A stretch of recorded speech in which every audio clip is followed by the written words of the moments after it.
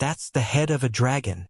The head of a true dragon, definitely not the head of a mere WIRM.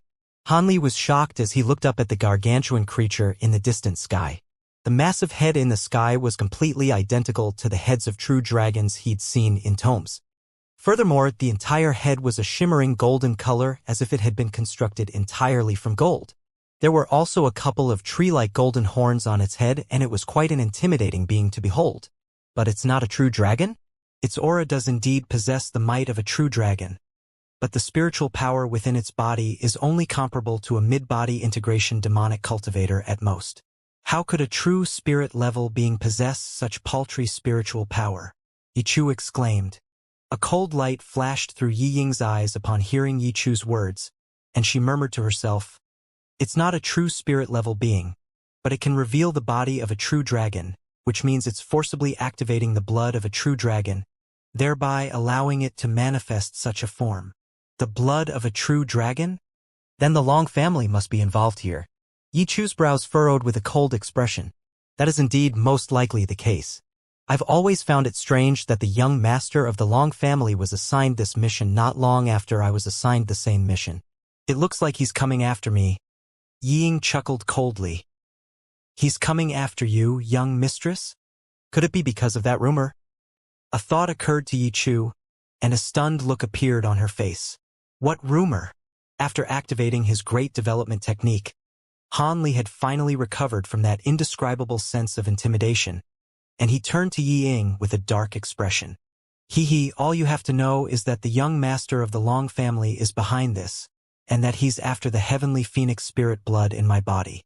However, seeing as they've decided to attack me here, they naturally aren't intending to let me escape alive. Our true spirit families had set up an agreement long ago strictly prohibiting true spirit families from going after the true spirit bloodlines of other such families. If caught doing so, all of the other true spirit families would join forces to destroy that family. No matter how bold the young master of the Long family is, there's no way he'd dare to attack me in human territory, which is why he followed me all the way to this place before setting his scheme into motion. However, a deity transformation cultivator like him won't be capable of activating true spirit blood alone. It's most likely the case that other spatial tempering cultivators from the Long family have also come to this place, Yi Ying analyzed in a remarkably calm manner. After hearing this and thinking back to the special attention Long Dong had paid to Yi Ying along this journey, he was mostly convinced that Yi Ying had struck the nail on the head. I can understand it if he was going after some type of normal true spirit blood, but for ancient true spirit families like our Yi family and his Long family, the spirit blood has already been deeply entrenched in our family bloodlines for countless years, so theoretically, there's no way for it to be taken. The Long family should also be aware of this. A hint of befuddlement flashed through Yichu's grave eyes. I'm not sure what's going on, either, but seeing as the Long family is attacking us right now, I can only assume that they've worked out some type of solution to this predicament. However, even if that's the case, they'll have to be able to defeat my heavenly phoenix body first. I'll require your assistance to activate my spirit blood. Big Sister Chu. Brother Han, I'll have to trouble you to protect me during this process, Yi Ying said with a grave expression. Seeing as I can't detach myself from this matter, I'll be sure to assist you to the best of my abilities. A wry smile appeared on Han Li's face as he looked at the approaching dark clouds and that massive dragon head. All of them remained completely unflustered, as if they weren't wary of that supposed true dragon body at all. I'm glad you understand the situation, Brother Han. I'll set up a formation first, then activate my spirit blood to battle this true dragon body. Let's see if the power of our Yi family's heavenly phoenix is superior or if the true dragon blood of the Long family is purer, Yi Ying said as her expression eased slightly. She then swept a hand over her storage bracelet, and a thick stack of formation flags of all different colors appeared. She swept a hand through the air, and several tens of streaks of light shot forth in all directions before disappearing into the nearby ground. A purple layer of light had appeared out of thin air in the blink of an eye before circling around in the air above. For the time being, Han Li was unable to identify what kind of abilities this formation possessed. At this moment, Yi Ying sat down with her legs crossed at the center of the formation in a casual manner. She then opened her mouth to expel 5 balls of light, all of which were of different colors, and those balls of light began to circle around her body. Each ball of light was roughly the size of a human fist, and they contained miniature treasures of different forms. Those treasures consisted of a flute, a zither, a lute, a saber, and a ring. Among them, the lute in the yellow ball of light was none other than the lute of wisdom that Han Li had seen once before. He had witnessed the power of this treasure in person, and he knew that this was a rare spirit treasure replica. As such, those 4 other treasures were most likely treasures of the same caliber as the lute of wisdom. If that was indeed the case, then Ying truly was incredibly wealthy. Just as these thoughts were racing through Han Li's mind, Ying summoned a pristine white jade vial with a grim expression. She removed the lid of the vial, and an extremely pleasant-sounding phoenix cry erupted from within. Immediately thereafter, a miniature rainbow phoenix that was only around an inch in size emerged from the vial, then attempted to fly away into the distance. However, Ying opened her mouth to blast forth a burst of 5-colored light, which immediately ensnared the phoenix. The brightness of the 5-colored light intensified, and spiritual light flashed all over the rainbow phoenix's body, following which it reverted back to a 5-colored spirit pill that was emanating a strong fragrant aroma. Ying pointed a finger at the pill in an expressionless manner. The 5-colored spirit pill immediately flew toward her, and she swallowed it before closing her eyes. At this moment, Yi Chu appeared beside her in a flash and also sat down onto the ground. She then made a hand seal and opened her mouth at the same time, expelling a yellow pillar of light. The pillar of light was filled with extremely pure would attribute spiritual qi, and it was injected directly into Yi Ying's body. Almost at the exact same moment, azure spiritual light began to emanate from Yi Ying's body, following which an azure halo that was several feet in diameter appeared above her head before slowly rotating on the spot. Not only was this halo of a remarkably circular shape, there were also white flames flashing along its edge, rising up to around a foot in height. At the very center of the halo was a humanoid projection seated with its legs crossed. It bore a slight resemblance to Yi Ying, but it had been shrunk down several times, and it also had its eyes closed while making a series of hand seals. The projection within the halo abruptly opened its eyes to reveal 5-colored light swirling within its pupils, presenting an extremely peculiar sight to behold. At this point, the dark clouds in the distance were only several kilometers away from them. Right at this moment, Yi Ying's skin began to take on a remarkably red hue. A layer of extremely vibrant light surfaced over her face before surging into the halo in a frenzy as wisps of light. The azure halo in the air above immediately shuddered before instantly being stained red, making it as exuberant as blood. As soon as the projection in the halo came into contact with this crimson light, it instantly absorbed the light into its body, and 5-colored spiritual light began to simultaneously emanate from its body. Following the vast influx of crimson light, the 5-colored spiritual light swelled and began to become more dazzling and piercing to behold. The entire projection was transformed into a piercing 5-colored sun. All of a sudden, the cry of a phoenix pierced directly into the heavens, and the halo swirled before completely disappearing into the 5-colored sun. Immediately thereafter, brilliant 5-colored spiritual light began to radiate from the artificial sun, and it transformed into a 5-colored rainbow phoenix that was around 10 feet in size. The phoenix let loose a clear cry before spreading its wings and flying directly toward the dark clouds. Along the way, its body swelled drastically, virtually doubling in size with each and every flap of its wings. Following just a few flaps, the entire rainbow phoenix had swelled to over 1,000 feet in length. An intimidating aura that was not inferior to a giant dragon's also began to emanate from its body. The giant phoenix appraised the dragon head amid the dark clouds with a frosty light in its silver eyes. In the instant that the giant rainbow phoenix appeared, the golden dragon head's roar abruptly cut off, and it adopted a solemn expression, as if it were preparing to face a powerful foe. The dark clouds and lightning flashed, following which a golden body that was over 2,000 feet in length was finally revealed. This true dragon body appeared to be around twice the size of the 5-colored rainbow phoenix. Even though the phoenix was clearly significantly smaller than its enemy, it wasn't fearful in the slightest as it flapped its wings. Gusts of gale-force winds were swept up as thick pillars of wind rose into the air, Meanwhile, countless specks of white light surfaced close to one of its wings. Following a rapid string of spluttering sounds, the specks of light transformed into balls of white flames that quickly began to swell in size, forming a sea of white flames in the blink of an eye. As such, a peculiar scene appeared. With the rainbow phoenix's wings as a boundary, one half of the sky was filled with howling winds and violent azure wind attribute power, while the other half of the was ignited by a sea of tumbling white flames, emanating scorching temperatures that made the air shimmer and warp. Upon seeing this, the golden dragon's aura also abruptly became more chaotic and violent. Loud thunderclaps erupted from within the dark clouds up above, and countless bolts of lightning came crashing down.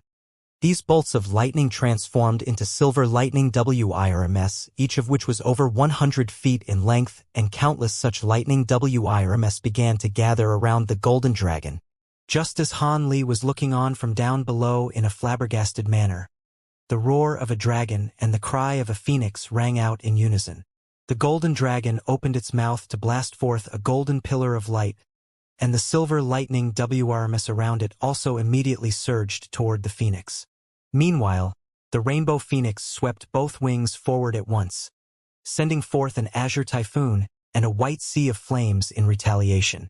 Explosive rumbling booms instantly rocked heaven and earth as the two true spirit bodies finally clashed. Han Li looked on at the battle unfolding up above with narrowed eyes, but most of his spiritual sense had been released to the area near the formation in case any unforeseen circumstances were to arise. The silver arcs of lightning, azure gusts of gale-force winds, and white flames intertwined with one another. Amid the clash of the three different types of powers, glimpses of the bodies of the golden dragon and the rainbow phoenix could be gleaned from time to time, and they were engaging in a physical brawl just as normal beasts would. Of course, their powers and abilities were far beyond those of normal beasts. As the golden dragon swept its claws through the air, it was able to easily tear through space, while the rainbow phoenix was able to make space twist and deform with a flap of its wings. Resounding booms rang out incessantly between the two creatures, and it was as if the entire sky could be torn apart at any moment.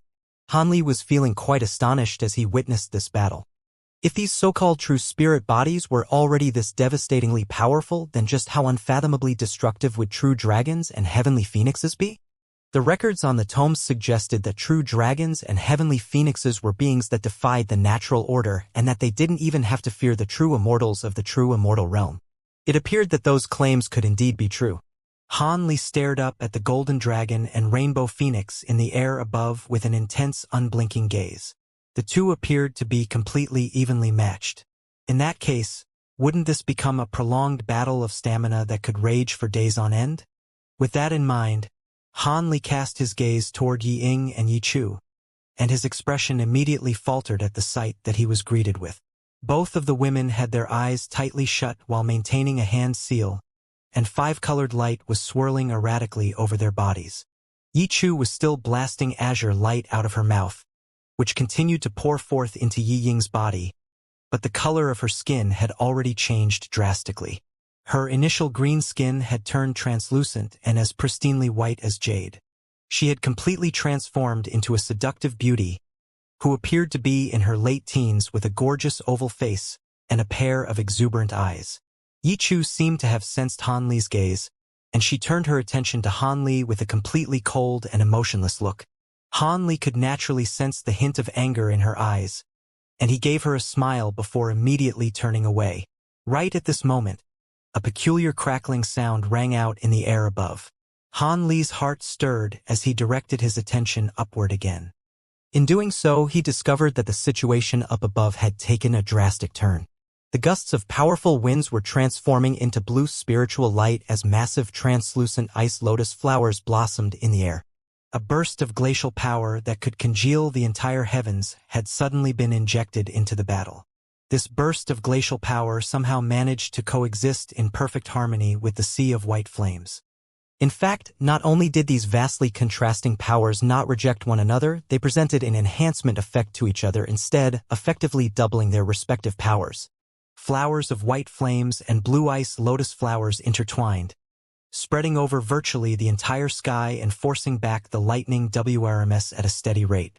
The Rainbow Phoenix had unleashed some kind of strange technique to convert the power of wind into glacial power, thereby allowing it to gain the upper hand in this battle.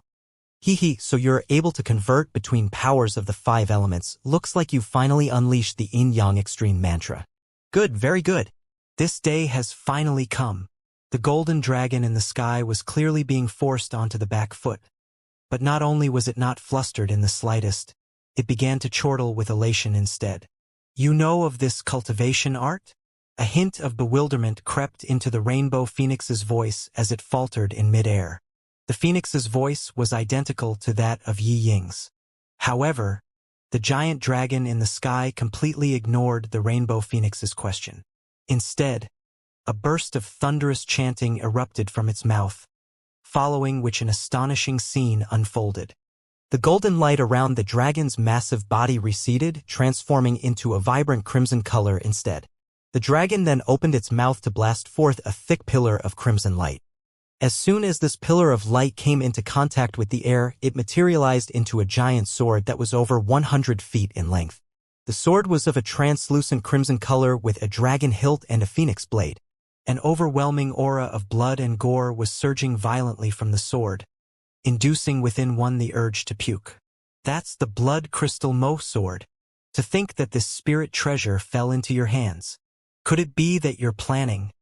The Rainbow Phoenix was shocked at the sight of this sword, and a thought immediately occurred to it, sending it into a state of panic. It abruptly spread its wings and desperately attempted to flee the scene. It's too late to try and run now. A cold voice sounded from the dragon's cavernous mouth as it pounced forward. At the same time, its body shrank at a rapid rate, transforming into a streak of crimson light that was around 10 feet in length in the blink of an eye before disappearing into the crimson sword. Immediately thereafter, the sword tremored before slashing at the Rainbow Phoenix from afar. Faint crimson light flashed as a crimson sword projection over 1,000 feet in length swept toward the Rainbow Phoenix, traveling far too quickly for the Phoenix to be able to react to it.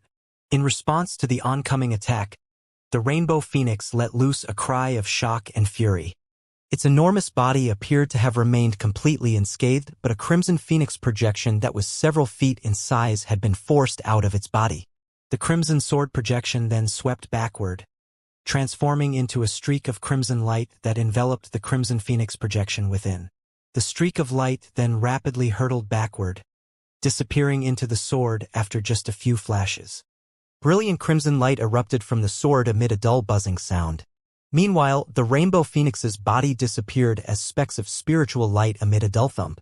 Only a small swath of crimson light descended from among the specks of spiritual light, disappearing into Yi Ying's body in the blink of an eye. Yi Ying shuddered as she opened her eyes with an expression of incredulity and horror on her face. The blood of the heavenly phoenix, most of my true spirit blood has been taken by this sword. Yi Ying's voice was a little hoarse and her calm facade had completely crumbled. The stream of azure light erupting from Yi Chu's mouth cut off as a frosty expression appeared on her face. There's no need to panic, young mistress. The blood of the heavenly phoenix is not that easy to take.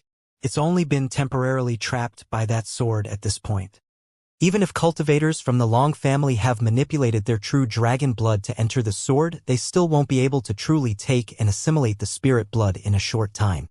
If we can take the sword, there's a chance that we'll be able to recover the spirit blood and perhaps even take their true dragon bloodline in the process.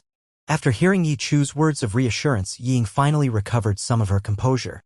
After a brief pause, she said, "You're right, I can still sense the existence of the portion of my spirit blood that was taken, so we still have a chance. Brother Han, I know that you're no ordinary deity transformation cultivator. If you assist me in recovering my spirit blood, I can promise you that the Yi family would be willing to do one thing for you as repayment, as long as it's within our realm of capability." Yi Chu faltered upon hearing this, while Han Li's brows furrowed, clearly hesitant about accepting this offer.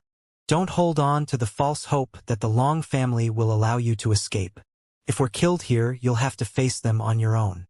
Besides, you've clearly sided with us, so even if by some immense stroke of luck, you manage to flee back to the 3 human regions, the Long family will only continue to hunt you down. Only with protection from our Yi family will you be able to survive this ordeal, Yi Chu said in an expressionless manner. Do I have any other choice? Han Li stroked his chin in a resigned manner. Why do you sound so reluctant, Brother Han? There are countless cultivators in the human race who would love to establish ties with our Yi family, Ying chuckled before rising up into the sky as a ball of golden light. Yichu also transformed into a streak of azure light and followed closely behind her. As the azure light swirled around her body, her skin turned green again, and from afar, she appeared to be identical in appearance to a wood spirit.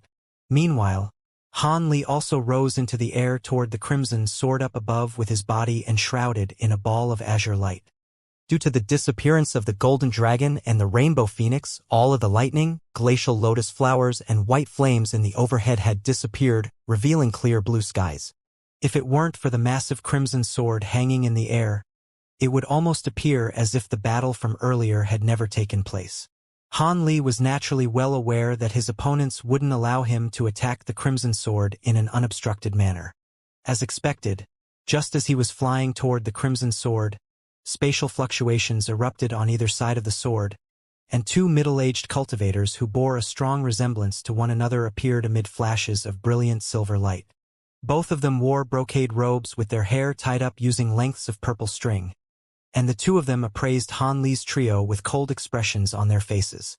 Long Yu and Long Lin, Yi Chu exclaimed as her pupils contract drastically. Yi Ying's heart also jolted upon seeing Yi Chu's reaction, and she stopped in midair over 1,000 feet away from the crimson sword. She then swept her spiritual sense toward the two middle-aged cultivators, and a hint of shock appeared in her eyes. Do you know these two, Big Sister Chu? Yi Chu nodded with a grim expression, and replied, over 1,000 years ago, these two were early spatial tempering cultivators, just as I was, and we met once during a gathering between the true spirit families. These two are proficient in nurturing ghosts and controlling devils, and they're not ordinary cultivators. The fact that the Long family deployed these two suggests that they're intent on securing your true spirit blood, young mistress. Cultivators with such abilities are indeed quite troublesome to deal with. Yi Ying's heart also sank upon hearing this. The two middle-aged cultivators glanced at Yi Chu, and one of them chuckled as he said, the two of us were wondering who had been deployed by the Yi family to the Wood tribe as a spy. Turns out it's Fairy Chu. Back in the day, just as you were forging a brilliant reputation for yourself, you suddenly disappeared, and we always thought that to be quite strange. We can see that you've now reached the pinnacle of the spatial tempering stage. Looks like you must have encountered some miraculous opportunities in the Wood tribe. The two of you have reached the mid-spatial tempering stage in just over 1,000 years. That's also fantastic progress. But don't you think you're biting off more than you can chew by attacking my young mistress here? Yi Chu retorted in a frosty voice. Ha! Our young master is about to succeed in his ploy, and he's going to possess the true spirit blood of both the dragon and the phoenix. With such a brilliant foundation, he'll be sure to reach the body integration stage soon. So what's the point in bickering over such trivial details? The middle-aged man chortled with glee. Did you intentionally sell the Yin-Yang Extreme Mantra to me? Otherwise, even with the blood crystal Mo sword, how could the blood of the heavenly phoenix have been separated so easily from my body? Yi Ying interrogated with a cold expression. The two Long family cultivators glanced at one another upon hearing this, but they refrained from answering her question. That's enough chit-chat. With the two of us here, you two can give up on trying to reach our young master. Talking is getting us nowhere, young mistress. Let's take them down. Yi Chu harumphed coldly. Green light then flashed from her body as green halos radiated forth, within which projections of trees and flowers were indistinctly visible. She made a hand seal, and green light instantly shot forth into the air, surging toward the two middle-aged cultivators. The duo swept their sleeves through the air almost in perfect unison upon seeing this. One of them summoned an antiquated crimson book while the other produced an inky black scroll.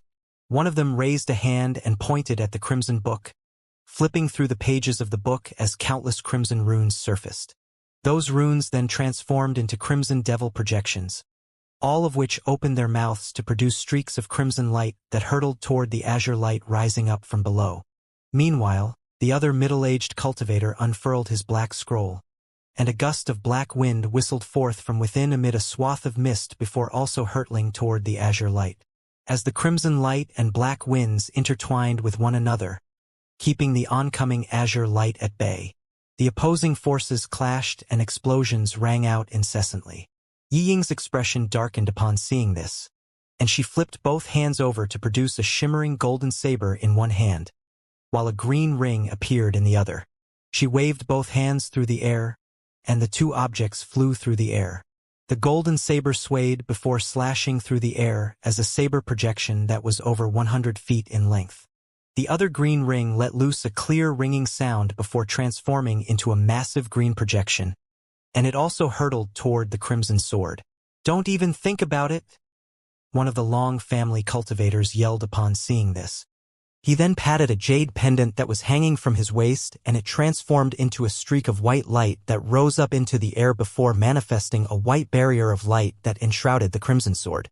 The saber and ring projections struck the light barrier with a resounding boom, and the barrier tremored violently. Countless runes surfaced over the barrier in response, keeping the oncoming treasures at bay. Yi Ying's expression changed slightly as she immediately raised a hand and cast an incantation seal toward the golden saber. At the same time, she began to chant something, and brilliant light erupted from the saber as it slashed toward the light barrier. Her actions appeared to be quite gentle and harmless, but a massive saber projection that was over 1,000 feet in length abruptly appeared in the air above the light barrier like a heaven-splitting blade. The saber projection slowly descended, causing the surrounding air to tremor violently amid a piercing buzzing sound. It was quite apparent that the saber projection would most definitely vanquish the light barrier if it were allowed to fall. Right at this moment, the other Long family cultivator harumphed coldly and abruptly tore his own robes away, revealing a harrowing sight to behold. His body appeared to be quite normal when sheathed in robes, but it was now revealed that there were 7 or 8 fist-sized crimson ghostly heads chomping down on various parts of his body, squirming incessantly in the process. He let loose a sharp shriek, and 3 of the ghostly heads hanging from his body opened their large mouths before disappearing on the spot.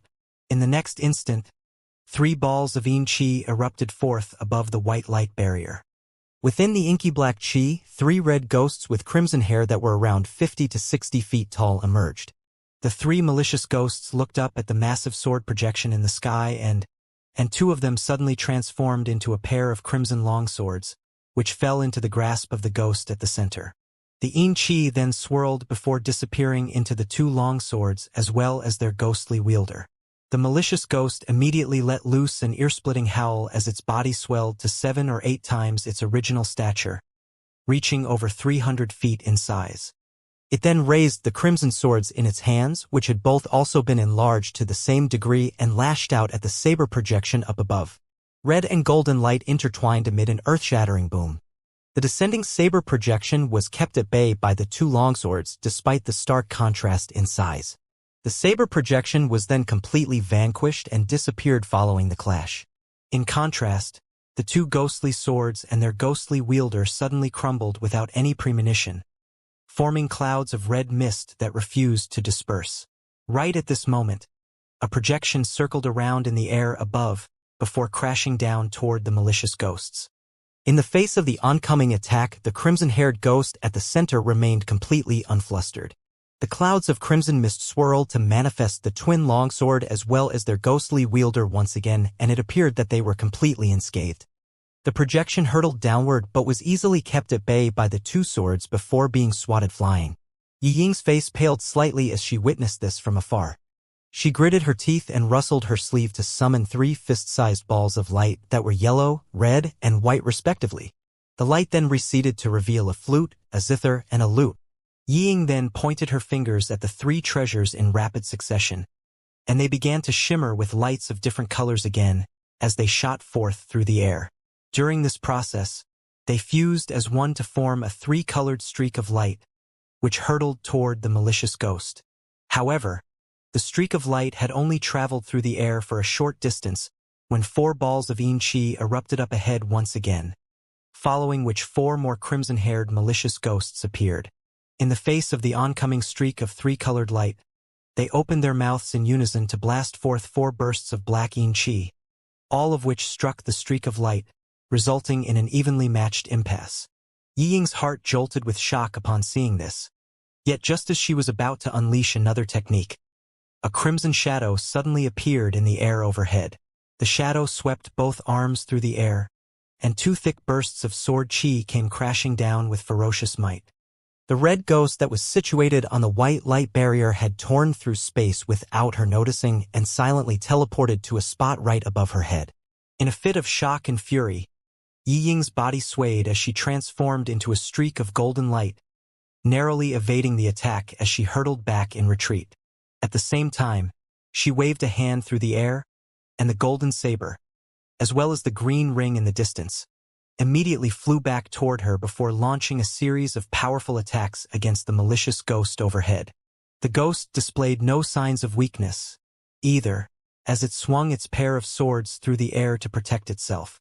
As such, Yi Ying was able to combat the 7 ghosts with her 5 extraordinarily powerful treasures, but she didn't have any spare capacity to attack the giant crimson sword in the sky. On the other end, Yi Chu had also released a dozen or so flying swords that sported an azure and yellow color scheme. These swords were currently locked in an intense battle against a horde of devilish heads released by the Tulong family cultivators. All of these devilish heads were comparable in size to human heads, but they possessed no bodies and were extremely sinister in appearance. All of them were blasting purple devilish chi out of their mouths, creating a vast expanse of mist in the surrounding area with a radius of around 1,000 feet. Even Yi Chu had been swept up in this devilish mist, and despite unleashing several powerful abilities in quick succession, she found herself unable to extricate herself from this mist in a short time. As such, she could only release a layer of protective azure light to shield herself from the mist. She cast an urgent glance around her, and her heart immediately sank as she witnessed the situation that Yi Ying was in. However, a thought then suddenly occurred to her, and she turned her gaze toward another direction, upon which her expression faltered slightly. The place that she was looking at was exactly where Han Li was situated. At this moment, he had his hands clasped behind his back and remained completely stationary as he hovered in midair. It wasn't that Han Li didn't want to join in on the action. It was just that there was a young woman in a black dress standing in his way with a hint of a smile on her face. She was none other than Xiao Hong of the Black Phoenix race. Han Li seemed to be rather wary of her and didn't dare to recklessly spring into action. "This is a matter concerning our human race. Are you trying to look for trouble by intervening in this conflict between our 2 true spirit families?" Yi Chu yelled in a cold and threatening voice. "I can stand aside and detach myself from all this as long as you're willing to hand over your heavenly phoenix feather. If you're willing to do so, I'll leave this place right away," Xiao Hong chuckled. Yi Chu's expression changed slightly upon hearing this, and she immediately denied. "What heavenly phoenix feather? How would I have something like that? Hee, have you forgotten that a member of our demon race was also to the Wood tribe as a spy? He sent news back to the demon race many years ago, stating that the Wood tribe was in possession of 3 heavenly phoenix feathers, which could be used by a heavenly phoenix for resurrection purposes. Otherwise, why would a spatial tempering cultivator like you be willing to stay in the Wood tribe as a spy for so many years? Now that even young Mistress Yi has appeared here in person, you must have secured the heavenly phoenix feather already, right?" Xiao Hong said with a faint smile. Yi Chu and Yi Ying both fell silent upon hearing this. Xiao Hong chuckled coldly before turning her gaze toward Han Li again. "Brother Han, I know that you possess some extraordinary abilities, but it won't be easy for you to defeat me. How about we stand by and wait for the outcome of their battle to be decided before taking any further action?" Han Li had naturally already gleaned the situation that the 2 Yi family cultivators were in, and following a brief silence, he suddenly chuckled. "I really don't want to fight you either, fellow Taoist, but if I wait for that young Master Long to fuse the true spirit bloods, I'm going to be in great peril. Seeing as we were comrades for a while, I'll give you one last chance. Are you going to step aside or not?" Xiao Hong's expression darkened, and her voice cooled as she replied, "I'll have to refuse." "Fine." Han Li abruptly stepped forward, and his body blurred as he somehow covered a distance of over 200 feet in the blink of an eye. When he reappeared, he was only several tens of feet away from Xiao Hong, and he raised a hand to sweep a finger through the air, seemingly in a completely harmless manner. Golden light flashed and a golden thread shot forth toward Xiao Hong. This attack appeared to be quite simple but was actually quite troublesome to deal with. Hanli had only been able to unleash such an assault after unleashing his shifting smoke steps and 9 gale transformations to their maximal extents. Even as a demonic cultivator, Xiaohong was still given a massive surprise by Hanli's wraith-like movement techniques. The golden thread was constructed from a burst of sword qi, and it was so fast that it afforded her no time to evade, nor adopt any defensive measures. In this urgent situation, Xiaohong could only abruptly open her mouth to expel a ball of black flames. A dull thud erupted as the black flames were forcibly dispersed, but the sword qi was also slowed down slightly as a result. With this brief split-second respite, Xiaohong was able to rapidly take evasive measures, and as a result, the golden thread was only able to slice off a small piece of fabric from the hem of her dress. Meanwhile, she had already hurtled back for around 70 to 80 feet. When she arrested her momentum and stabilized herself again, her eyes were filled with incredulity as she cast her gaze toward Han Li. Han Li withdrew the streak of sword qi without uttering so much as a single word, and at the same time, he laid a hand onto his own head. Gray divine essence-fused light rose up into the sky, hurtling toward his opponent at his behest. At the same time, he pressed the palm of his other hand into empty air, and 5 white skulls immediately appeared around Xiaohong. The 5 skulls opened their mouths to blast forth 5 types of glacial flames of different colors, all of which immediately combined to form a sea of 5 colored flames. After doing all that, a thunderclap erupted from Han Li's back as the thunderstorm wings appeared, an arc of azure and white lightning flashes, following which he disappeared on the spot. When he reappeared, seemingly out of thin air, he was standing directly above Xiaohong, and he swept his sleeves through the air to summon several tens of streaks of golden light. As soon as Han Li had sprung into action, he had unleashed a ferocious storm of attacks that crashed down like a torrential downpour. Xiaohong was still slightly unsettled by Han Li's initial attack, and her heart was filled with shock and rage at the sight of the perilous situation that awaited her. Without any pause for thought, Xiaohong rotated on the spot, and a vast expanse of black flames immediately erupted from her body, sweeping toward the 5 colored flames. She then opened her mouth to summon an antiquated black mirror, from the face of which a swath of black light surged forth in a frenzy, keeping the oncoming divine essence-fused light at bay. As for the streaks of golden sword qi that were crashing down toward her with ferocious might, Xiaohong raised both hands up into the air in response, sending forth a plume of white threads that created a massive protective net. A cold light flashed through Han Li's eyes upon seeing this, and he activated his sword arts as the several tens of streaks of sword qi multiplied to several hundred before sweeping downward in a frenzy. The streaks of sword qi presented a vastly intimidating sight to behold, and they seemed to be threatening to puncture the entire heavens. The white net of threads was quite robust, but in the face of such a vast number of attacks, it began to tremor violently in the span of just a few breaths, and its white light began to flash erratically, making it appear as if it would crumble at any moment.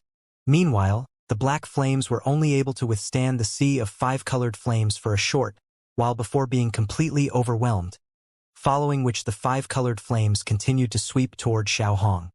As for the black light emanating from the antiquated mirror that she had summoned, it was almost immediately vanquished by Han Li's divine essence-fused light.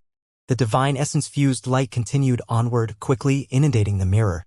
The antiquated mirror struggled desperately within the vast expanse of gray light, but it quickly became completely dull and lusterless, as if it had lost all of its spiritual nature. Thus, the divine essence-fused light swept downward without any further impediment. Xiaohong was extremely stunned by these developments. She was aware that Han Li was far more powerful than his cultivation base suggested, but never would she have thought that he would be this powerful. It had quickly become very clear that she was no match for him. She gritted her teeth before rolling onto the ground without any further hesitation. Spiritual light flashed around her body, and black flames rose into the air for over 100 feet. Amid those flames, a proud black phoenix that was around 10 feet in size emerged.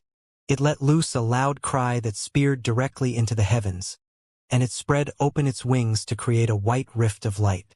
The phoenix's body swayed before it disappeared into this rift. As such, the countless streaks of sword qi that had just destroyed the white net of threads, as well the 5 colored flames and divine essence-fused light, all missed their target. Spatial abilities. Han Li harumphed coldly.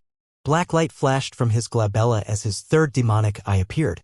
The eye fixed its gaze on a certain direction, upon which a thin black thread flew through the air and disappeared in a flash. Han Li flapped his wings at the same time and disappeared amid a loud thunderclap. Immediately thereafter, Han Li reappeared over 300 feet away amid a flash of azure and white lightning. Almost at the exact same moment, a dull thud abruptly rang out several tens of feet below him. Spatial fluctuations erupted there as the Black Phoenix was forced to reveal itself, stumbling in an unsteady manner as it looked up at Han Li with astonishment in its eyes. "Law destruction eye," the Phoenix exclaimed with incredulity in its voice. Before it had a chance to gather itself, a bone-chilling harumph sounded overhead. The Black Phoenix's body tremored violently upon hearing this harumph, and it almost plummeted straight out of the sky. Almost at the exact same moment, Han Li opened his mouth to blast forth a small azure cauldron. A crisp, ringing sound erupted from the cauldron as its lid flew off of its own accord.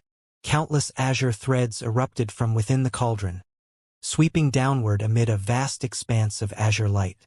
The Black Phoenix was aware that it was in danger, but its body felt completely leaden and immobilized. It could only look on in shock and horror as its body was bound tightly by the azure threads. Han Li's body swayed, and he abruptly appeared right before the Black Phoenix in the next instant. He swept a sleeve through the air, and a massive inky black hand shot forth like lightning, clamping around Black Phoenix's neck in a vice-like grip. At this moment, the Black Phoenix finally recovered slightly from Han Li's spirit-stun thorn attack, and it began to struggle with all its might. Not only was it attempting to thrash violently to escape the azure threads, a layer of raging black flames had also surfaced over its body. Those azure threads immediately showed sights of melting in the face of those flames. A blue light flashed through Han Li's eyes upon seeing this, and a layer of golden scales suddenly appeared along the arm connected to the hand that was clamped around the Black Phoenix's neck as well as his face. He clenched his 5 fingers together in one powerful motion, sending an immense force surging into the Phoenix's throat. The Phoenix was struggling valiantly a moment ago, but it almost passed out from Han Li's strangulation. Han Li then let loose a loud cry, causing the air around him to tremor and ring. Immediately thereafter, he abruptly flapped his wings and he hurtled toward the ground like a shooting star with the Black Phoenix's neck still caught firmly in his grasp. The Black Phoenix was completely at Han Li's mercy and powerless to resist. Moments later, an earth-shattering boom erupted as the figurative shooting star crashed violently into the ground, creating a massive crater that was over 100 feet in size. Azure light flashed as Han Li appeared in the air above the crater. At the very center of the crater, the Black Phoenix was lying limply at the bottom in a completely stationary manner. Even though Xiaohong possessed the powerful body of a demon beast, she's still completely passed out after copping such a heavy blow. Han Li looked down at the Black Phoenix with a cold and contemplative expression for a while, but decided against taking Xiaohong's life in the end. Instead, he made a grabbing motion down below, following which white light flashed from the Black Phoenix's body, and a storage bracelet was drawn into Han Li's grasp. He flicked the 5 fingers on his other hand, and several talismans shot forth before disappearing into the Black Phoenix's body. He then pressed his hand into the air, and spatial fluctuations erupted as a small black mountain appeared above the crater. Gray light flashed as the mountain rapidly expanded to several hundred feet in size, then slowly descended toward the ground. Following a loud rumbling boom, the Black Phoenix was completely sealed under the Black Mountain. The massive weight of the divine essence-fused mountain coupled with its inherent divine essence-fused light ensured that there was no way for Xiaohong to escape on her own. As such, she had been captured alive by Han Li.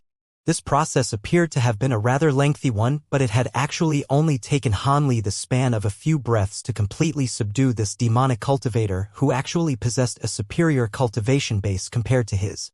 As for his decision to leave her alive, that wasn't because Han Li was being chivalrous or couldn't bear to kill a woman.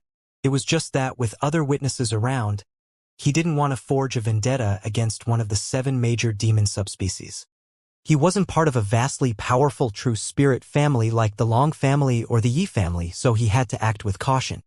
In reality, as a demonic cultivator of direct lineal descent in the Black Phoenix race, Xiaohong naturally had more treasures and abilities than the ones that she had displayed. However, Han Li's blitzkrieg tactics had completely caught her off guard, thereby resulting in her being captured so easily. Otherwise, in a normal battle, Han Li would still be able to win, but he'd have to unleash a few trump cards in the process. A faint cry of surprise rang out from the distance. Han Li turned toward that direction, and was immediately greeted by a pair of astonished eyes. Those eyes belonged to none other than the middle-aged Long family cultivator who was using the black scroll. He was currently appraising Han Li with a shocked look on his face, clearly stunned that Han Li was able to defeat a late deity transformation cultivator with such outrageous ease. The other Long family cultivator also cast his gaze toward Han Li upon hearing his comrade's cry of surprise. There, he discovered Han Li hovering at a low altitude above a small black mountain. Xiao Hong's aura could be detected underneath the mountain, but it had become extremely feeble, and this situation also brought a hint of surprise to his face. However, he then immediately harumphed coldly as he patted a crimson pouch that was hanging from his waist. A buzzing sound rang out from within the pouch, following which a crimson ball of light shot forth into the air, heading directly for Han Li.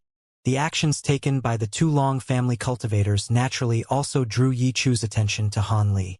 She was naturally ecstatic at the sight of Han Li's crushing victory, and she opened her mouth to blast forth an arc of azure lightning that struck the crimson ball of light.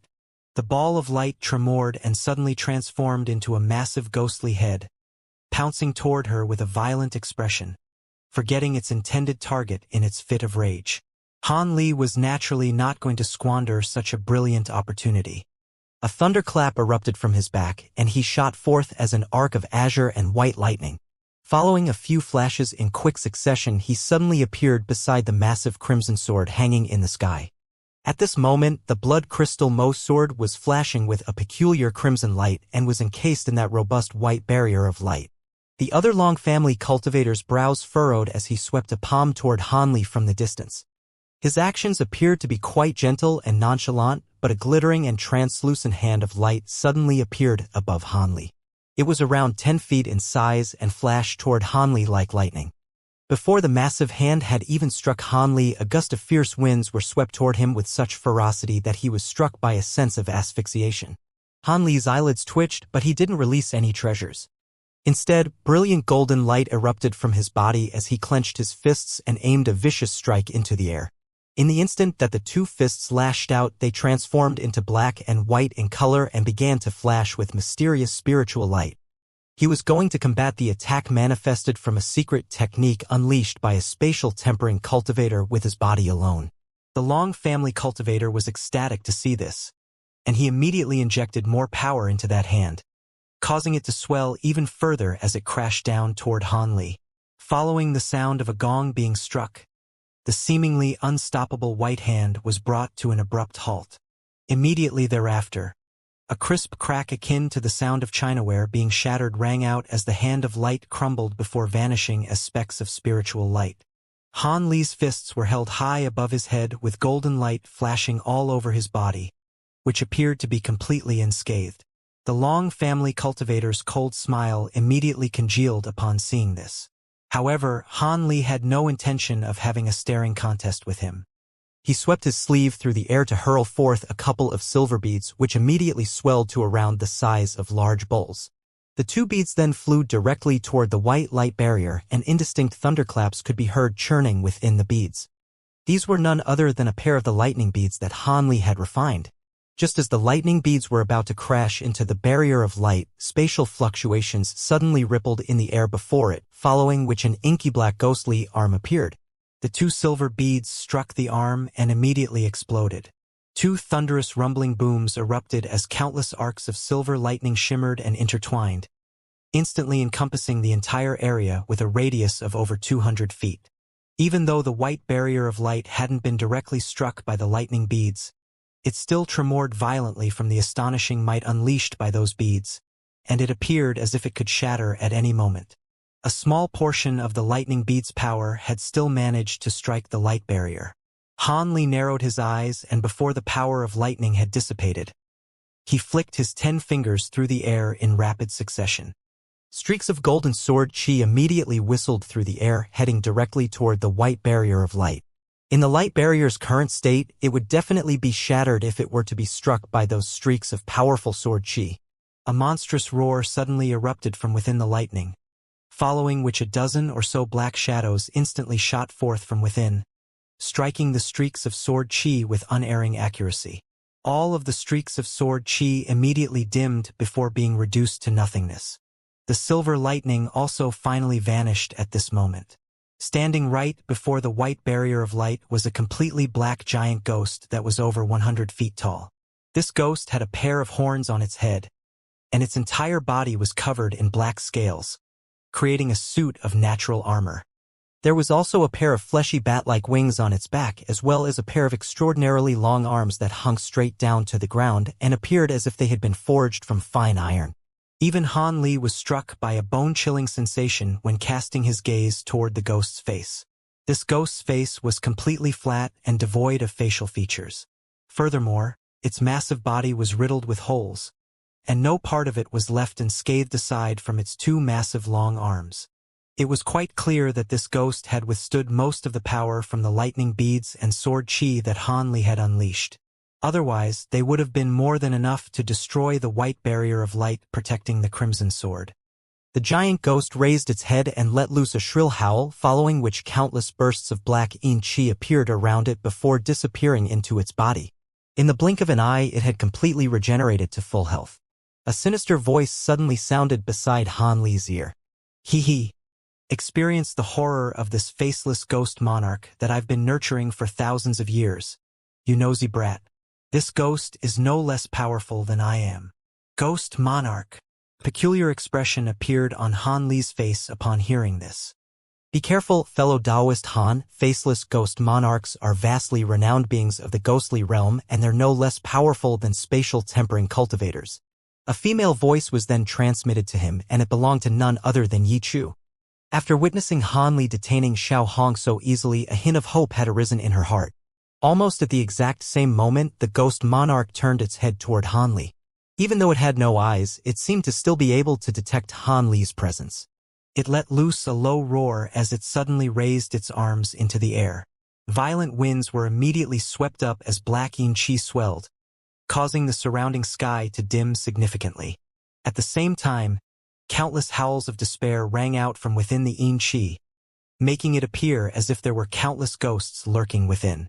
Standing beneath the yin chi up above, the faceless ghost monarch swept its arms toward Han Li.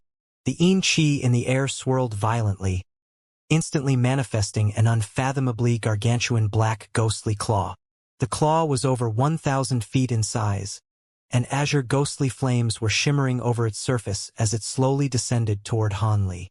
Han Li felt the air tighten around him as an enormous invisible power appeared out of nowhere, attempting to completely immobilize him. If a normal cultivator were in Han Li's position, they would most likely be powerless to resist this immense force. However, Han Li was able to simply disregard it, such was the power of his current body. After letting loose a cold harumph, he rapidly swept a hand over his spirit beast bracelet. A burst of black light shot forth before circling around, then landing around 10 feet in front of Han Li. It was a small monkey with glossy black fur that was around half a foot tall. It was none other than the weeping soul beast. As soon as the little monkey appeared, it surveyed its surroundings before sniffing at the air, following which its eyes immediately lit up. It pounded its chest with its fists as its body rapidly expanded amid a burst of brilliant black light. Following just a few flashes, it had transformed into a massive ape that was over 300 feet tall. The ape let loose a loud harumph as it looked up at the ghostly claw in the sky above, expelling a streak of azure light from its nostrils that struck the palm of the descending ghostly claw with unerring accuracy. An incredible scene ensued. In the instant that the azure light made contact with the ghostly claw, a black hole immediately appeared at the center of the latter's palm. The azure light then continued to wreak havoc, reducing the other parts of the ghostly claw to inky black yin chi before being swept up by the light. The entire ghostly claw was soon in tatters and dissipated amid specks of black light. The faceless ghost monarch immediately grabbed the air toward the weeping soul beast upon seeing this. 5 black streaks of light instantly hurtled toward the giant ape like 5 massive blades. The sound of air being parted rang out as the claw projections swept toward the giant ape. However, they merely disappeared into the weeping soul's body without having any effect whatsoever. The giant ghost couldn't help but falter upon seeing this. The giant ape completely disregarded its stunned reaction as it let loose another loud harumph to expel a second streak of azure light from its nostrils.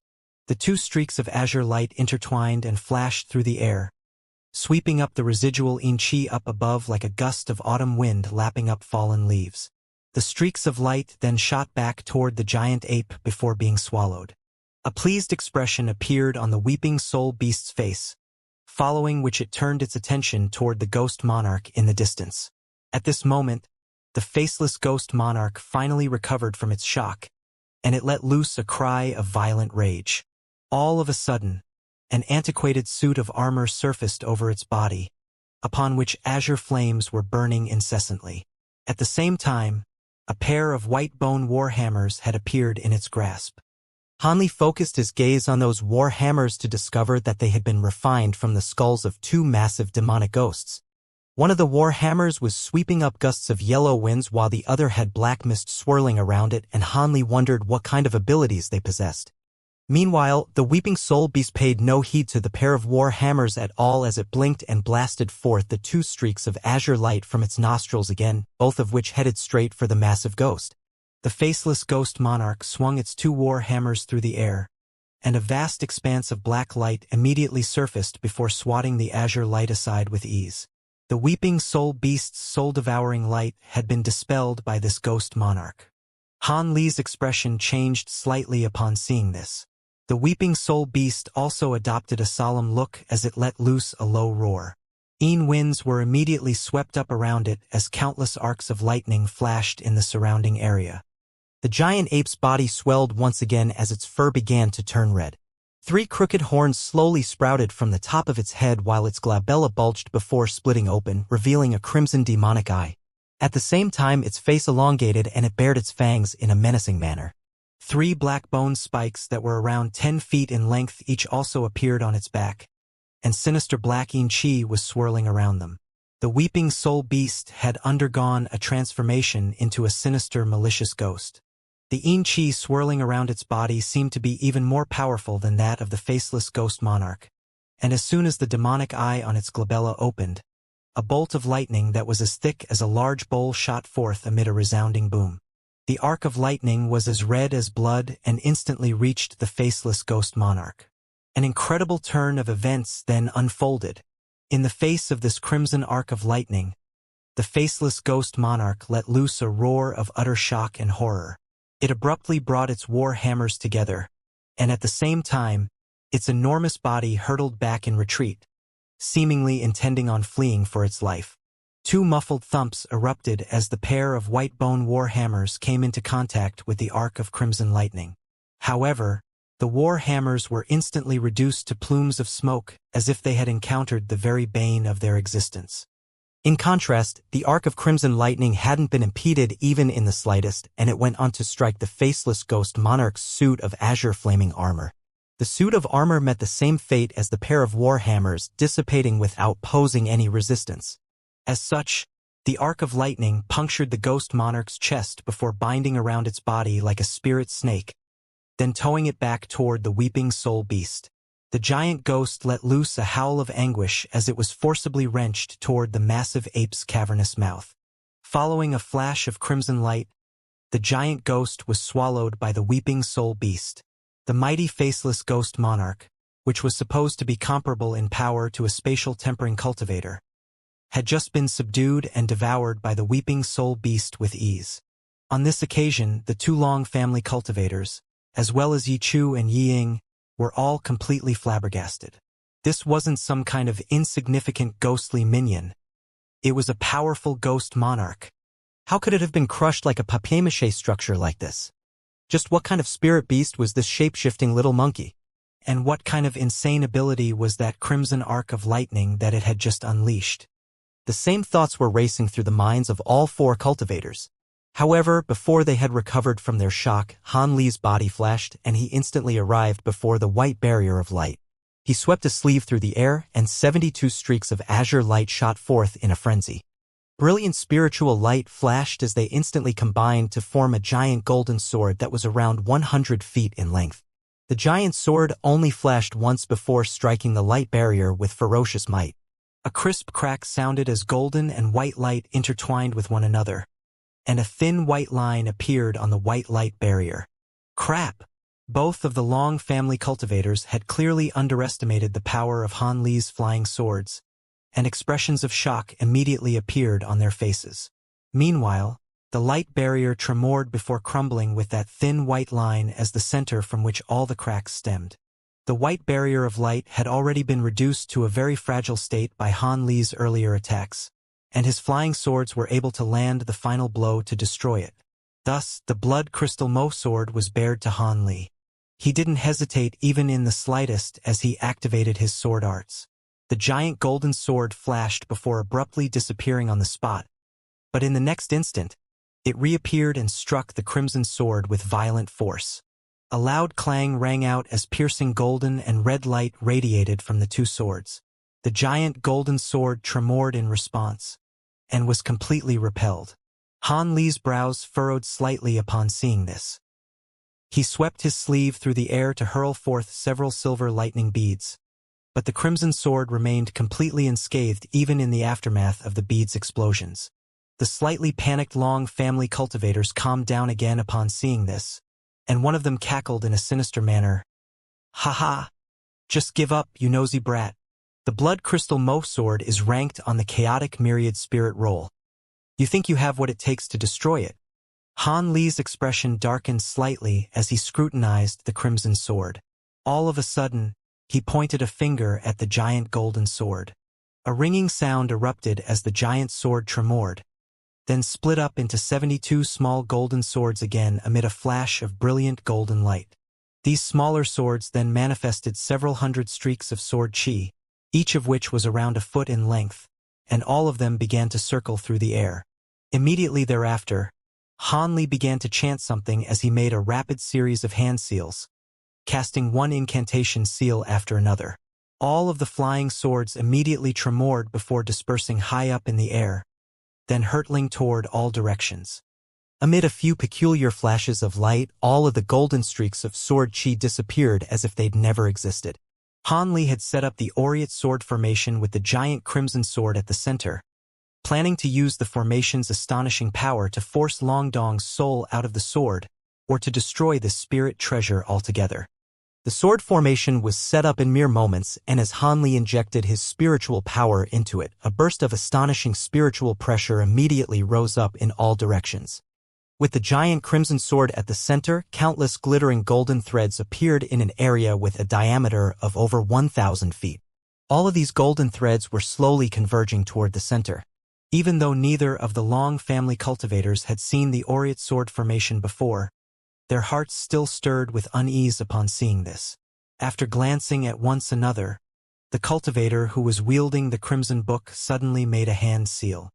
The crimson book flipped over a few pages in rapid succession, following which 10 crimson devilish shadows erupted forth and hurtled toward Han Li. Even though they didn't believe that Han Li would be able to destroy the giant crimson sword, they certainly didn't want to allow him to attack the sword without inhibitions or impediment either. These crimson devilish shadows were all extremely blurry, and they appeared in the air close to Han Li following flashes of red light. However, Han Li was prepared for them well in advance, and he let loose a cold harumph as he rubbed his hands together before raising them into the air. Following a string of thunderclaps, a dozen or so arcs of golden light shot forth, striking these crimson shadows in a flash. Most of these devilish shadows were destroyed amid howls of anguish, and the remaining few were also forced back as they let loose cries of agony. Seeing as these devilish shadows had been summoned by a spatial tempering cultivator, they were naturally quite powerful and extremely potent against normal cultivators. They feared no physical attacks nor powers of the 5 elements, so they were extremely troublesome to deal with for the average cultivator. However, due to the dense devilish chi that they were carrying, they were completely dominated by Han Li's divine Devilbane lightning. Of course, they were only vanquished so easily as the improvements in Han Li's cultivation base had made his divine Devilbane lightning vastly more powerful than it had been in the human world. If Han Li was only at the nascent soul stage, these devilish shadows would have most likely been more than capable of taking an attack of that nature from Han Li. Han Li's display of abilities came as another surprise to the 4 cultivators who were locked in battle. However, on this occasion, Han Li didn't wait for the Long family cultivators to summon anything else. Instead, he took the initiative as the weeping soul beast beside him harumphed to send forth a streak of azure light, attacking the 7 crimson-haired malicious ghosts that were fighting Yi Ying. These 7 malicious ghosts were quite powerful, but they naturally couldn't compare to the faceless ghost monarch. As the azure light swept through the air, 3 of them were immediately reduced to clouds of red mist that were forcibly devoured by the weeping soul beast. The other 4 immediately teleported to over 1,000 feet away, thereby avoiding what would have been certain death. As such, the pressure on Yi Ying was significantly eased. She was naturally elated by this development, and she turned her attention to the giant crimson sword that was caught at the center of the sword formation, then toward the 2 Long family cultivators. She then immediately sent her 5 treasures to assist Yi Chu in battle.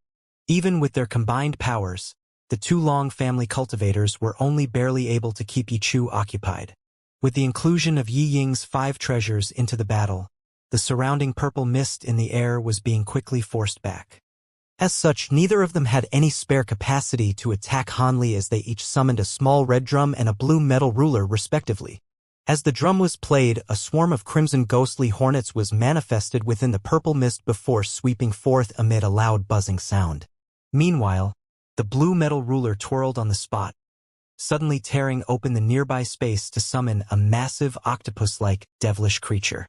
As soon as the creature appeared, it swept its 8 tentacles toward Yi Chu and Ying with all its might, and only then were the 2 Long family cultivators just barely able to stabilize the situation. Meanwhile, the weeping soul beast continued to hunt down the 4 fleeing malicious ghosts with its soul-devouring light. The malicious ghosts didn't dare to face the weeping soul beast in battle, but the latter didn't seem capable of chasing down the former in a short time either. Han Li was reassured upon seeing this and continued to inject more power into his aureate sword formation. Without intervention from the Long family cultivators, he was confident in his ability to destroy the spirit treasure using his sword formation. Freed from all inhibitions, Han Li was finally able to put the true power of the aureate sword formation on full display. The countless golden threads finally converged and fell upon the crimson sword. As the golden threads sliced into the giant sword, the horrendous sound of metal grating on metal erupted. Spiritual light flashed from the giant sword in a frenzy as golden and crimson light intertwined with one another. However, the crimson sword then immediately attempted to rise into the air, trying to force its way out of the sword formation.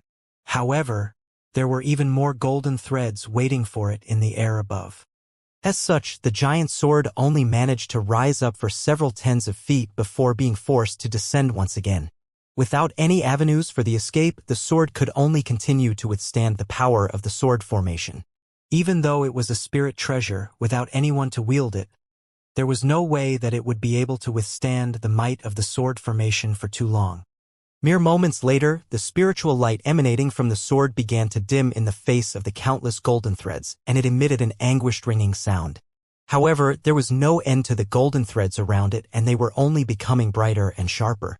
The sword formation was clearly still growing in power. The 2 Long family cultivators were stunned upon seeing this from afar, and they unleashed several secret techniques in quick succession, sending forth malicious ghosts and devilish heads to try and stop Han Li. In contrast, Yi Ying and Yi Chu were ecstatic, and they no longer held back as they unleashed an unrelenting assault to keep the 2 Long family cultivators, as well as the ghosts and devils they'd summoned at bay. It would be quite difficult for them to defeat and kill the 2 Long family cultivators, but keeping them occupied was a relatively easy task. As such, the 2 Long family cultivators could only continue to stew in rage and frustration as they fended off the attacks from Yi Ying and Yi Chu. The spiritual light continued to be whittled down by the power of the sword formation. All of a sudden, Han Li was greeted by a furious voice transmission from Long Dong. "Brother Han, do you really want to foil my plans? If you destroy this sword, then you'll be a sworn enemy of our Long family from now on. Do you really think the Yi family can protect you?" Han Li completely ignored him and continued to manipulate his sword formation. What benefits have the Yi family promised you? If you can switch your allegiance, I'm willing to offer twice those benefits. Long Dong switched strategies as his voice took on a beseeching tone. However, Han Li continued to ignore him and Long Dong ceased his voice transmissions upon seeing this. The Crimson Sword continued to hover in midair, withstanding the relentless assault from the countless golden threads. When the final speck of spiritual light finally faded from the surface of the sword, a series of thin cracks finally appeared upon it. The cracks weren't very deep, but an immeasurable number of them were being inflicted, and it appeared that the giant sword was going to be shattered at any moment. Han Li faltered slightly upon seeing this, but a thought quickly occurred to him as his expression changed drastically.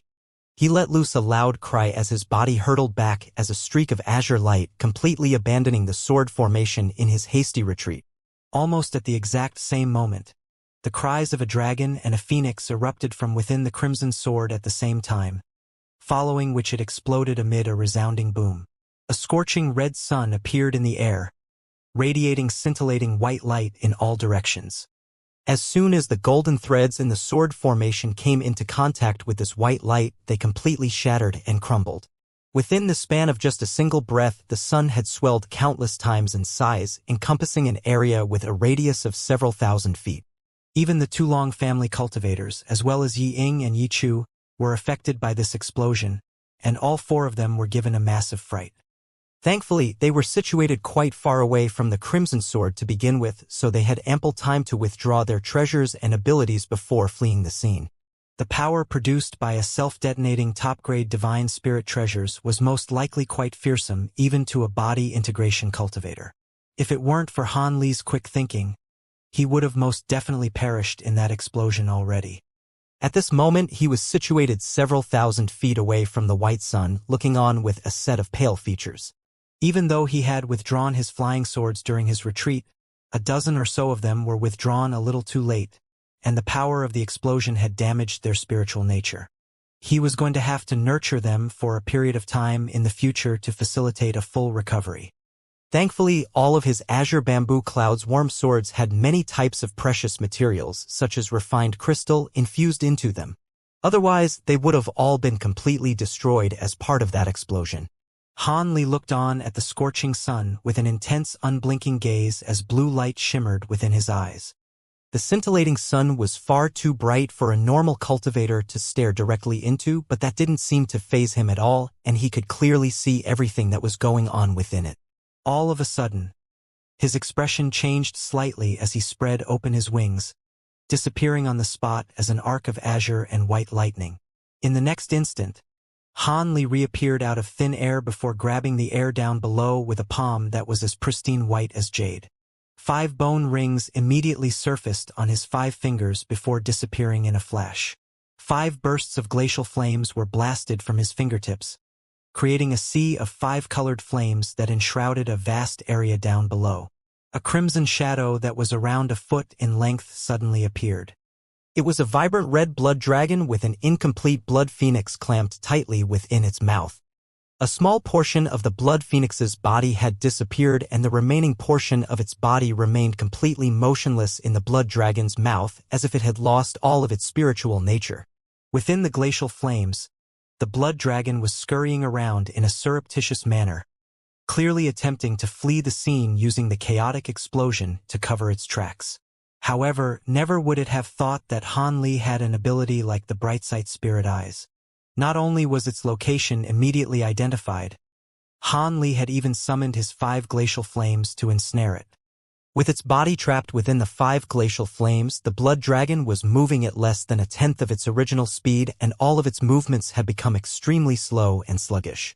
A cold light flashed through Han Li's eyes, and the 5 glacial flames immediately swept back toward him, carrying the blood dragon within it.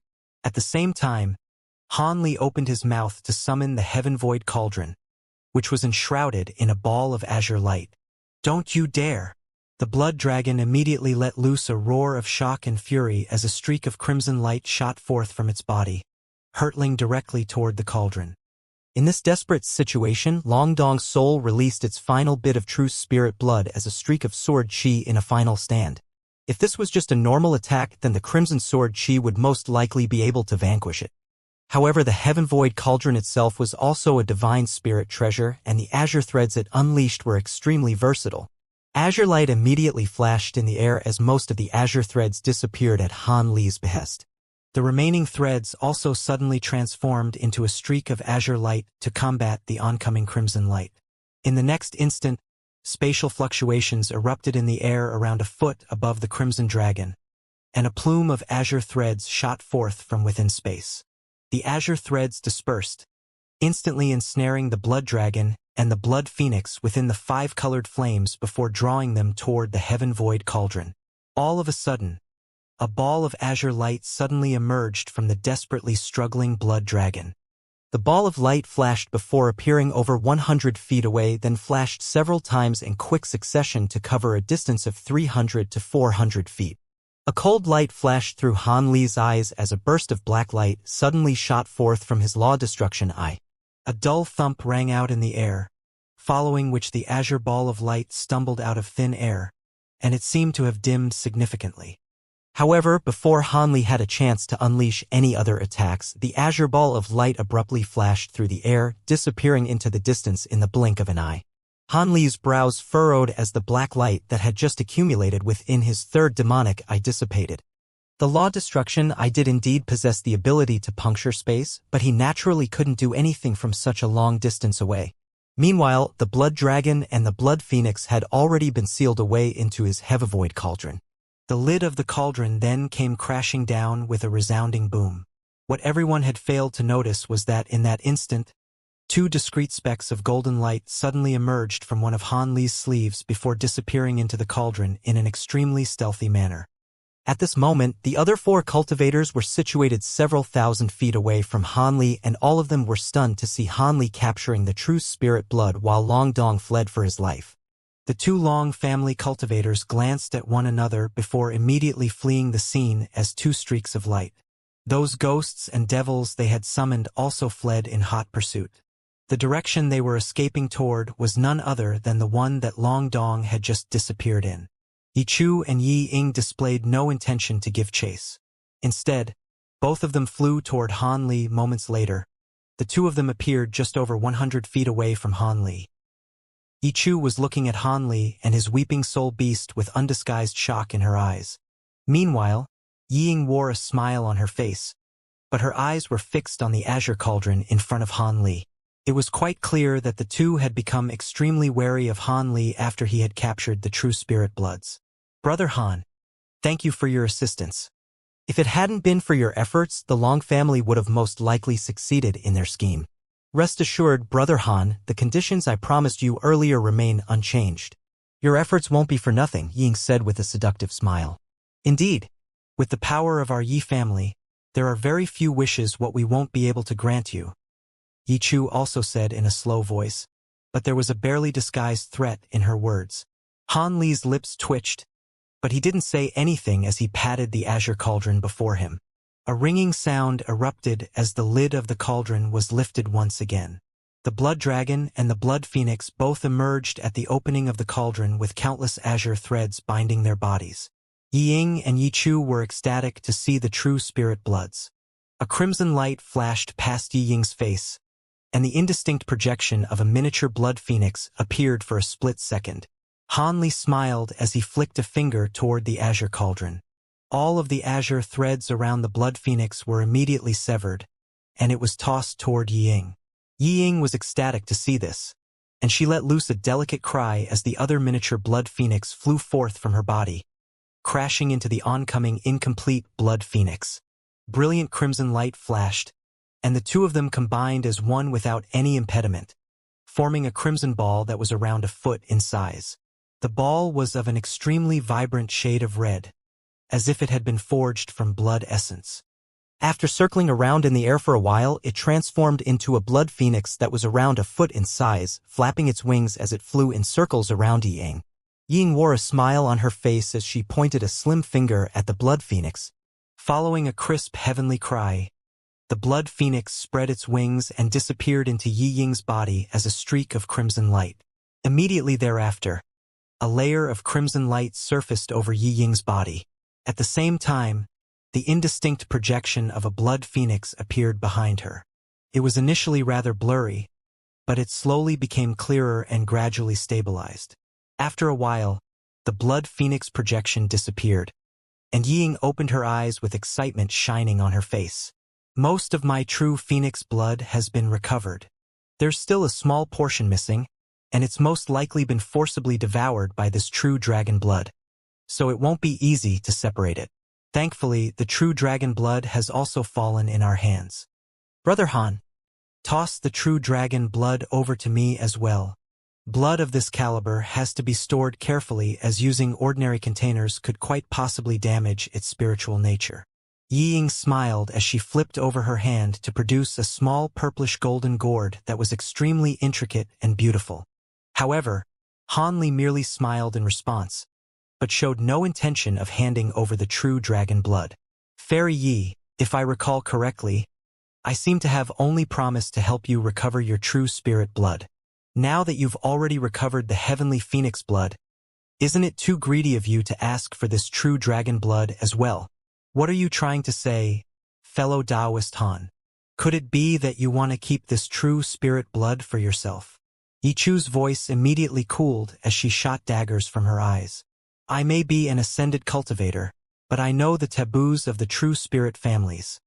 I wouldn't dare to take the true dragon blood for myself. Even if I were to fuse the true spirit blood into my body, I'd end up being hunted by all of the true spirit families, Han Li replied with a smile and a shake of his head. Seeing as Han Li wasn't intending to take the true dragon blood for himself, Yi Ying's expression eased as she asked, Then what do you propose, Brother Han? Hee, nothing much. This true dragon should be no less valuable than your heavenly phoenix blood. Your Yi family would be intent on getting your hands on it, right? If I were willing to offer up this item, what would you give me in exchange? Han Li asked. So you're looking for some benefits, Brother Han. That's no problem at all. State your price, Brother Han, Yi Ying replied with a wide smile. An item as precious as true spirit blood can't be exchanged for using mere spirit stones. Having said that, if you have 100 or so top-grade spirit stones, I can certainly consider it, Han Li said in an indifferent voice. Yi Ying's expression changed slightly and she turned to exchange a glance with Yi Chu. After turning back to Han Li, her smile was a little more forced as she said, Surely you jest, Brother Han, even our Yi family won't be able to offer up so many top-grade spirit stones at once. If you're only looking for a few, I can try and source them for you. If I'm only looking for a few top-grade spirit stones, I wouldn't trouble you too. I'd be able to source them on my own, albeit with a bit of effort, Han Li replied. So what do you want? Go ahead and spit it out. Yi Chu urged in a cold voice, seemingly having run out of patience. It's quite simple. I want one of the heavenly phoenix feathers in your possession. Senior Yi, Han Li said in a slow voice. What heavenly phoenix feather? Have you been swindled by that black phoenix race cultivator? Yi Chu's pupils contracted slightly upon hearing this, but her expression remained calm. Do you think I'd believe that, Senior Yi? If you insist on denial, I wouldn't mind using a soul search technique on fellow Taoist Xiao. I only want a single feather. One heavenly phoenix feather in exchange for true dragon blood is a huge bargain for the two of you. Han Li's expression remained calm and collected. Yi Chu's brows furrowed tightly upon hearing this, and she cast her gaze toward Yi Ying. Yi Ying pursed her lips a few times before asking, What do you need this heavenly phoenix feather for?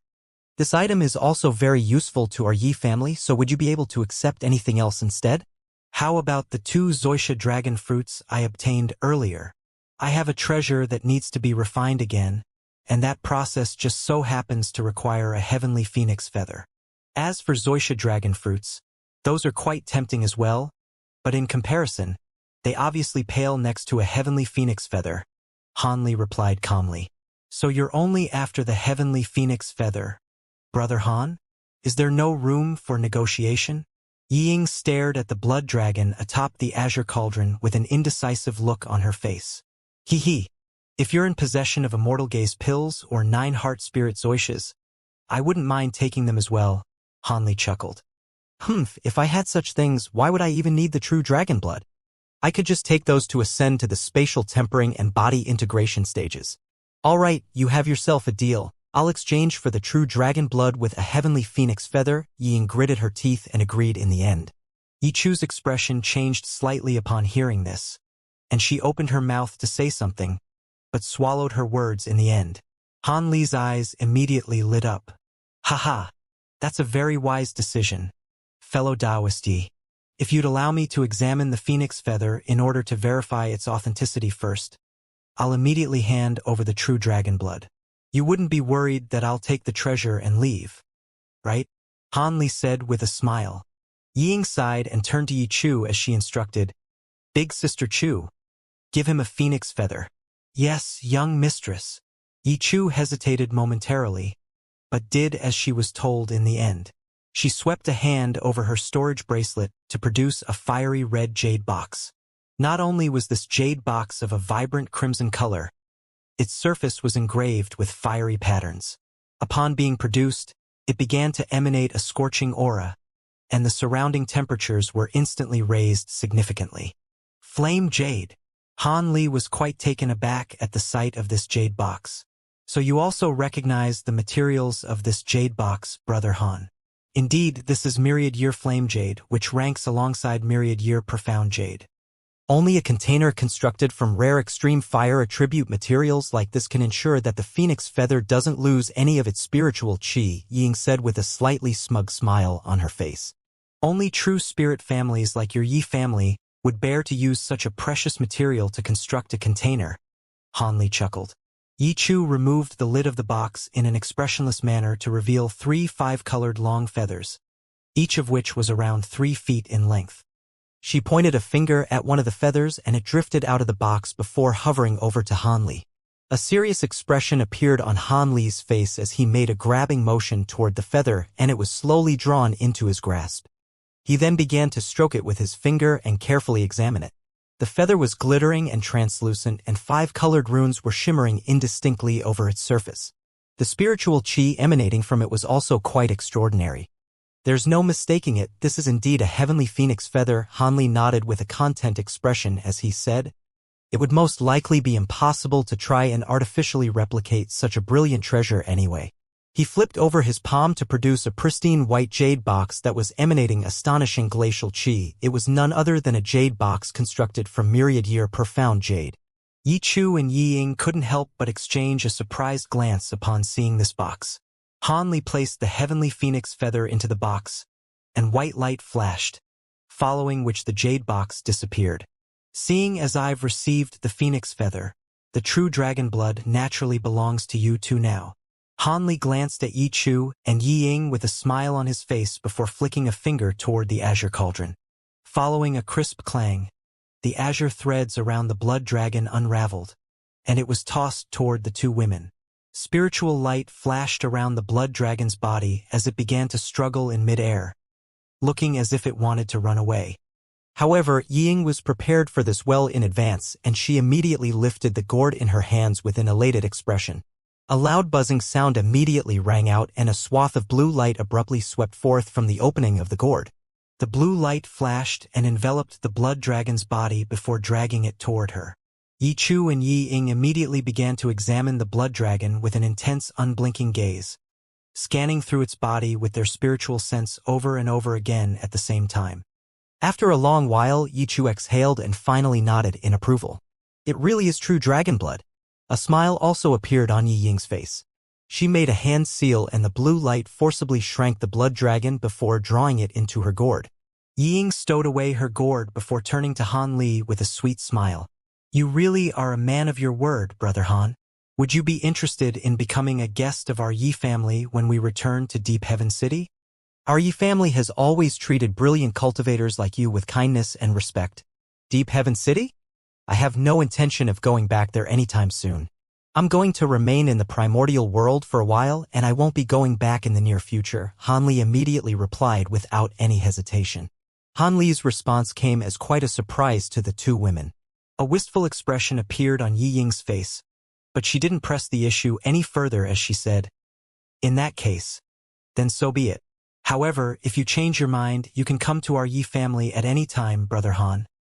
I would be sure to arrange a splendid welcome for you. In the meantime, we should get away from this place.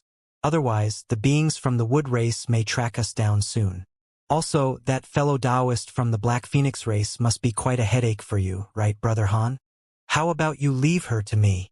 Ying turned to the divine essence-fused mountain with a smile on her face. I'll have to trouble you then. She is indeed a rather troublesome prospect for me. Han Li immediately agreed. Thus, he waved a hand toward the divine essence-fused mountain, and it shrank drastically amid a brilliant flash of gray light. Following a few flashes, it had been reduced to a miniature mountain that was only around 10 feet tall. The miniature mountain then disappeared amid a dull boom, revealing Xiao Hong lying motionlessly in the crater below it. Yi Chu was already prepared well in advance, and as soon as the miniature mountain disappeared, she flicked her 5 fingers down below. 5 streaks of green light came pouring down and instantly reached the air directly above the Black Phoenix. These streaks of green light then exploded to form a green net that ensnared the phoenix within. Yi Chu then made a hand seal and began to chant something. Spiritual light flashed from the green net, and it immediately began to contract. What was quite remarkable was that the Black Phoenix was also shrinking along with the net, and was reduced down to around half a foot in size in the blink of an eye. Yi Chu ceased her chanting before making a grabbing motion downward, upon which the green net flew up toward her as a ball of green light. Following a few flashes, the ball of green light disappeared up her sleeve. At this moment, Han Li cupped his fist in a salute and said something that came as quite a surprise to the 2 women. I have some matters to be taken care of, so this where we part. We haven't passed through the skyline yet, so we're still within Wood Tribe territory. I think it's best that you stick with us, Brother Han, Ying said with a hint of surprise in her eyes. No, thanks. I really do have something that needs to be taken care of, and it won't be convenient for me to travel with the 2 of you. I'll be taking my leave now. Han Li shook his head in a decisive manner before stowing away his treasures and the weeping soul beast, then flying away as a streak of azure light. In the blink of an eye, Han Li had disappeared into the distance. Yi Ying and Yi Chu glanced at one another following Han Li's abrupt departure. He's made a smart decision. Could it be that he's aware that we have more allies outside? Yi Ying furrowed her brows in a rather gloomy manner. Perhaps. Even if that's not the case, it's a testament to how cautious he is. He hasn't given us the slightest opportunity to place him in a disadvantageous position. Otherwise, with the allies deployed by the family leader on our side, we have a very good chance of keeping him, Yi Chu replied.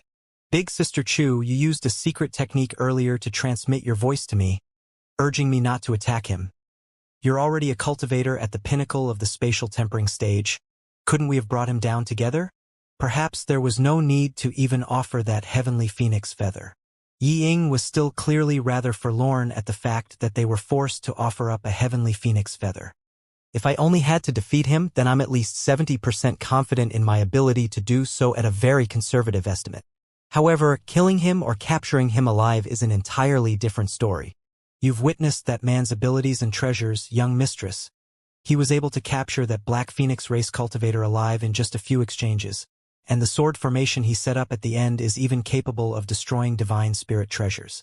Furthermore, that spirit beast of his is even more peculiar. Even if I'd been in its place, I wouldn't have been able to bring down that faceless ghost monarch so easily. Furthermore, he was quite relaxed throughout the entire battle, so he must have some other trump cards up his sleeve. If he destroys the true dragon blood in a fit of rage, then that'd be a devastating loss to us. Heavenly phoenix feathers are rare, but we'll have further opportunities to find them. However, true dragon blood can only be found in the Long family among the human race, and we don't know how many more generations would pass before another lineal descendant with a bloodline as pure as Long Dong would appear, Yi Chu explained.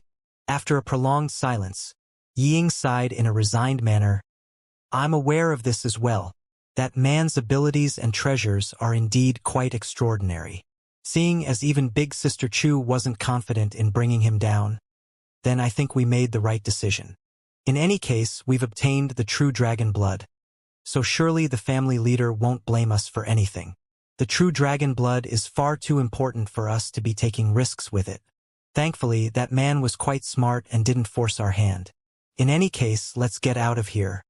The battle from earlier was quite a fierce one. Who knows if we've attracted the attention of the Wood Tribe already? Yi Chu nodded and rustled her sleeve to summon that massive wooden bird again.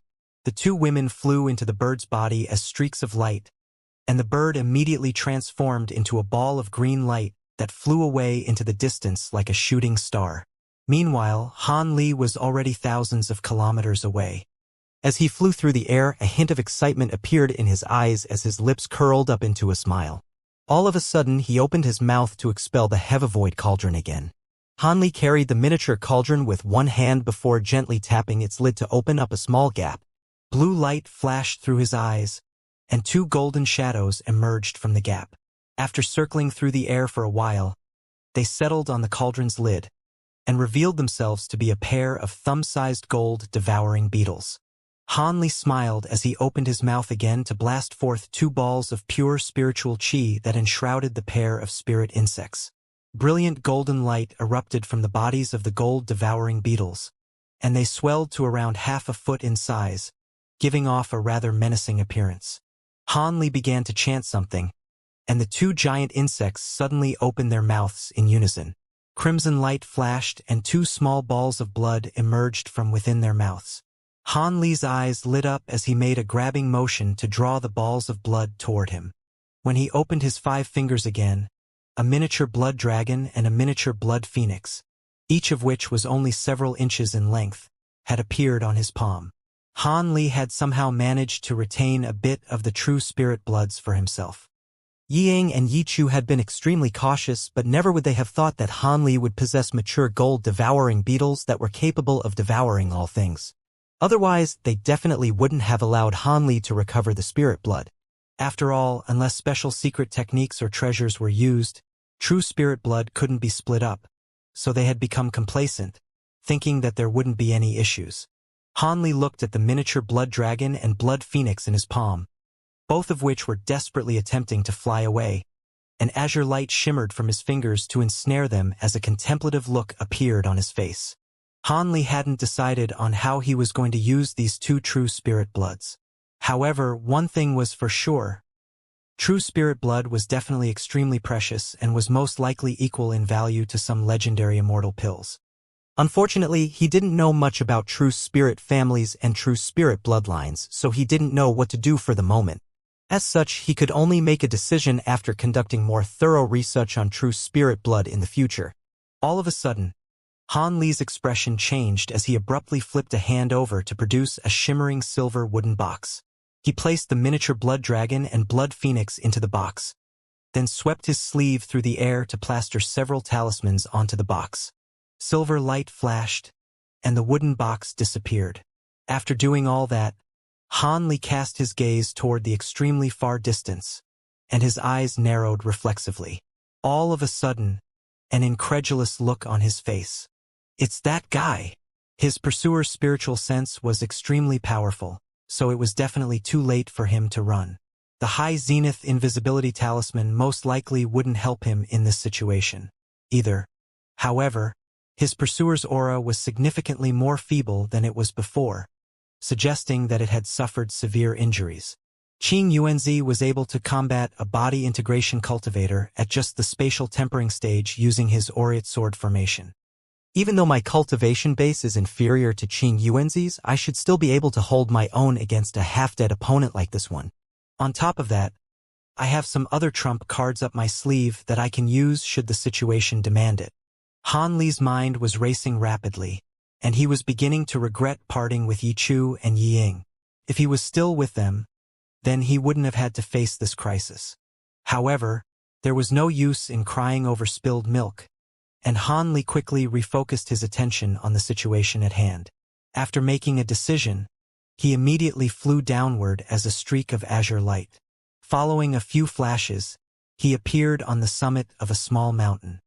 He then rustled his sleeve to produce his 72 golden flying swords, all of which multiplied into several hundred streaks of sword chi at his behest, then disappeared into the surrounding area. He had set up his aureate sword formation again. After that, Han Li laid a hand on the back of his head, and a swath of gray light rose up into the air, then dispersed to form a gray light barrier that enshrouded his body within. At the same time, he rustled his other sleeve to produce 5 white skulls.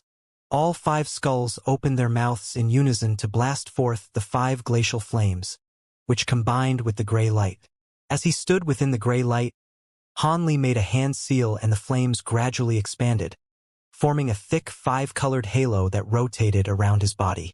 Almost at the exact same moment, a thunderclap erupted behind Hanli as a pair of azure and white wings surfaced on his back.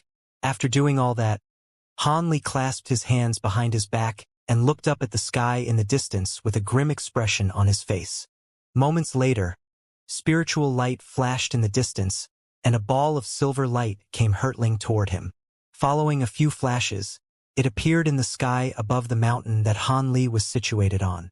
The silver light receded to reveal a green humanoid figure wearing a faint silver belt.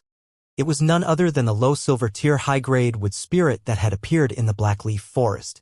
Hanli's pupils contracted as he instantly began appraising his assailant. From its external appearance, this silver tier wood spirit appeared to have remained completely unchanged compared to when it was in the blackleaf forest. However, the spiritual pressure emanating from its body had been more than halved, which suggested that it really was carrying severe injuries. Hanli heaved an internal sigh of relief upon making these observations. If he had been mistaken and his assailant was completely unscathed, then he would have immediately fled the scene. However, when he thought about it, it wasn't a surprise that this silver tier wood spirit had been wounded. The heavenly phoenix body that Yi Ying was able to summon through stimulation of her true spirit blood was truly fearsome, far more powerful than this high-grade wood spirit. It was tracking the two women earlier, so they must have battled one another, thereby resulting in its current condition. However, what came as quite a surprise to Hanli was that this wood spirit was so persistent despite the injuries it had suffered. It had given up on pursuing Yi Ying and Yi Chu, choosing to go after Hanli instead, most likely because it was too scared to go after them again following their previous battle. However, it couldn't return to the wood tribe empty-handed, so it had to at least capture Hanli. Having analyzed the situation, Hanli was feeling rather gloomy. The silver tier wood spirit cast its gaze toward Hanli before abruptly throwing a fist at him from afar without so much as a single word. The sharp, screeching sound of a space being torn apart immediately erupted. Almost at the exact same moment, Hanli felt a burst of tremendous force strike the protective barrier he'd set up around him.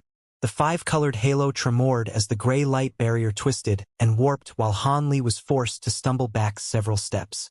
Azure light flashed over his face several times in quick succession before he finally managed to barely arrest his momentum.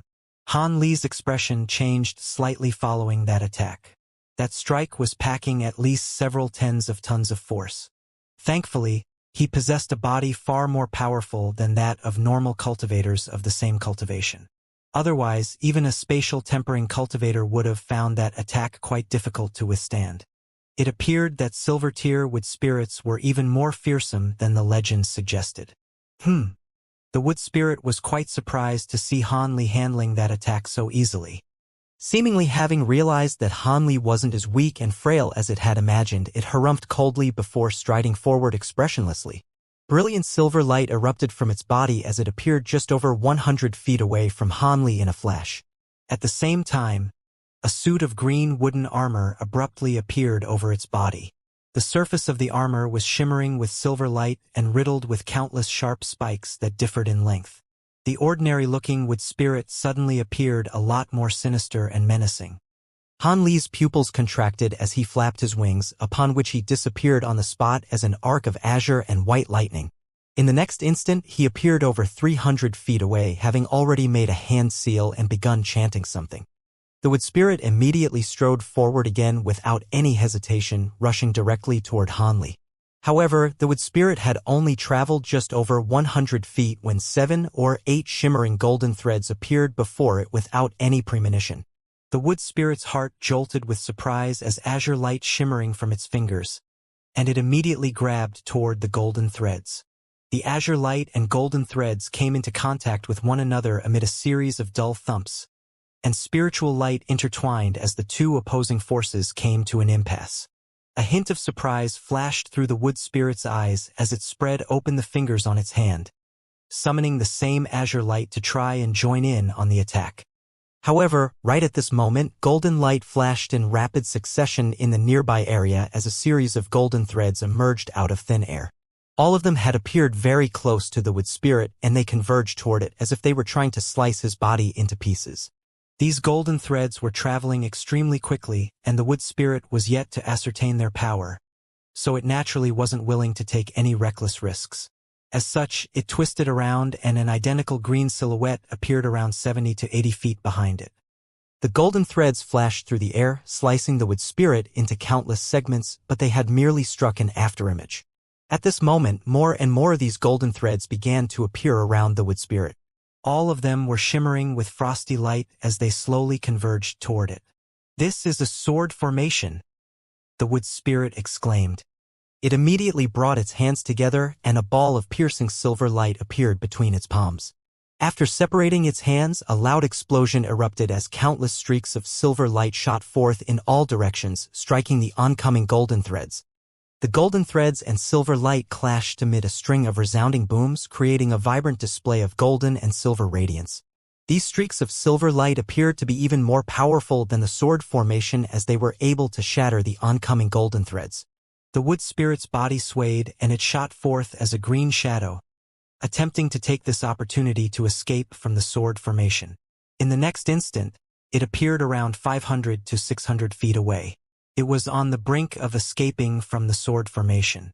However, right at this moment, a loud thunderclap erupted up ahead as Han Li appeared out of thin air with azure and white arcs of lightning revolving around his body.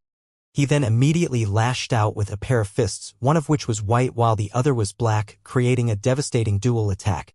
The wood spirit didn't have time to think as it continued to race ahead. In response to Han Li's attack, it swiped its arms through the air to send countless claw projections hurtling toward his fists. Following two loud rumbling booms, the fists and claw projections collided amid a deafening commotion. Han Li was immediately sent flying, while the wood spirit was also forced to stumble backward.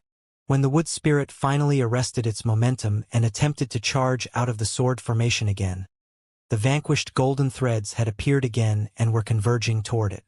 As such, it could only return to its original spot as a dark expression appeared on its face.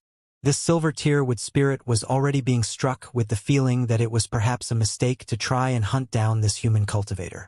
During the upcoming period of time, the wood spirit unleashed a few more powerful abilities, but every time it was about to escape from the sword formation, it would be forced back by Han Li's fists or his treasures.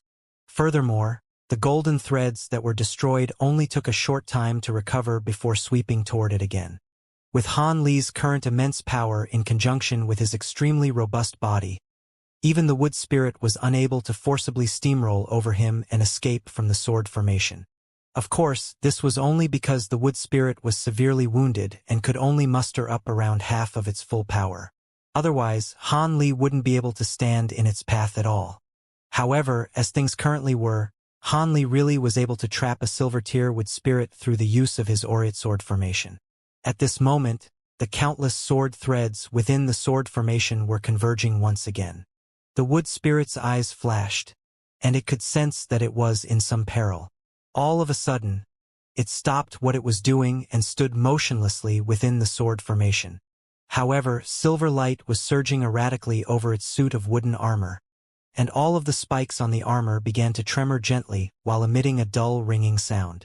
Han Li's heart jolted with shock upon seeing this, and brilliant azure light erupted from his body as he poured forth even more power into the sword formation. Right at this moment, the wood spirit suddenly threw its head back and let loose a long cry. The suit of armor it was wearing shuddered before the silver spikes shot forth in all directions like countless arrows. Silver light flashed, and there seemed to be no end to these sharp silver spikes. Loud booms rang out incessantly as golden and silver light clashed over and over again. Han Li drew a sharp breath upon seeing this. However, that wasn't the end. As the wood spirit unleashed a relentless barrage of silver spikes, its body also swelled drastically. The projection of an ancient tree that was around 100 feet tall appeared behind the wood spirit, and its branches and leaves were still rapidly elongating, spreading toward all directions in a frenzy. The ancient tree projection was entirely green in color, and it remained completely unscathed in the face of the attacks from the sword threads. The aureate sword formation was already in tatters from the relentless assault of silver spikes, and after being swept aside with reckless abandon by the rapidly expanding tree projection, the golden threads were finally no longer able to come together. The sword formation had been broken. Han Li's heart sank, but before he had a chance to unleash any further attacks, the silver tear with spirit harumphed coldly. Your sword formation is indeed rather peculiar, but I've now released my soul link spirit tree.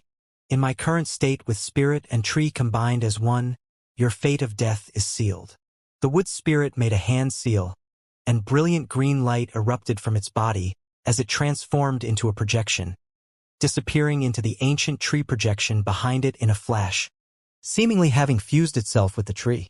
An incredible scene then ensued. The ancient tree projection suddenly began to emanate a burst of astonishing spiritual pressure, following which it transformed into a green giant that was around 100 feet tall. Not only did the giant have a tree canopy above its head, its four limbs were also quite lush and green, making it appear as if it were a humanoid tree.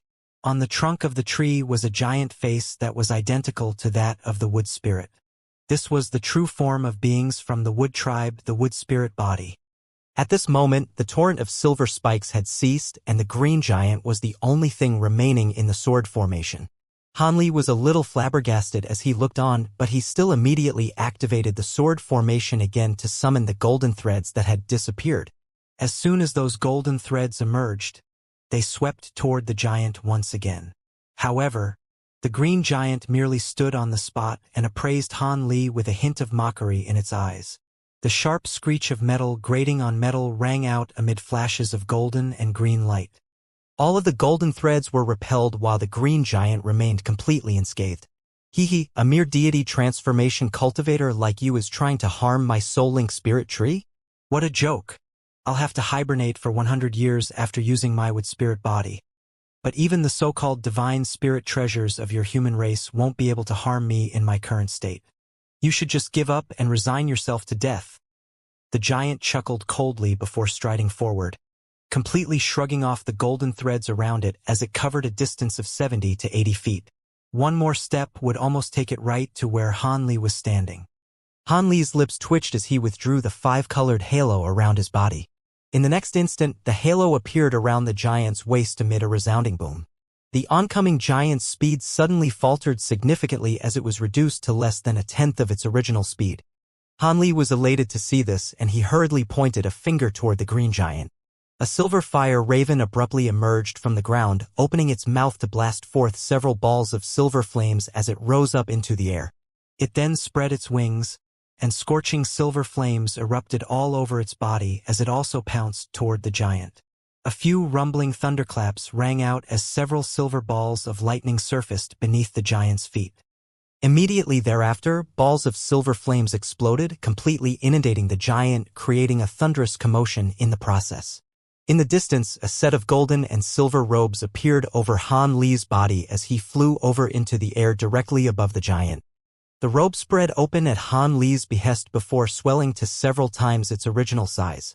Following an earth-shattering thunderclap, golden and silver fist-sized balls of lightning came raining down in a torrential downpour, crashing down toward the spot where the green giant was situated. The ground below was transformed into a sea of a golden and silver lightning that was interspersed with scorching silver flames. However, Han Li had no intention of ending things there. He let loose a loud cry, and the entire aureate sword formation completely vanished. Several hundred streaks of golden sword chi immediately surfaced in the surrounding area before converging toward the center at Han Li's behest. All of them disappeared into the lightning and silver flames, creating an even louder string of explosions. Only then did Han Li retreat back to over 100 feet away, where he surveyed the situation from afar.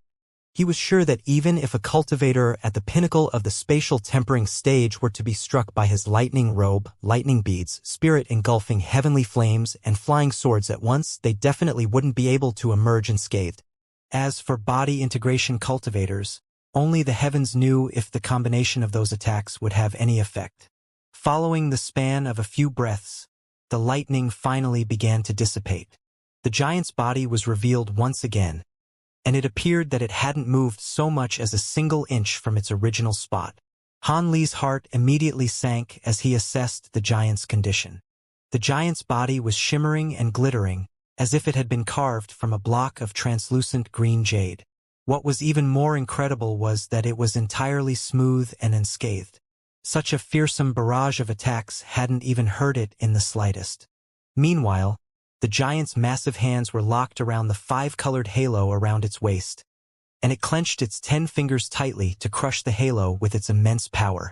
After doing so, the giant threw its head back and chortled heartily before abruptly stomping a foot into the ground in a violent motion. A green halo of spiritual light immediately proliferated through the air, sweeping through the scorching silver flames. Amid the flash of green light, the silver fire raven was forced to reveal itself, and was ensnared by this mysterious spiritual light. The spirit engulfing heavenly flames was capable of devouring all types of spiritual powers, but it was completely powerless in the face of this green light.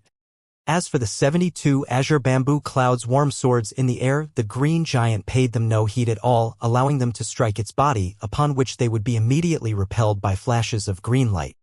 There were even a dozen or so flying swords among them that began to dim significantly after striking the giant's body a few times, and they began to emit cries of anguish. These were none other than the flying swords that had been most heavily affected by the detonation of the blood crystal Mo sword. These flying swords were damaged by the explosion to begin with, and only barely managed to contribute to setting up the aureate sword formation. After being repelled by the green giant's body several times, they were completely spent. Han Li's expression changed drastically as he waved a hand to summon all of the flying swords back to him. The sword flew back rapidly, quickly shrinking in the process before disappearing up his sleeve. I now possess an indestructible body. Even beings with a slightly superior cultivation base won't be able to harm me. If you can hurt me in my current state, I could consider letting you go. The giant chortled in a deafening voice as it crossed its arms with an expression of extreme arrogance on its face.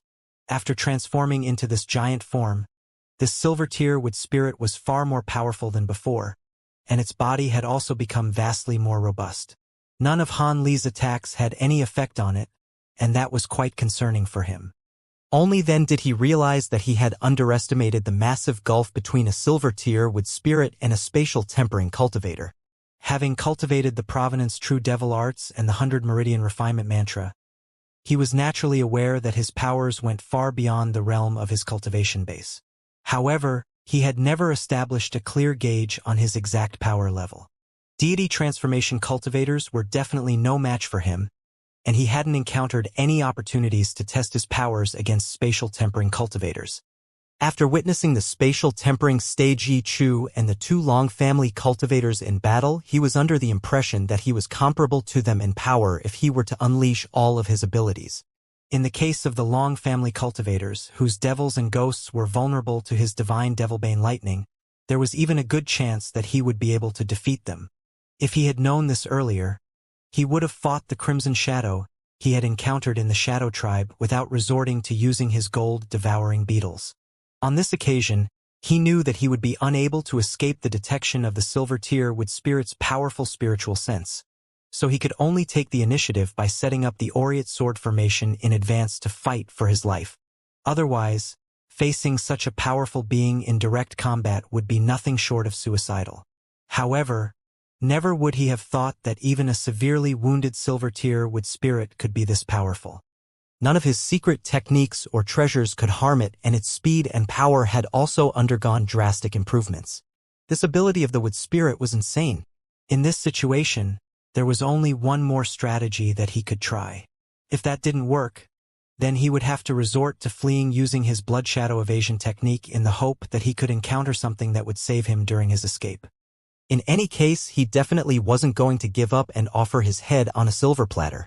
With these thoughts racing through Han Li's mind, the indecision in his eyes disappeared and was replaced by renewed determination.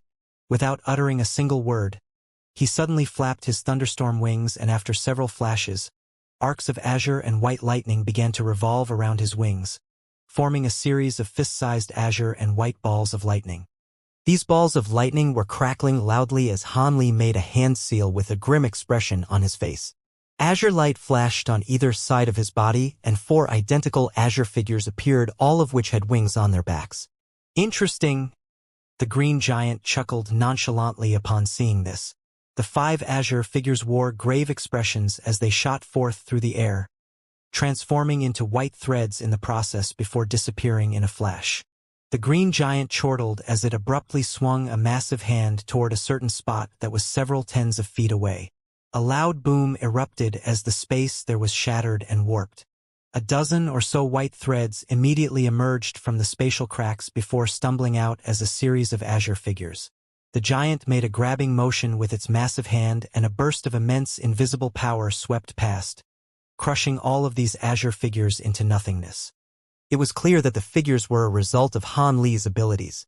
Following that, black light flashed from the top of the giant's head. Another azure figure flickered into space and silently swept down. However, the giant already anticipated this, and he raised his head, releasing an emerald green beam of light from his head. The beam of light was as thick as a barrel and incredibly fast. As a result, the azure figure was unable to dodge and took the blow directly. A miserable scream sounded, followed by the fall of the azure figure. The giant sneered. But then, purple light shined from behind the figure, radiating brightly. Another silhouette inconceivable appeared. It waved its sleeve and released hundreds of golden specks of light. The newly appeared silhouette was Han Li. At such a close distance, even the giant immediately sensed the azure figure, but he was too late to stop it. He only heard the sharp patter of rain as the golden specks all struck the back of the giant. Enraged, the giant roared and a large green hand warped, arriving above Han Li's head. It overbearingly swept down. Han Li didn't panic. He unfolded his wings, wanting to flicker into a void. But then, the giant flicked 2 of his fingers with a cold snort. Their fingernails shot off in a tremble and disappeared in a blur. A moment later, 2 green streaks pierced through Han Li's wings at inconceivable speed. The sounds of thunder suddenly stopped. In great alarm, Han Li thought of another way to dodge, but it was too late. The giant's hand radiated with green light, and Han Li felt his surroundings grow tense as if it had turned to steel. Even with the immense power of his body, Han Li's movements slowed and he found it difficult to escape. In that delay, the giant green hand firmly grabbed him. The green giant's strength was absolutely no weaker than Han Li's. The giant sinisterly smiled at seeing his strike land true and revealed a violent expression. Green light surged through his hand as he exerted strength in his hand, intending on crushing Han Li alive. Han Li's face largely changed and he suddenly muttered an incantation. Azure light continued to surge through his body, glaring from the giant's hand. Then his body seemed to become crushed as it turned into specks of light. The spirit light condensed in a nearby space, creating an azure talisman. Suddenly, it swept off into the distance. The giant looked at the display with surprise. 100 meters away, space fluctuated, followed by the flicker of Han Li's appearance. Although he was somewhat pale, he quickly collected himself and summoned the azure talisman into his hand. As he found himself in a moment of peril, he used the spirit form talisman's ability to substitute himself, thus allowing him to escape calamity and displace himself a distance away. After tempering the talisman for so many years, the spirit form talisman's abilities were far greater than before. At that moment, the giant spat out a beam of light at the silhouette, suddenly blurring as he approached the haggard Han Li. However, despite Han Li's ruined clothing and pale complexion, he turned to look at the giant with a sinister smile. Astonishingly, this was a different Han Li. The giant blinked and couldn't help but show his bewilderment. The Han Li before him immediately lit up with black light and suddenly shrunk into a black-haired monkey that was only a half-foot tall. It was the Weeping Soul Beast. When Han Li launched his previous attack, he secretly released the Weeping Soul Beast and had it take his form. The silver tier with spirit had been too distracted to notice. With the protection of his illusions and the Weeping Soul Beast, he activated the High Zenith Invisibility Talisman and was able to quietly escape. Otherwise, with the wood spirit's immense spiritual sense, Han Li truly wouldn't have been able to fool the giant at such a close distance. The green giant faintly sensed that something was amiss and recalled the golden specks that Han Li released from his sleeve. Then, his expression sank as he swiped at his back. As one that was both person and tree, the wood spirit's body was extremely hardy, but his body's senses was dull. Originally, he didn't believe that Hanli had a true method of harming him. But after he swiped his hand behind him, his eyes lit up as he discovered several inch-large golden beetles laying in his palm. What is this? The huge giant was startled, and soon he clenched his hand, but he unfolded it to discover the beetles were safe. His face drastically changed. When Hanli saw this from a distance, a fierce expression appeared on his face, and he gave the beetles a command with his spiritual sense. Suddenly, the giant's back flared with golden light as half-foot-long golden beetles began to strangely appear. They crawled over half of the giant's body and began wildly devouring it. Hanli watched with an emotionless expression, but his heart stirred. Although the gold-devouring beetles were said to have nothing they couldn't eat, that was only a record in the mortal realm. It was also recorded that wood and jade treasures could restrain them. The wood spirit tribe's half-human half-tree fusion was truly bizarre. Although their bodies resembled huge trees, he wasn't able to determine if they could be considered wood-type treasures. As the experiment went on, the giant soon let out a scream of agony. He slapped at his back with all his might, but the beetles continued to fiercely consume him. His near-indestructible crystalline body was now being easily torn apart by the beetles. With several hundred of these beetles gnawing away at the giant sensed the agony of being torn apart despite his dulled senses. Hanli was overjoyed. After he waved his sleeve to collect the weeping soul beast, his body lit up with azure light and he tore through the sky as an azure streak. Although the gold-devouring beetles were enough to deal with the giant, he couldn't deal with any of the giant's full-powered attacks. It'd be best if he put distance between them. Gold-devouring beetles. Fully matured gold-devouring beetles. You actually possessed such demonic insects. The giant's screams sounded as if it was having a most fearsome nightmare. Soon after, the sounds of repeated explosions sounded and green lights instantly filled most of the sky. Hanli didn't turn around and continued his escape with all his speed. In the blink of an eye, he was over the horizon. After several more flickers, he was long gone. A short moment later, a huge ball of light raised to the sky where the giant originally stood. It flew off past the sky in defeat. The faint silhouette of the badly damaged giant could be seen within. There was a cloud of golden insects closely pursuing it. With one trailing after another, they flew off a different direction from Hanli. Not long after, the golden beetle cloud buzzed as they circled and flew back.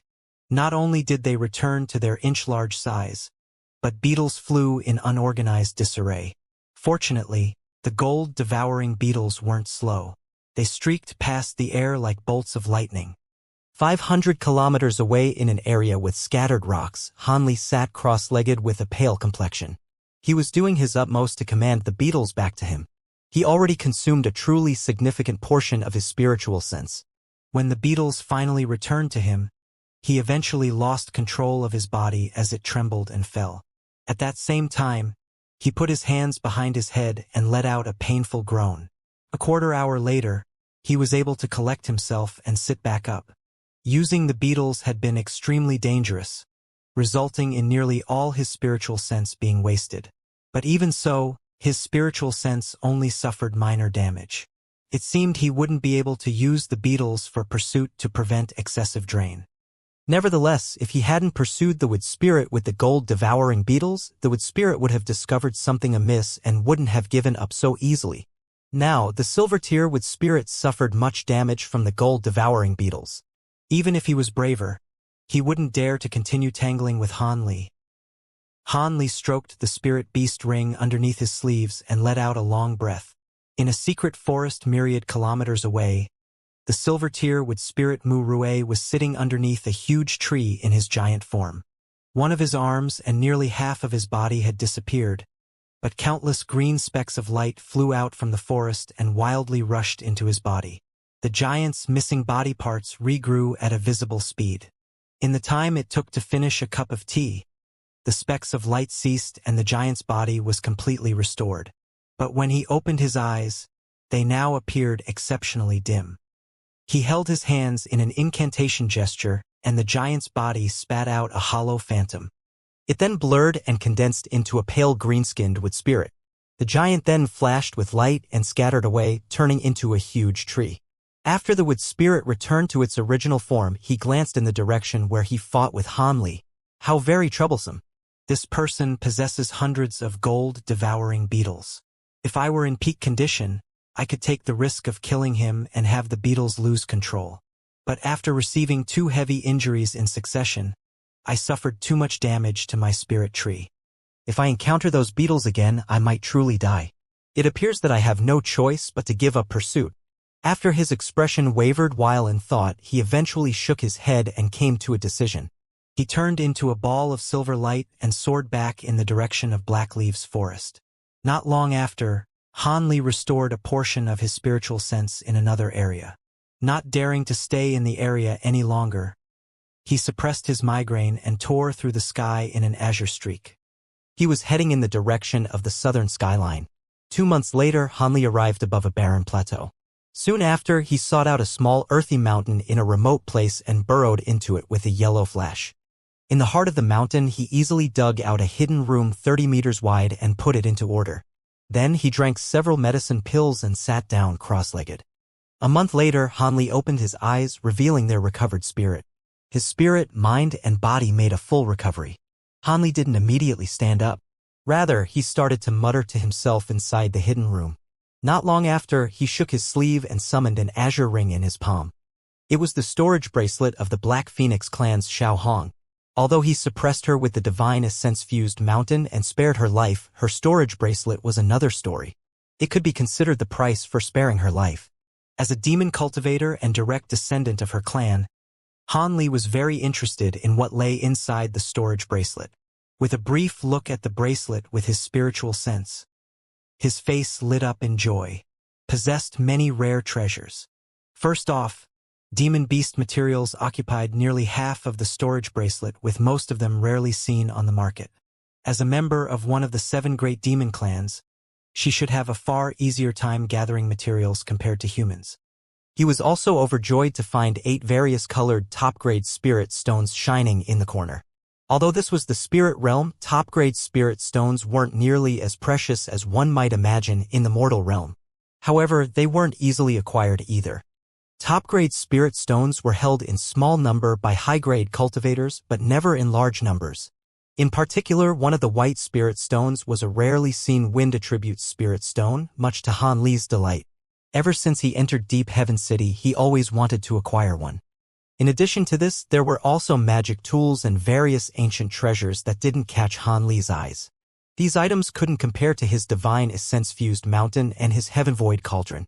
Perhaps Xiao Hong didn't care much for these treasures also. Otherwise, she would have taken them out in battle.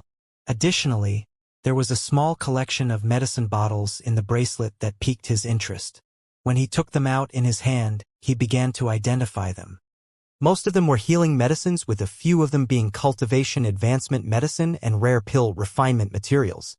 One of the wooden boxes even contained a Xianxia dragon fruit. Han Li bluntly took that out and put it safely away. Then, he came across an odd silver bottle that was engraved with a black fire phoenix. A sparkling golden restriction talisman was sealing it. When Han Li saw this, his mind trembled. He tore the talisman off and opened its lid. Several pops later, 3 thumb-sized black medicine pills flew out from it and circled once in the air. They promptly turned into 3 nimble black flame phoenixes and flew off in different directions. Han Li yelped in surprise. Nevertheless, he reacted immediately.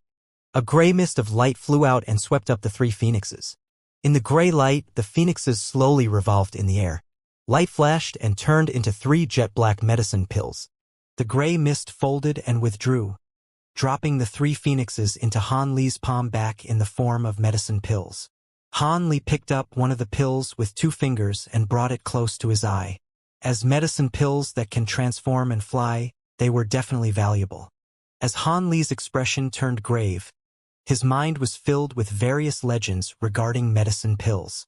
Black flame pills. From the pill's provoking appearance, Han Li's eyes flickered and he immediately recognized them. His face lit up in ecstasy. In the entire world, only the Black Phoenix clan can refine these pills by using their personal flames. Even pill refinement masters aren't able to duplicate them. Refining these pills requires them to absorb the life flames of a black phoenix in addition to other mysterious materials. That is to say, even the Black Phoenix clan can't produce many of them. A clan member must be at deity transformation stage or above, and even then they can only refine a single pill every 1,000 years. With high-grade Black Phoenix cultivators rarely seen, the Black Flame pills are as previous as one might imagine. The pills are prized among humans and demons. The most important reason is that they are an optimal supplementary medicine pill for breaking the bottleneck to the spatial tempering stage. Now that he had 3 of these pills, his odds of breaking through to spatial tempering increased by 20%. This left Han Li overjoyed. After some more careful examination and verifying the identity of the Black Flame pills, Han Li suppressed his excitement, returned the medicine pills to the bottle, and sealed it with talisman before carefully putting it away. The most important point of breaking through to spatial tempering was unifying the 5 elements in his body into one.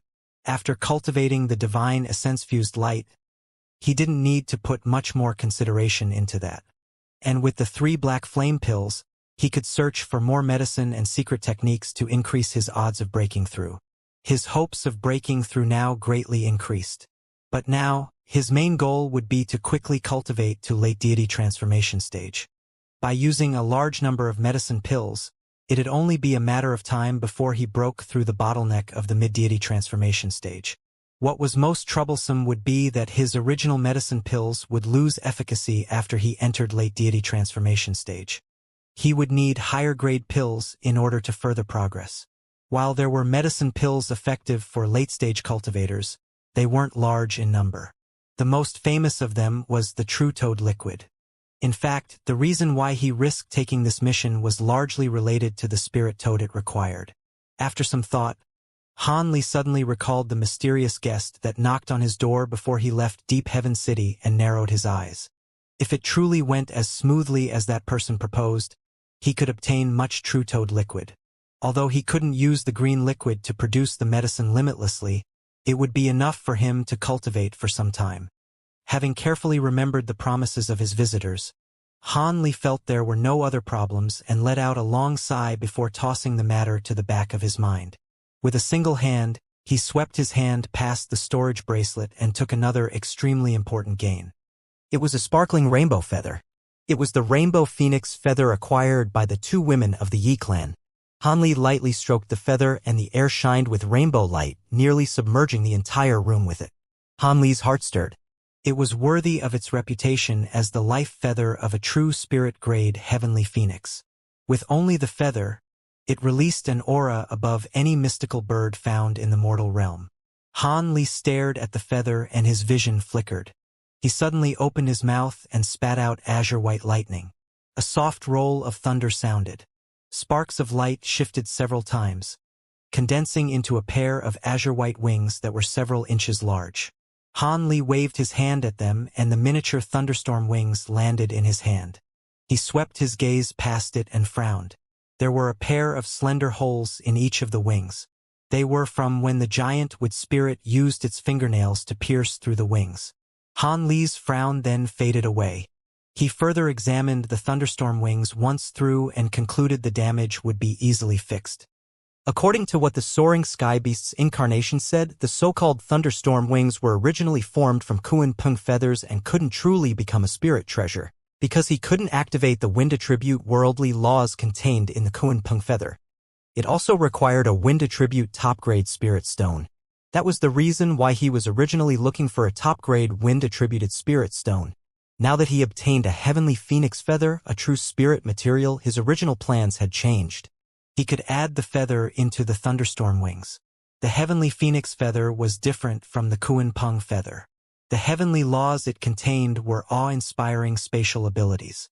If the feather's laws could be refined in the thunderstorm wings, its power would be as one imagined. The next time he came across a fearsome existence like the silver tearwood spirit, he would have no need to receive its attacks and could easily escape. Han Li fiddled with the wings and feather as he pondered. Fortunately, he already had the experience of refining the Kuan Peng feather into the thunderstorm wings. Otherwise, he truly wouldn't have known what to do. Having come to that conclusion, Han Li took out 6 top-grade spirit stones from his storage bracelet. 5 of them represented each of the 5 elements, and he added a 6th, the wind-attributed spirit stone. With his current abilities, he no longer needed earth fire or the like. He opened his mouth and spat out a ball of silver flame. It roiled and gathered into a huge furnace roiling with silver flames. He tossed the thunderstorm wings into the furnace and pointed at the wind-attributed spirit stone. Winds rustled as the spirit stone and winds disappeared into the furnace. Han Li swept his sleeve at the ground, released an azure mist, producing a large pile of materials and bottles. They were the supplementary materials needed to refine the wings. Luckily, the matter of refining the wings had always been on his mind, so he gathered the needed ingredients over time. Han Li tossed a bottle of quicksilver-like liquid into the furnace and began to mutter as he struck the furnace with a chain of different spell seals. After 10 entire days passed, the room was filled with Han Li's hearty laughter. He stood at the heart of the room and held a pair of see-through crystalline wings. The wings shimmered with azure light and a rainbow mist covered it, but it was also clear as water. They could hardly be seen in Han Li's grasp, as if they were an illusion. Han Li already tested its might, and it had truly advanced to the level of a spirit treasure. It was marvelous, far beyond what he imagined. This came as no surprise. Whether it be the Kuan Peng feather or the heavenly phoenix feather, so long as he could activate its abilities after refinement, refining it into a divine spirit treasure was no problem. Having transformed a treasure twice, Han Li created something with power that greatly satisfied him. Han Li flung the translucent wings into the air, and he spat out a cloud of azure mist before absorbing both into his stomach. Following that, Han Li took out the damaged bamboo cloudswarm swords and began to temper them and slowly restore their spirituality. A year later, above a nameless mountain range in the wilderness, a faint azure light streaked across the sky. The light contained an insipid youth with his arms held behind his back. He was Han Li, who already departed from the hidden room several months before. When he mended his flying sword entirely, he departed from the heart of the mountain and immediately took the sky. Because he was alone, Han Li was extremely careful and thus spent half a year of flight in peace. As for the nameless mountain range he was flying above, it appeared unordinary. Regardless of their altitude, the trees appeared short as shrubbery. If he were to fly closer to the ground, he would also encounter a dense wave of moisture. The mountain range also had depressions that were filled with various-sized lakes. Among them, the largest spanned to thousands of kilometers in width, while the smallest was only half a kilometer wide. Nevertheless, Han Li didn't dare to be careless as he flew past them. Foreign beings or all sorts of formidable ancient beasts could be lying in wait inside the water. Ever since he entered the mountains, he had already killed a dozen strange beasts that took the initiative to attack him. Among them included a huge eel from one of the lakes. It was nearly at deity transformation stage and had ferocious water-attributed abilities. It was rather exhausting to deal with. Half a month later, the mountain features began to change, and he came across 2 perfectly straight mountains that were 3 kilometers tall. When Han Li caught sight of the mountains, Han Li's eyes lit up with joy. With regard to their size, they weren't particularly odd, but one of them was silver-white. Most of the mountain was covered in exceptionally cold crystalline snow. The other mountain was sparkling purple and had maple-like trees growing all over it. The leaves on these trees shined with an odd purple light.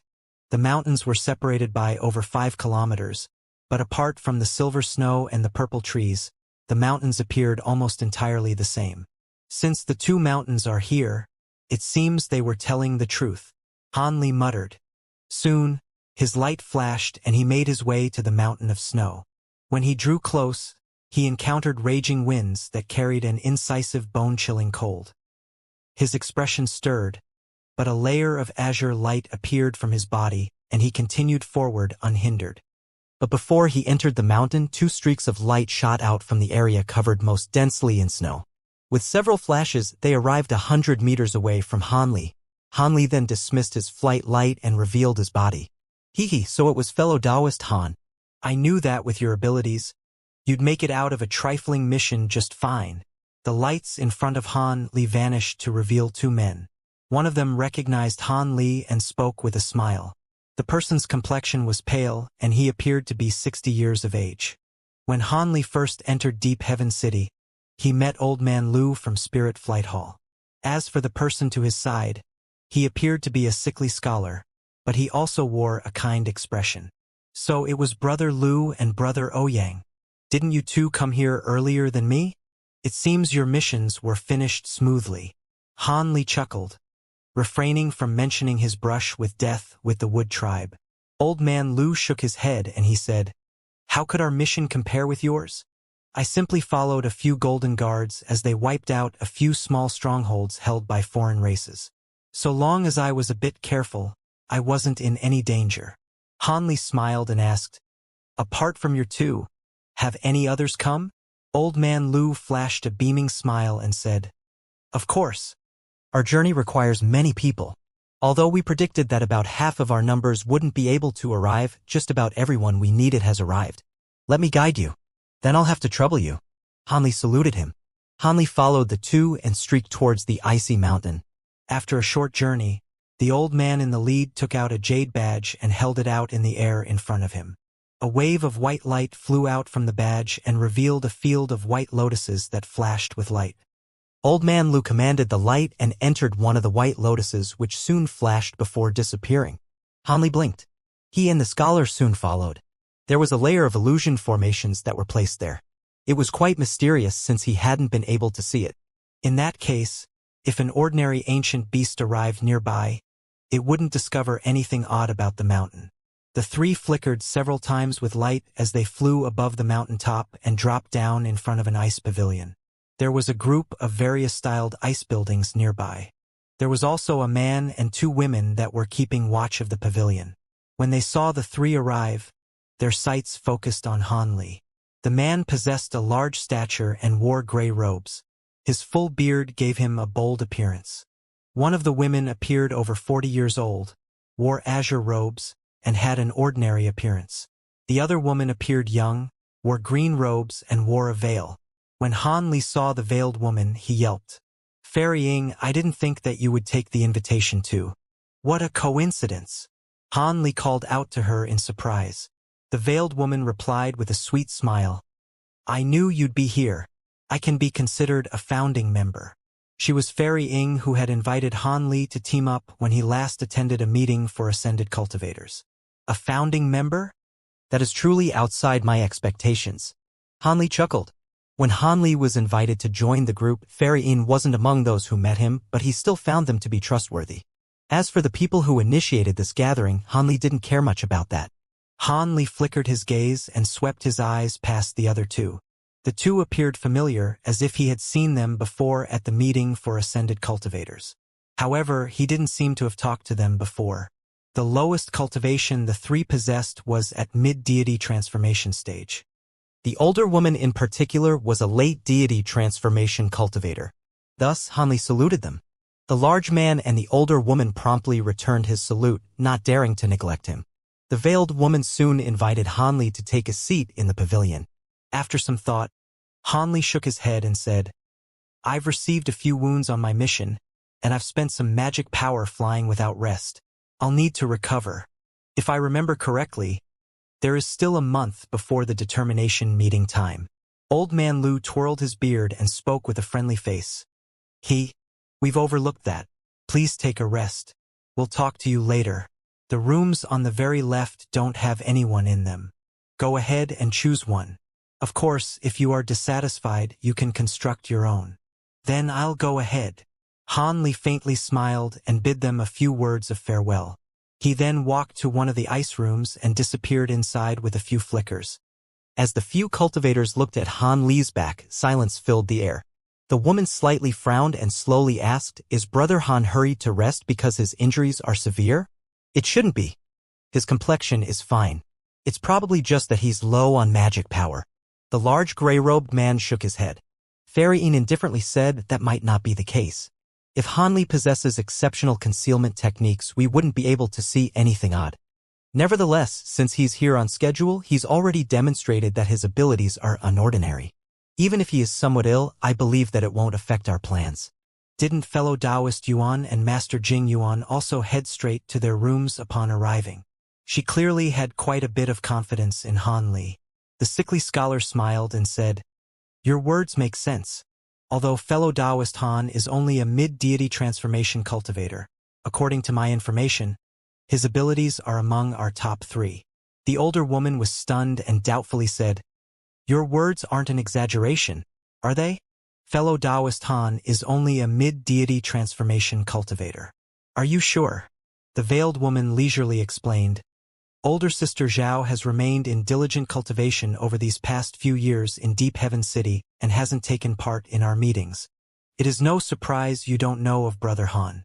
Fellow Taoist Han had killed many similar grade foreign beings, and he also captured many of them alive. He is quite famous among the newly ascended cultivators in the city. One of his abilities in particular is incredibly effective against shadow tribe beings.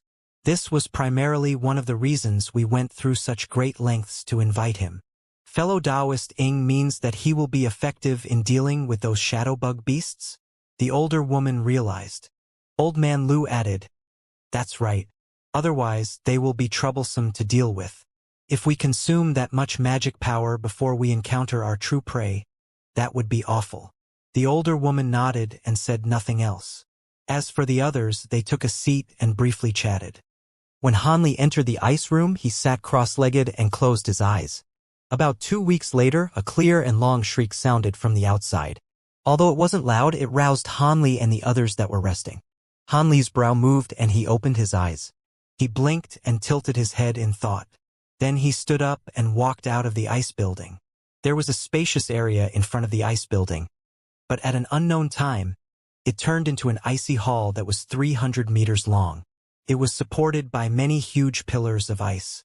Although they were exceptionally crude, it sparkled under the sunlight and gave it an imposing presence. Inside the hall, there was a 10-meter-tall platform where a man and a woman stood. The man had a head of silver hair and a handsome young face. As for the woman, she wore her hair in a coil and had a well-rounded body, adding to her exceptional beauty. Despite her bare, frail, and flawless limbs, she didn't seem to mind the cold. The two were at the spatial tempering stage. The man in particular was at mid-stage. The long whistle came from the silver-haired man. 5 people were standing below the platform. Fairy Ing and Old Man Lu stood among them. When the whistle sounded, Han Li and the others came out from their buildings. In the blink of an eye, over 20 cultivators appeared on the mountain. The cultivators were all at the deity transformation stage at the very least. They walked to the hall with various expressions. Han Li wore a calm expression as he followed them inside. When the group entered, many people immediately said, "We pay our respects to Senior Zhu and Senior Ching. These 2 seniors have also come. It is good to see you again." Han Li soon found an empty spot and stood there unmoving. The 2 that originally visited and invited him were the pair of famous golden guards, the woman and man on stage. Although he only spoke to them once, he had heard much about them. If they weren't also ascended cultivators, Han Li didn't know if he would have agreed to this meeting, no matter what rewards were promised. Senior Zhu's long whistle had come to a stop and he smiled in response to everyone's greeting. Then he loudly said, "It appears everyone has come. Please have a seat. Let's have a proper discussion on how we'll clean up the nest of blue-eyed true toads." When he finished speaking, the woman at his side immediately released a spell seal on the floor. Suddenly, the ice hall lit up with white light and rows of exquisite jade chairs appeared as a result of simple spell formations. When the cultivators saw this, they took a seat. The 2 spatial tempering cultivators on stage also sat down. The silver-haired man swept his gaze to both sides and smiled. "It appears that the number of cultivators that arrived was what we expected. When we invited you, we assumed 40% would be able to make it. As for the others, they couldn't make it for a myriad of reasons. But even so, we will have to concentrate our efforts in exterminating the blue-eyed true toad next. When the time comes, we will all take what we need. You will divide the true toad spirit blood among yourselves, while we will take the 1,000 heart flowers that the beasts are guarding. It is as we had mentioned before. Are there any objections? Of course, the division of true toad spirit blood will be in accordance to what you contribute. It won't be evenly split. I hope that you will stifle your thoughts about having a free ride." With that said, a huge pressure faintly emitted from his body and his face turned stern. The other cultivators in the room remained standing and added nothing else. "Good. Since you understand, let's discuss the operation's concrete steps." The group of true toads were discovered by Fairy Ing. Let's have her explain. The youth smiled and turned to the veiled woman. Senior Zhu, your wish is my command. Fairy Ing smiled and she gracefully stood up. She swept her gaze past the other cultivators and said, I won't speak of how I discovered the true toad nest, but I can tell you that there are nearly 10 toads. The 2 fully mature toads are around the level of mid-spatial tempering. The other toads will be at nascent soul strength. The toads have always hidden in the depths of their nest and rarely head out. If we wish to attack their nest, it will become very difficult. After all, it will be difficult for us to fight them in that environment. With that said, the woman briefly paused and continued. If it was just that, there would be no need to invite you all here. The crucial point is that there are 2 types of ferocious beasts living nearby. One of them is the black blood ants, with the other being a shadow insect beast. The 2 insects might not be anything alone, but they live together in a group over 100. If we want to deal with the toads, we'll need to deal with these insects first. Black blood ants. Shadow insect beasts. When they heard the masked woman, most of the cultivators began to whisper. There were even a few that didn't dare to discuss the topic with their neighbors. The 2 insects were actually quite infamous. If the insects were 3, they would pose a large threat even against spatial tempering cultivators. After she finished speaking, the veiled woman nodded to the silver-haired youth and sat back down. Senior Zhu calmly said, there's no need to be nervous. Since we've invited you here, we already have a method to deal with them. We only need you to assist us with vigor. An old man with a bamboo hat stood up and bowed, saying, Senior Zhu, it's not that we don't trust you, but the matter appears quite dangerous. Could Senior explain his plan? The old man was one of the few late deity transformation cultivators. So it was fellow Taoist you. Please sit back down. Even if you didn't mention it, I still would have explained. Senior Zhu smiled nonchalantly. The old man didn't speak any further and sat down with a salute. It's quite simple. The 2 insects may be troublesome, but we've purchased sandalwood crane incense. It has an immensely powerful attractive allure to the black blood ants. So long as we light it from a distance, we can easily attract them to the surface and exterminate them. On the contrary, the shadow insects are troublesome to deal with. However, we've borrowed a set of profound heavenly lightning flags. With 8 of you using this treasure, we can form a ring of lightning and restrain the insects. Apart from that, we also invited fellow Taoist Han and Fairy Xiao, who both have techniques that will be effective against the insects. With you 2 assisting the lightning formation, it should be safe. As for the remaining few, they will join with me and my wife in exterminating the true toads. How do you feel about this? Senior Zhu's voice wasn't loud, but it was easily heard. When Hanli heard Senior Zhu mention his own name, his expression stirred and he swept his gaze past the hall, finding that many were looking in his direction. There was also a woman wearing silver-white robes that appeared in her 20s. She possessed a dainty appearance and looked at Hanli with a warm smile. Hanli unconsciously returned the smile and curiously thought, could it be she is Fairy Xiao? She also cultivates an ability that can restrain the shadow insects. Follow that, other cultivators would occasionally ask a question. Fairy Zhu answered all of the questions with a friendly tone, satisfying all the cultivators present. However, Han Li took notice that the beautiful woman at his side rarely said a word from the very start. She merely stood there with a smile. Han Li found this odd. He recalled that when they invited him to this meeting, only the handsome youth seemed to speak. She hadn't spoken at all. Could it be that the woman is a high-ranking Buddhist and practices that strange technique that requires a vow of silence? Otherwise, if she were deaf or mute, how would she be able to cultivate to this stage? Hanli inwardly pondered.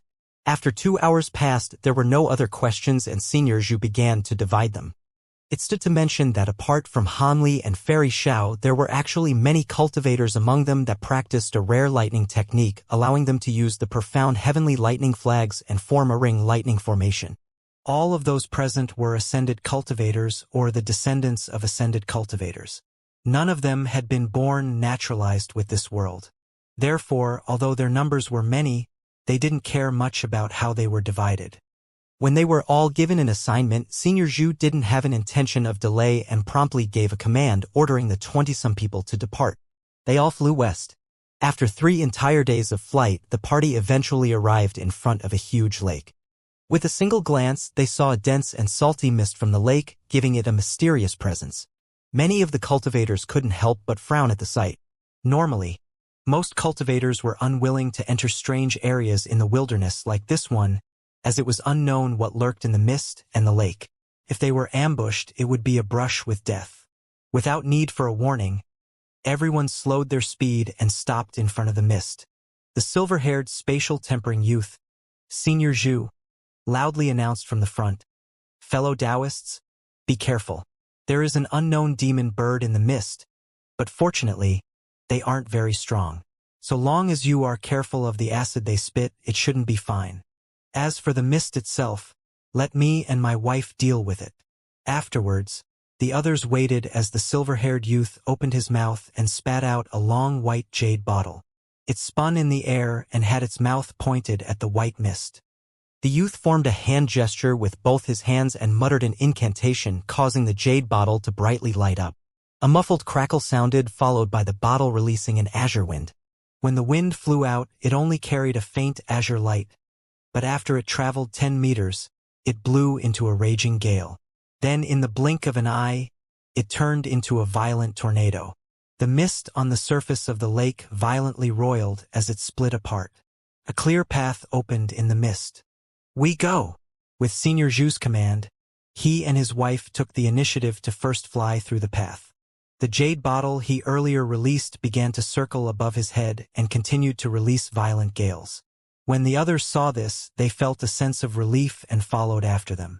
As Senior Zhu had mentioned, after they entered 5 kilometers in, meter-long white birds with flat beaks and dark green claws began to appear from the surrounding mist. The birds were clearly targeting the cultivators. As soon as they emerged from the mist, they opened their mouths and released black ice arrows. With several shouts, the cultivators released their magic treasures, summoning formations of swords or several ancient shields. When the black ice arrows struck, they immediately turned into black smoke. It left dense and numerous holes in the treasures where they struck. The masters of the magic treasure revealed shock when they saw this. One of them immediately shouted, "Quickly kill them. Their acid can corrode our treasures." The others felt their hearts tremble when they heard this and immediately displayed their various techniques. Streaks of swift light and waves of mist moved in the direction of the demon birds. Under the wave of attacks, the demon birds turned into balls of gore and blood, instantly dying in their entirety. When the others saw this, they felt relief. The birds had been truly weak. A quarter hour later, several strange cries sounded from the mist. Suddenly, another flock of white birds flew out from the mist and pelted the cultivators with black ice arrows. Startled, the cultivators flusteredly released their treasures and blocked the attacks before exterminating the birds once more. When the last of the birds turned into a bloody pulp, many bird silhouettes began to appear from the mist. The cultivators became restless when they saw this, and many of them wore expressions of unease. Hanli frowned and he swept his spiritual sense through the mist. Bird cries began to sound out from the mist surrounding them from every direction, including from above and below them. There were too many to keep track of. Although Hanli had encountered many dangers, even this caused him to feel a chill on his back. Senior Zhu's calm voice sounded from the front, "Everyone, don't be scared. These birds are only launching probing attacks on us. When they see that a dozen waves of their attacks are ineffective, they will scatter." When the others heard this, they began to activate their treasures and slaughtered any of the white birds that came to attack them. 13 waves of the birds attacked them in succession. Eventually, long sharp cries sounded from the flocking birds and they scattered, withdrawing from the mist around them. When the cultivators saw this, they felt relief and seized the opportunity to head forward. Half a day later, the mist cleared around them. Their surroundings lit up and they saw a huge mountain at the center of the lake. It was overwhelmingly large and seemed to reach out from the bottom of the lake. The portion of the mountain they could see was filled with green stone. Apart from the moss that grew on top of them, there were no other plants. After the group came to a stop, Senior Zhu clicked his tongue and said, "It is here. Hehe. We have to thank Fairy Ying and her comrades in finding this place." The veiled woman chuckled and said, "We found this mountain unintentionally as we were pursuing a beast. This was only a fortunate encounter." Senior Zhu laughed and spoke with excited eyes. In truth, if one isn't lucky, it would be difficult to find this secret land. Nevertheless, we came across a group of true toads. If it were on the outside, it would have been likely found by others. Let us start. The other cultivators nodded with a smile. The true toad nest is located in a natural underground cave at the bottom of the mountain. We'll act as we originally planned. We'll first attract the black blood ants and kill them. Everyone be careful. Although the ants are a grade 8 demon beast, they are innately capable of breaking our defensive shields and light. Furthermore, they are incredibly venomous. If they bite us, immediately swallow an antidote or your life will be forfeit. Alright, everyone prepare yourselves.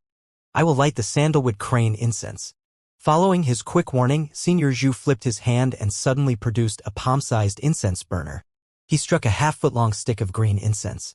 He flung the incense burner up where it slowly revolved in midair. Senior Zhu raised his hand and flicked his finger, igniting the incense with a flash of red light. The green incense stick then released a trail of azure stroke. When Han Li looked at the incense burner, an odd expression appeared on his face. The sandalwood crane incense looked unremarkable, and it didn't have much of a scent either.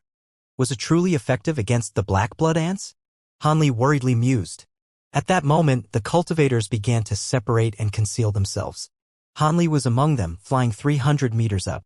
Just as he was about to cast a technique, a white streak flickered and a slender silhouette appeared by his side. Han Li was stunned and looked at the silhouette. She was the dainty woman, Fairy Xiao. The woman was also surprised Han Li chose the same location.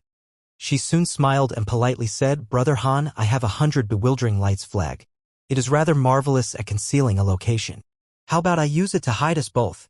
"Hee, in that case, I'll have to trouble you," Han Li courteously replied. "It is only a slight effort. Brother Han is being too formal." She faintly smiled and raised her hand, producing a small snow-white flag. It then spun a circle above them. The woman struck the flag with a spell seal and it blurred, suddenly producing a white mist.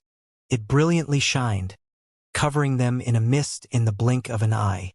A moment later, the mist vanished alongside Han Li and Lady Xiao. Han Li stood in his original location and raised his hand. Even with his bright sight spirit eyes, he still wasn't able to see it. With a tone of surprise, Han Li praised, "Your treasure is truly marvelous. It is much more powerful than ordinary concealment treasures." Fellow Taoist Han must be joking. This 100 bewildering lights flag may be truly powerful in invisibility, but it isn't capable of concealment from spiritual sense. It is only useful against creatures with weak spiritual sense like these insect beasts. To his surprise, Han Li swept his spiritual sense past the woman and immediately verified her words to be true. He lamented, feeling it was a pity.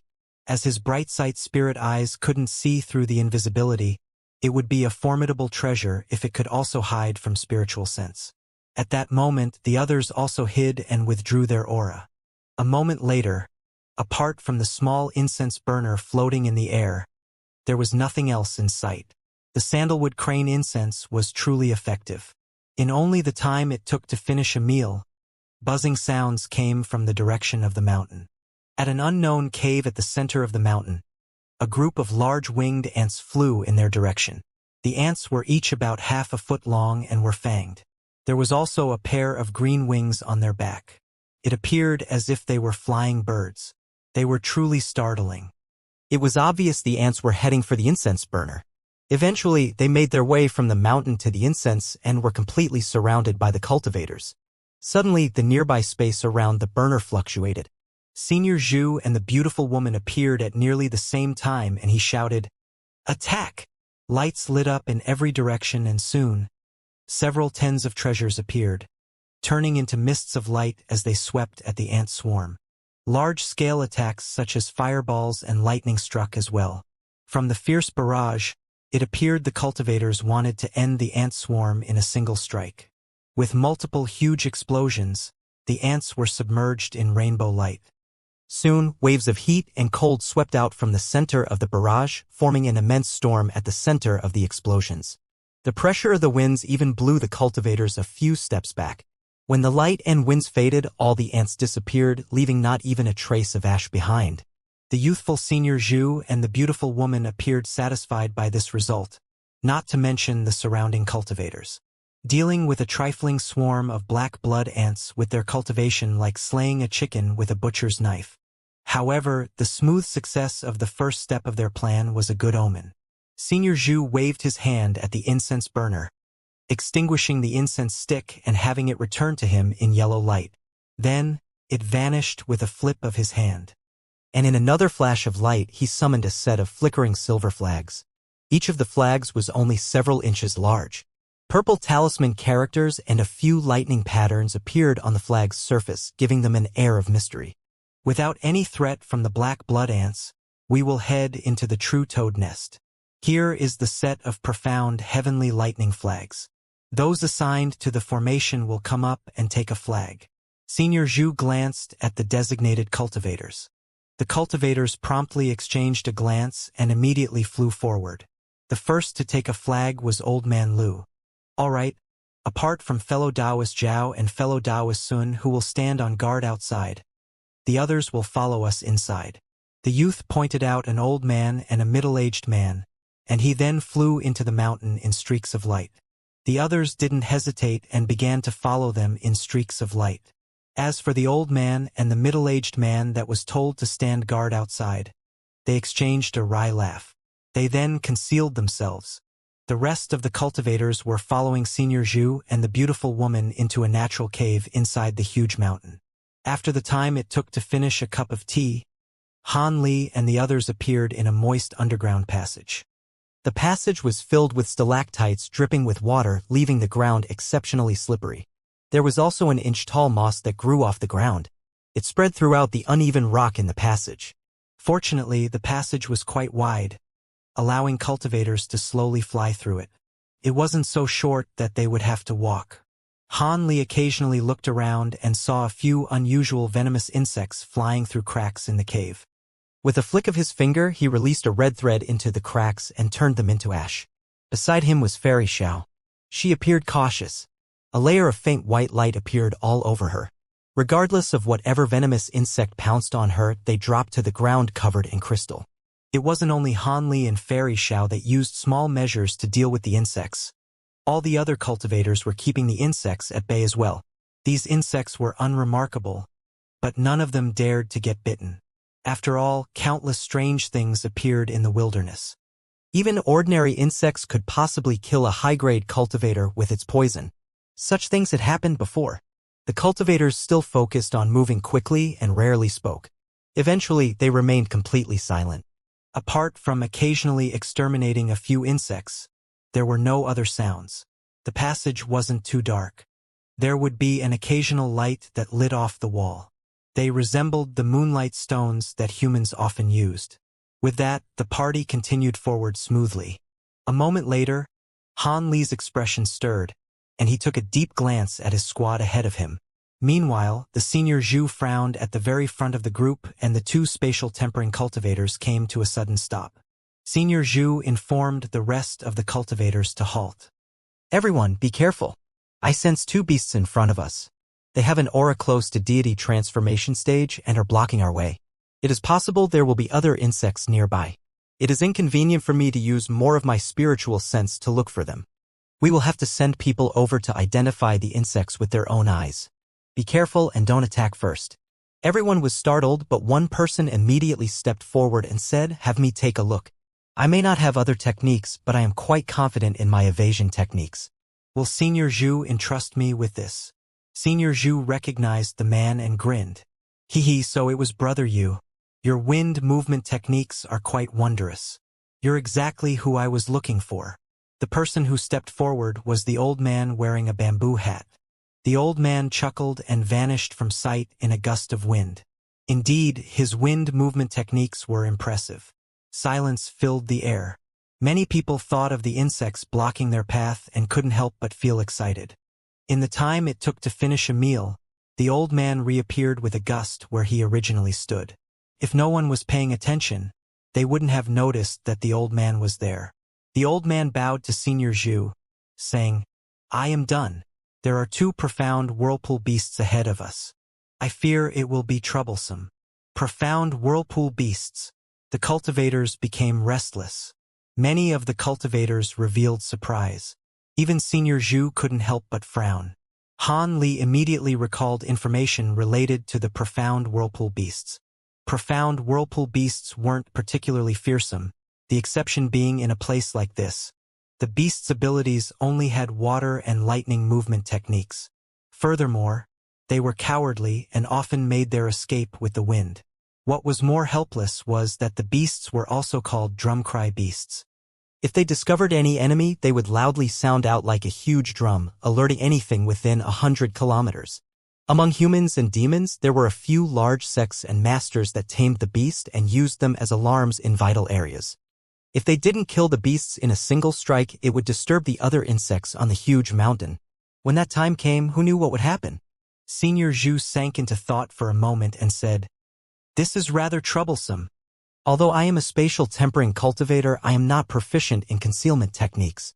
Profound whirlpool beasts have a powerful spiritual sense and sense of smell. However, my wife is quite skilled in movement techniques, but she'll only be able to catch one of them. We'll need another fellow Taoist to dispatch the other one." His sights turned to Old Man Yu. "I won't be any good. My wind techniques will allow me to approach them unnoticed, but against their rough flesh, I wouldn't be able to kill them in a single strike." The old man shook his head. Senior Zhu wryly smiled and turned to look at the other late deity transformation cultivators. The others also frowned as they weren't entirely confident. As it was related to the success of their mission, they didn't dare to accept the task unless they were entirely confident. It was quite difficult to have the speed and strength necessary. Senior Zhu's expression turned sullen. Having planned this for several years, would their success be hindered by two mere insects? Could we not use earth movement techniques through the mountain to go around them? One cultivator said doubtfully. If we could do that, why would we go through all this trouble? The mountain is made of a huge vein of spirit magnets. It would forcefully restrain your spiritual power and absorb it if you were to fly through it. It won't be a problem if you don't attempt to phase through the mountain. A vein of spirit magnets. Everyone felt a chill when they heard this. The person that asked this wore a particularly unsightly expression. For a time, no one dared to speak. A voice then lazily sounded from the ground. "Senior Zhu, if I can deal with the other beast, would I receive an additional share of the true toad blood?" The one who spoke was Han Li at the rear of the group. The dainty woman at his side was astonished. Senior Zhu looked at Han Li with surprise and hesitantly said, "Oh, could it be that fellow Taoist Han is confident? If that is the case, the share of true toad blood is yours." But if it fails, it was clear he only viewed Han Li as a mid-deity transformation cultivator. "Hee, Senior, don't worry. If I fail, I will take responsibility." Han Li smiled. Senior Zhu resolved himself and nodded. "You truly are confident. Good, I will let you deal with the other insect beast." Whispers began to sound from the other cultivators and they examined Han Li with various expressions. A few of them wore faces of doubt. Senior Zhu then turned to the old man with a bamboo hat and said, "But for the sake of carefulness, fellow Taoist, you will follow fellow Taoist Han and assist him." "Yes, leave it to me." The old man readily agreed. Following that, Senior Zhu curled his lip and sent a few voice transmissions to his wife. The woman then formed an incantation gesture and glowed with red light before disappearing from sight. Han Li took out a purple talisman and slapped it on his body. Suddenly, silver talisman characters roiled over him and he vanished. Old Man Yu also turned into wind. With the old man leading the way, Han Li and the beautiful woman flew forward for a time before arriving at their objective. They arrived at an expansive and wide area. There were two white fat insects lying on the ground. They were eating moss. The two fat insects were 6 meters long and their flesh was a glossy white as if they were huge larvae. A small head grew from one of the ends. Not only did it have 6 small red eyes, but it revealed a mouthful of strangely large pointed teeth as it chewed on the moss. Han Li was concealed to the point where even a spatial tempering cultivator couldn't detect him. Naturally, he did not worry that 2 trifling deity transformation stage insects would discover him. He boldly floated above one of the insect beasts and swept his gaze around him. With his bright sight spirit eyes, he saw the other profound whirlpool beast as well as a faint red silhouette standing there. It was the beautiful woman using an evasion technique. 10 meters behind here, There was a vague azure light drifting in the air. It was Old Man Yu that was concealing himself with the power of the wind. The two were looking around bewildered, unable to sense Han Li's presence. Han Li didn't mind and sent them a few silent voice transmissions to notify them of his position. The two wore a trace of astonishment. The old man then flickered to Han Li's side, not daring to approach 30 meters of the insect beast. From the distance he kept, it was clear he wasn't confident he could keep himself hidden. However, the beautiful woman was a spatial tempering cultivator. She withdrew her astonishment and arrived less than 20 meters away from the beast she targeted. For a time, the three cultivators stood completely still. The only sound they could hear was the sound of the insects munching on the moss. A cold glint flashed from Han Li's eyes and his palm lit up with faint black light. He reached out from the insect beast below him. Gray mist shot out from his fingers, summoning a small black mountain from within it. It dropped down as soon as it appeared. The insect underneath it was an alarm and its body stirred. In the blink of an eye, it turned into a huge ball of flesh and its body glowed with blue and white light. But it was already too late. At such a close distance, the insect was swept into the gray light in a flash. The profound whirlpool beast continued to flicker with azure and white light, but the gray light restrained it completely. Seeing that things were far from good, the beast began to violently tremble as formless waves began to surface from its flesh. They were about to scatter in every direction. Han Li smirked and closed his stretched black fingers. Suddenly, the gray light expanded and rustled several times.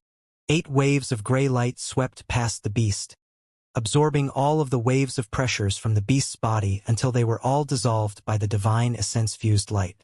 The profound whirlpool beast twisted and was about to use more of its abilities when a black shadow appeared above its head. A huge explosion followed. The small mountain surged to 30 meters in height as it smashed the immobile creature. However, the creature deserved its reputation of hardy flesh. Even under the huge pressure of the mountain, the insect beast hadn't turned to mush. The insect only continued its squirming as it attempted to break free. But at that moment, Han Li's sleeve trembled and a ball of silver flames shot out. A muffled thud sounded and the insect immediately turned to ash. The heavenly spirit devouring flames weren't something that a simple insect beast could withstand. Han Li exterminated the beast only in the span of a single breath. With that all done, he turned to look behind him. Old Man Yu was standing 10 meters away with a trace of astonishment on his face. The manner in which Han Li easily slew the profound whirlpool beast left him, a late deity transformation cultivator, in shock. Han Li gave him a faint smile and turned to look at the beautiful woman. The other insect beast had been cleanly sliced in two. The beautiful woman was floating above the insect beast's corpse. There was a half-foot-long fire-red sword suspended in front of her. She looked at Han Li with a trace of surprise. Han Li bowed to the beautiful woman and then turned to the old man. "Brother Yu, these 2 insect beasts have been dealt with. Let's report this to Senior Zhu." "Of course." "Brother Han, Senior Qin, please wait a moment," Old Man Yu replied with a clear smile. He then shook his sleeve and released a sound transmission talisman from the way they came. A short moment later, the others rushed over. When the youthful Senior Zhu saw this and heard what happened from Old Man Yu, he wore a satisfied expression.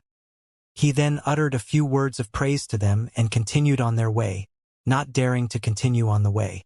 While they traveled, Han Li returned to the very back of the group. This time, the other cultivators looked at him differently.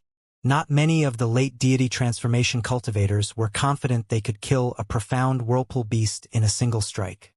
The veiled fairy Ying and the dainty lady Xiao couldn't help but take many examining glances in his direction.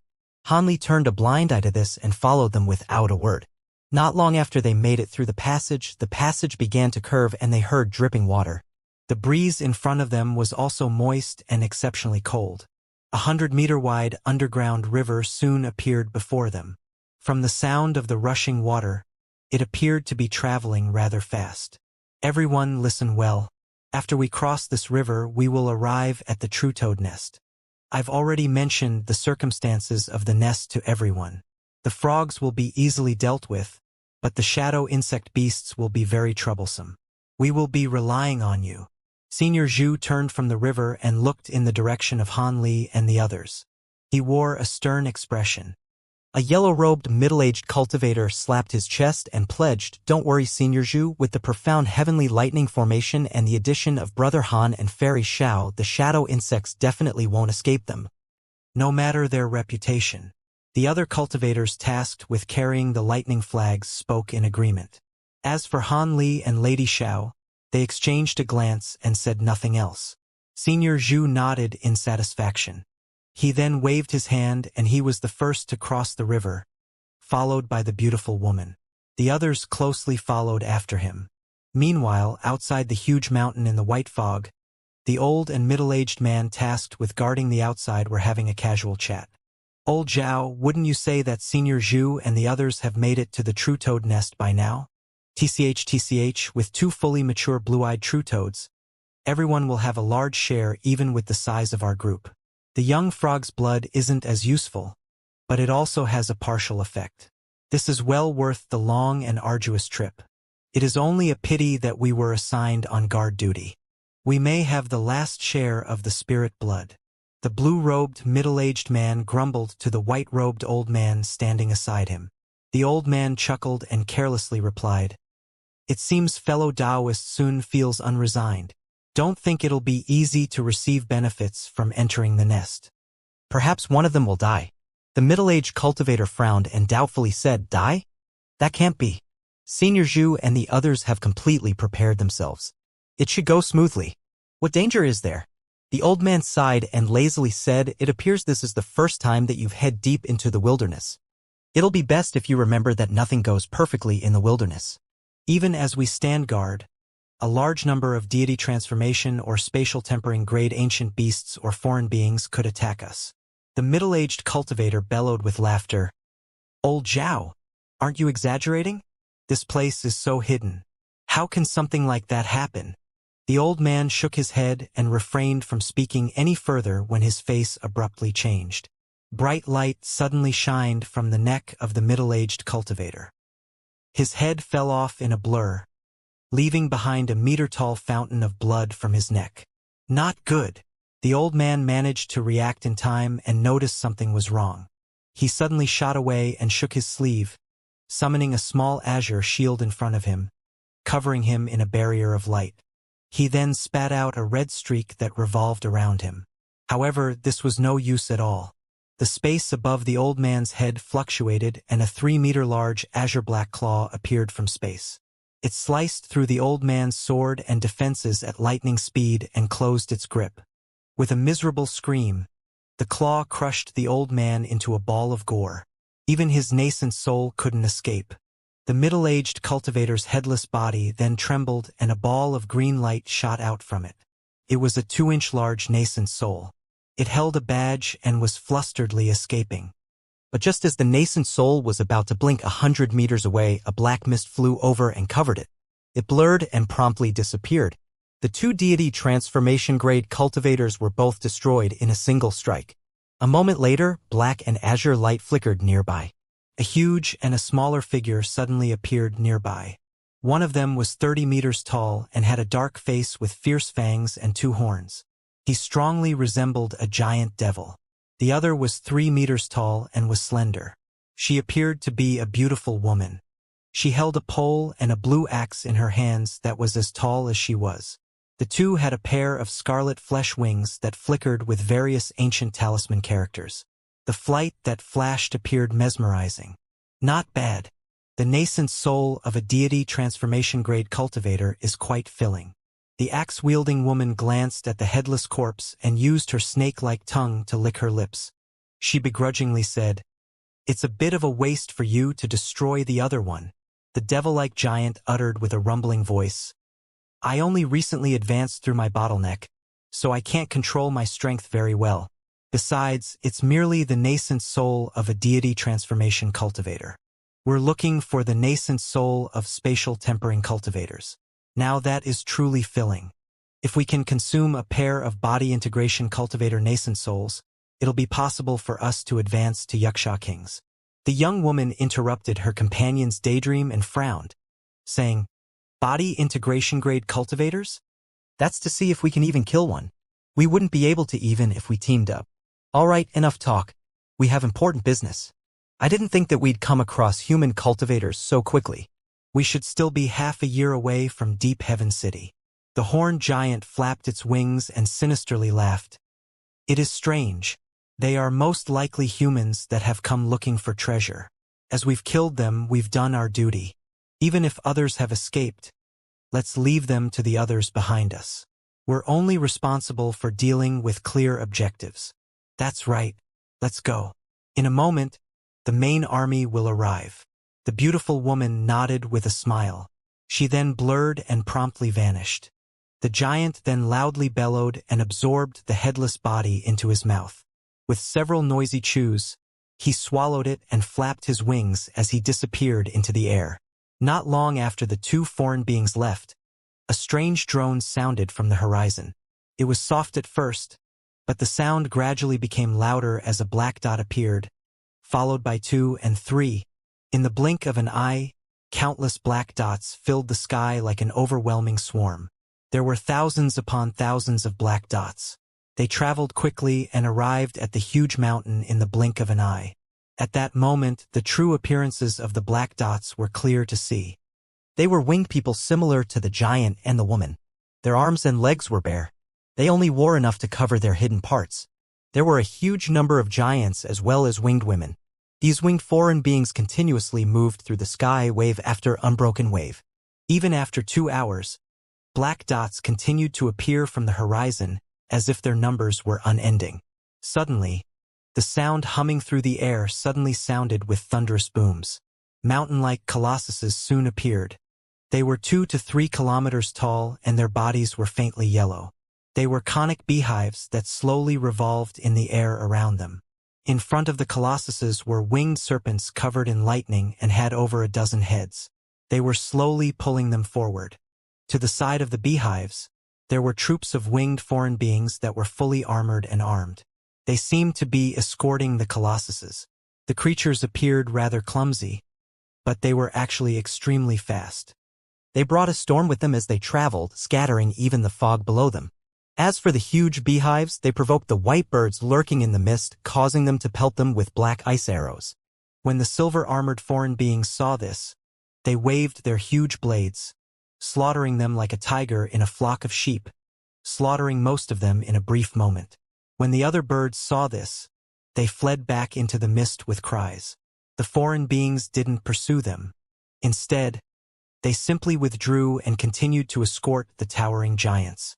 These huge beehives began to appear alone from the horizon, but they became rather large in size. It seemed each one housed a large number of winged foreign beings.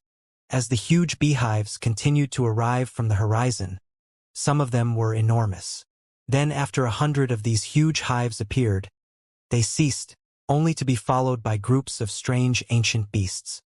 There were those with 3 heads and 2 wings, or a dragon's head and a bird's tail, with bodies exceeding 300 meters in size, some that were only a meter long, or even those with several winged beings controlling them. Some of them appeared quite majestic, and there were untold different species of them. As these ancient beasts flew over, shuttles of black light appeared from the horizon. They were 100 meters long and were quite pointed. There were many of these long shuttles, only about 1,000, but their speed was quite. In a blur, they arrived from one end of the horizon to another. As such, a moment later, there were no more shuttles. The sky then turned clear. But not long after, light flashed and another group of black dots appeared. If any humans saw the appearance of these beings, they would feel their blood run cold. These strange winged beings appeared mostly human like those preceding them, with ugly males and beautiful females. However, in each of the groups, there were several huge foreign beings that were far larger than the others, being 100 meters tall. They were clad in gold or silver armor with ancient talisman inscriptions on their bodies. There were even various sharp bone horns producing their faces in a fiendish manner as if they were demons. A group of these foreign beings flew far slower than the others. Furthermore, whenever these beings drew near, a few of them would immediately dive down and scatter around. Many of them dived into space as well. As for the 2 giants beings in the group, they simply floated motionlessly with stiff expressions. Floating between the 2 giants, there was a winged being with a fiendish appearance with folded arms. Not only was this person's wings several times larger than others of his kind, but his eyes were also faintly gold and his flesh was crimson red.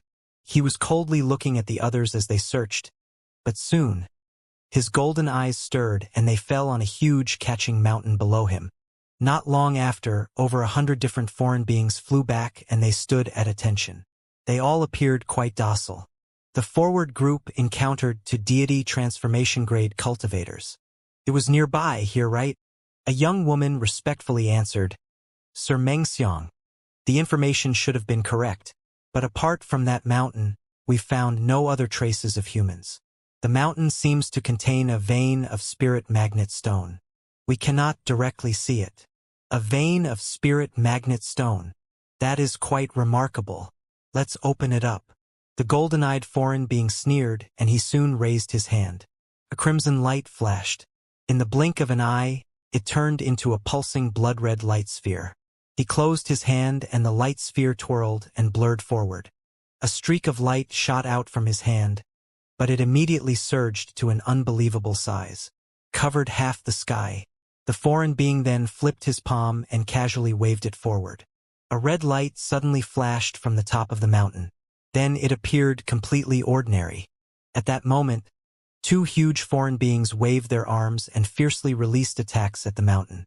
A huge force seemed to appear where the huge line appeared and a chain of attacks struck in a combined wave.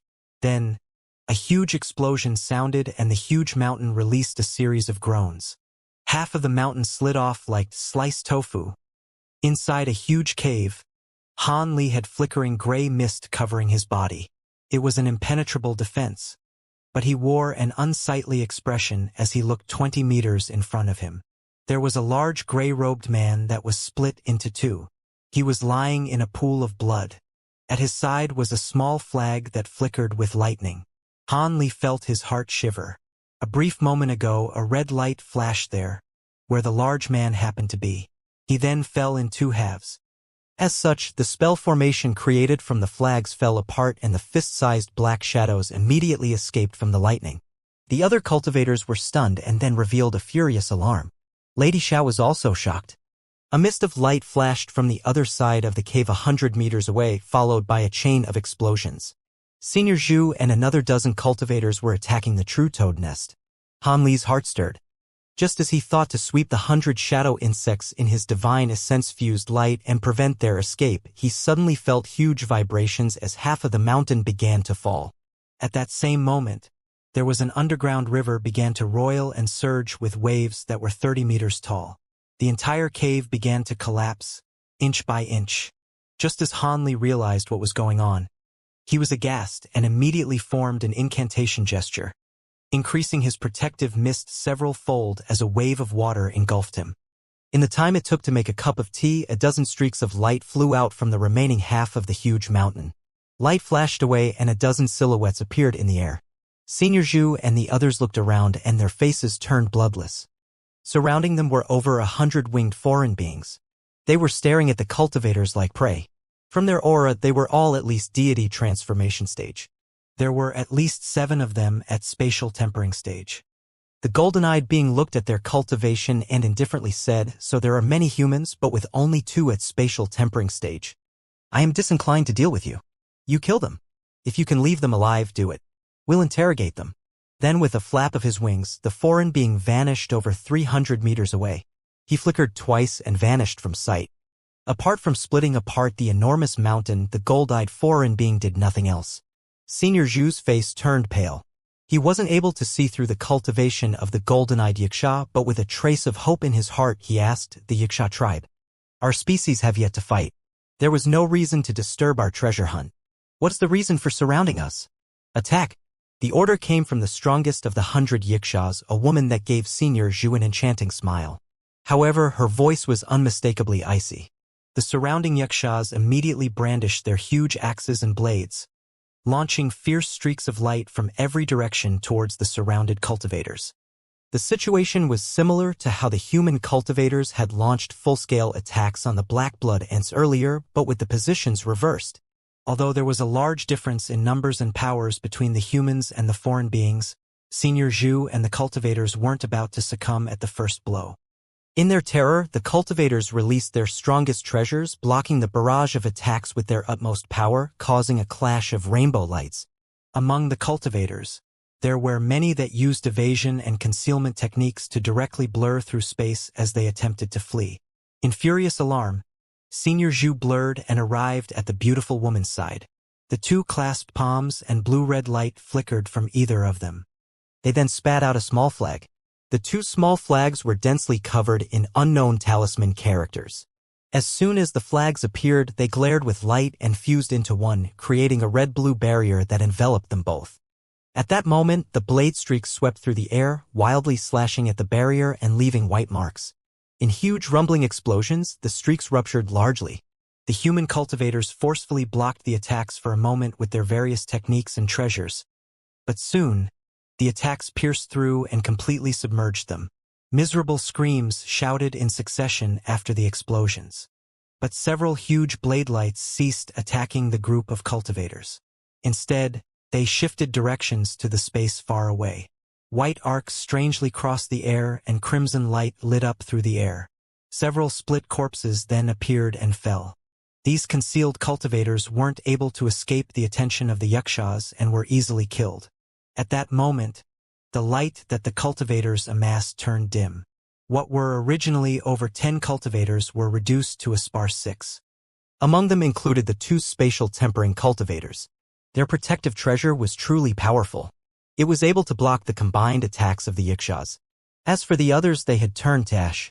Regardless of whether it was the spatial tempering cultivator's huge flag or the other cultivator's several treasures, their light had turned dim with small cracks appearing on several of them. It was clear these treasures were damaged and couldn't sustain another barrage. But having survived the Yaksha's initial attack, they weren't about to sit still and accept death. Senior Zhu and the beautiful woman pointed at the huge flag in front of them. It spun as it turned back into two and brightly glowed. It released huge trembles before rupturing simultaneously. A red and a blue wind appeared and soared to the sky in the blink of an eye. Senior Zhu and the beautiful woman blurred, turning into two streaks of light as they fused with the two gales that appeared. Afterwards, they activated their techniques, turning the two gales into a kilometer-tall tornado. Thunder rang through the air as it overbearingly charged through the sky. When the Yakshas blocking their way saw the frightening power of the storm, they were thrown into disarray, even with their violent, cruel nature. The remaining humans were delighted when they saw this, and they took advantage of this opportunity to chase after the storm. The other cultivators clearly understood that unless they took this last lifeline, their lives would be forfeit. Wherever the blue-red tornado brushed past, the nearby space would become blurred and twisted, a clear sign of its might. When the storm charged towards the group of Yakshas, two huge black shadows appeared above the tornado. Before the other cultivators realized what was going on, explosions sounded. Waves of a huge invisible force struck the top of the storm. The tornado trembled and was forcefully blocked in its original location. Originally, there were a couple of 200-meter-tall Yakshas that had remained suspended in the air. They had blurred and strangely appeared at both sides of the tornado. Their building-sized fists smashed down with immense force and blocked the tornado in its path. Senior Zhu and the beautiful woman were greatly alarmed. Without another thought, they immediately utilized the entirety of this magic power. The blue-red tornado trembled and increased by nearly half its size in an attempt to force their way through. However, the two giant Yakshas were like mountains. Red light flashed through both their eyes as their arms blurred and bodies blurred. Countless afterimages blurred at the giant fists pummeled either side of the tornado. In a short moment, the tornado was thoroughly suppressed by the barrage of attacks. When the nearby cultivators saw this, they were aghast and scattered, fleeing in every direction. At that moment, the sound of splitting air sounded from the air around them as countless blade streaks whistled. The 100 Yakshas surrounding the cultivators released their second wave of attacks. Not only did the remaining cultivators wear expressions of terror, but Senior Zhu and the beautiful woman had bloodlessly pale complexions. A huge world-shaking eruption sounded, filling up the entire area. Deep underground, Hanli was wrapped in flickering gray light as he quickly fled. Strangely enough, there was silver-gray light that lit up his surroundings and continuously rubbed against his protective light, creating sparks of friction. Hanli wore an extremely grave expression. Although he didn't emerge from the ground like the other cultivators, he had recently heard a huge explosion from above ground. Even as deep under as he was, he still sensed the vibrations. Its fearsome power was clear to see. Could it be that the other cultivators were completely exterminated? Hanli felt his heart tremble. When the underground cave had collapsed entirely along with the mountain, the cultivators were in the middle of the spirit magnet vein and didn't dare to flee through the earth. They could only rise to the ground. But Hanli, with his divine essence-fused light, he was able to restrain the 5 elements and many of the world's magnetic restrictions. As such, he took the risk of fleeing underground. In addition, when the mountain collapsed, his immense spiritual sense also detected very powerful foreign beings above them, and he didn't dare to delay. He immediately covered himself in the essence-fused light and he dived underground. But after a short moment underground, the injured blue-eyed true toads emerged from their underground cave, right towards Hanli. With such a fortunate matter knocking on his door, he didn't allow them to pass him by. With no regard for his magic power, he released many of his abilities and exterminated the true toads. He then recovered their bodies and head on his way. As for the 1,000 heart flowers that Senior Zhu was looking for, he didn't have the time to look for them. The spirit magnet vein was far more fearsome than Hanli anticipated, but his divine essence-fused light was nothing to scoff at either. By using the power of the divine essence-fused mountain, he was able to forcefully protect himself and block the huge attractive force deep in the mountain. Although the foreign tribes were powerful, they wouldn't dare to chase him into the earth as they would be in range of the spirit magnet vein. After some thought, Hanli felt relieved. It was a pity that he couldn't use his spiritual sense to scout for him as the spirit magnet vein blocked it, or else he would feel even more assured.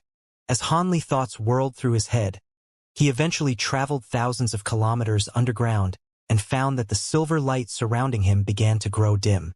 The silver light eventually disappeared and Hanli's expression stirred. Feeling more at ease, he swept his spiritual sense above ground. There was an unfamiliar valley above him surrounded by 3 mountains and had only one entrance. It was dense with foliage and didn't have anything out of the ordinary. He could sense the aura of foreign beings of huge ancient beasts. Hanli repeatedly swept his spiritual sense several times before finally feeling at ease. He then tunneled up in an azure streak. When his surroundings lit up, he withdrew his flight light and floated 100 meters in the air. When Hanli swept his gaze around and his sights focused on a nearby area, he felt a cold chill shake his body and hold him in place. Above a huge tree 300 meters away, there were 2 tall devilish yakshas. They stood there looking in different directions. The 2 yakshas had a pair of huge wings and they were over 30 meters tall. When they glanced at Hanli, they appeared greatly surprised. But what left Hanli dumbstruck wasn't that he saw the 2 yakshas, but that he wasn't able to sense their aura in the slightest. When his spiritual sense swept past them, he hadn't detected them in the slightest. It was as if nothing was there. Hanli clearly realized what this meant. The 2 yakshas possessed cultivation far beyond his own.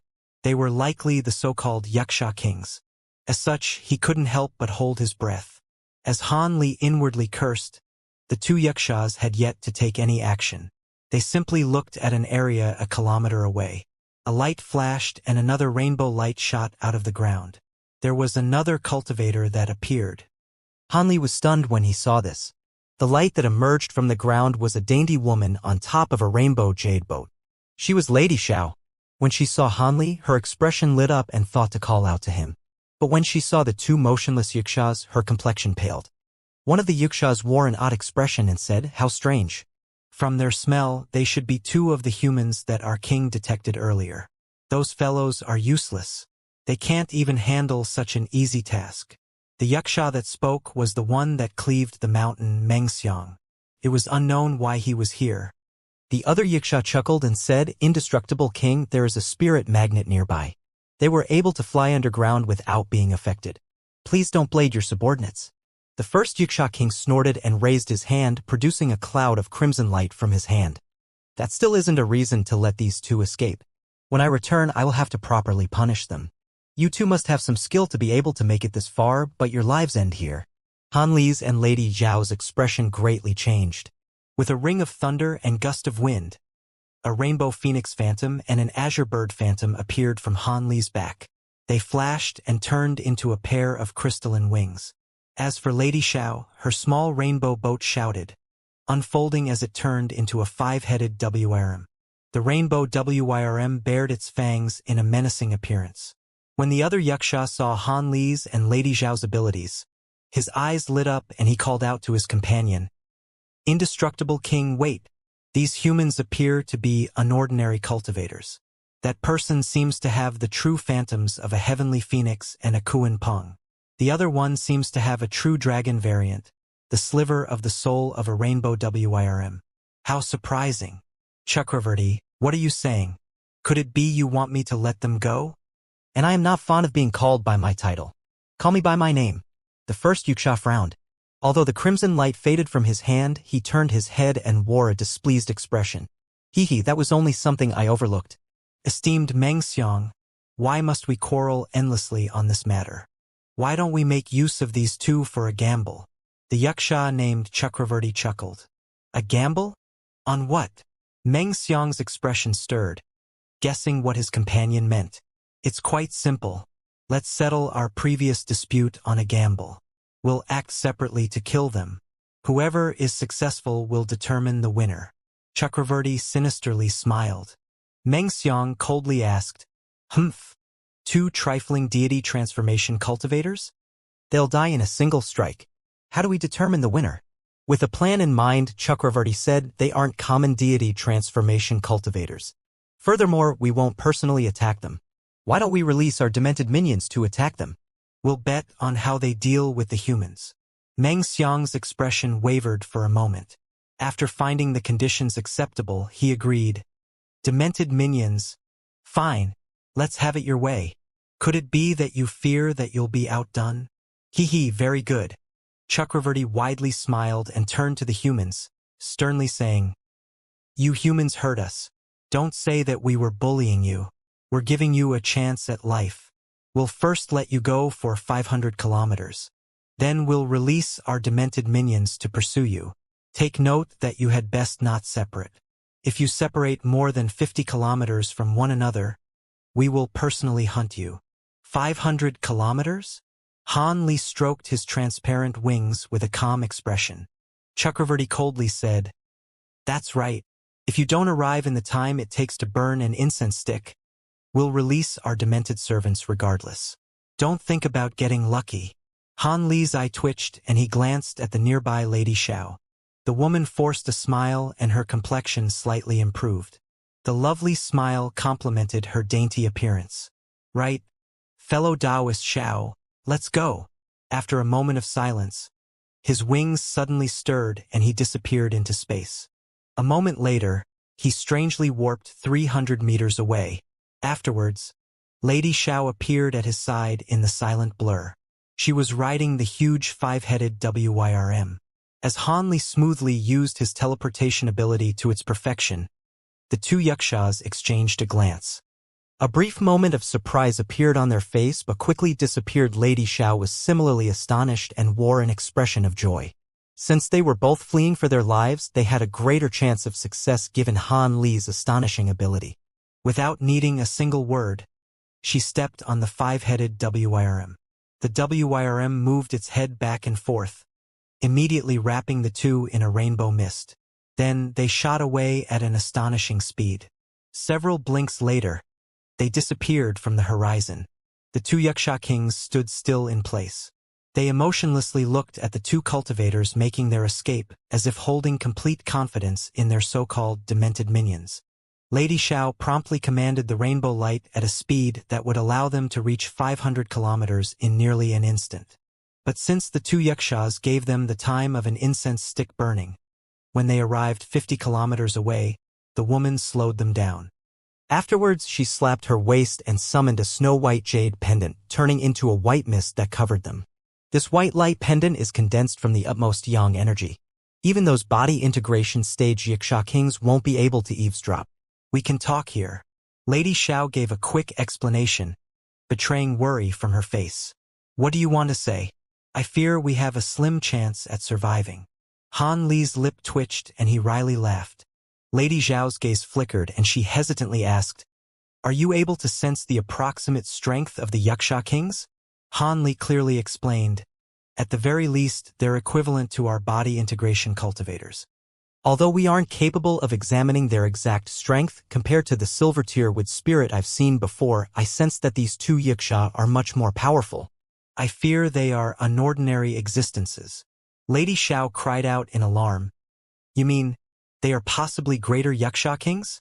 Even if it isn't the case, I fear they are absolutely close to it.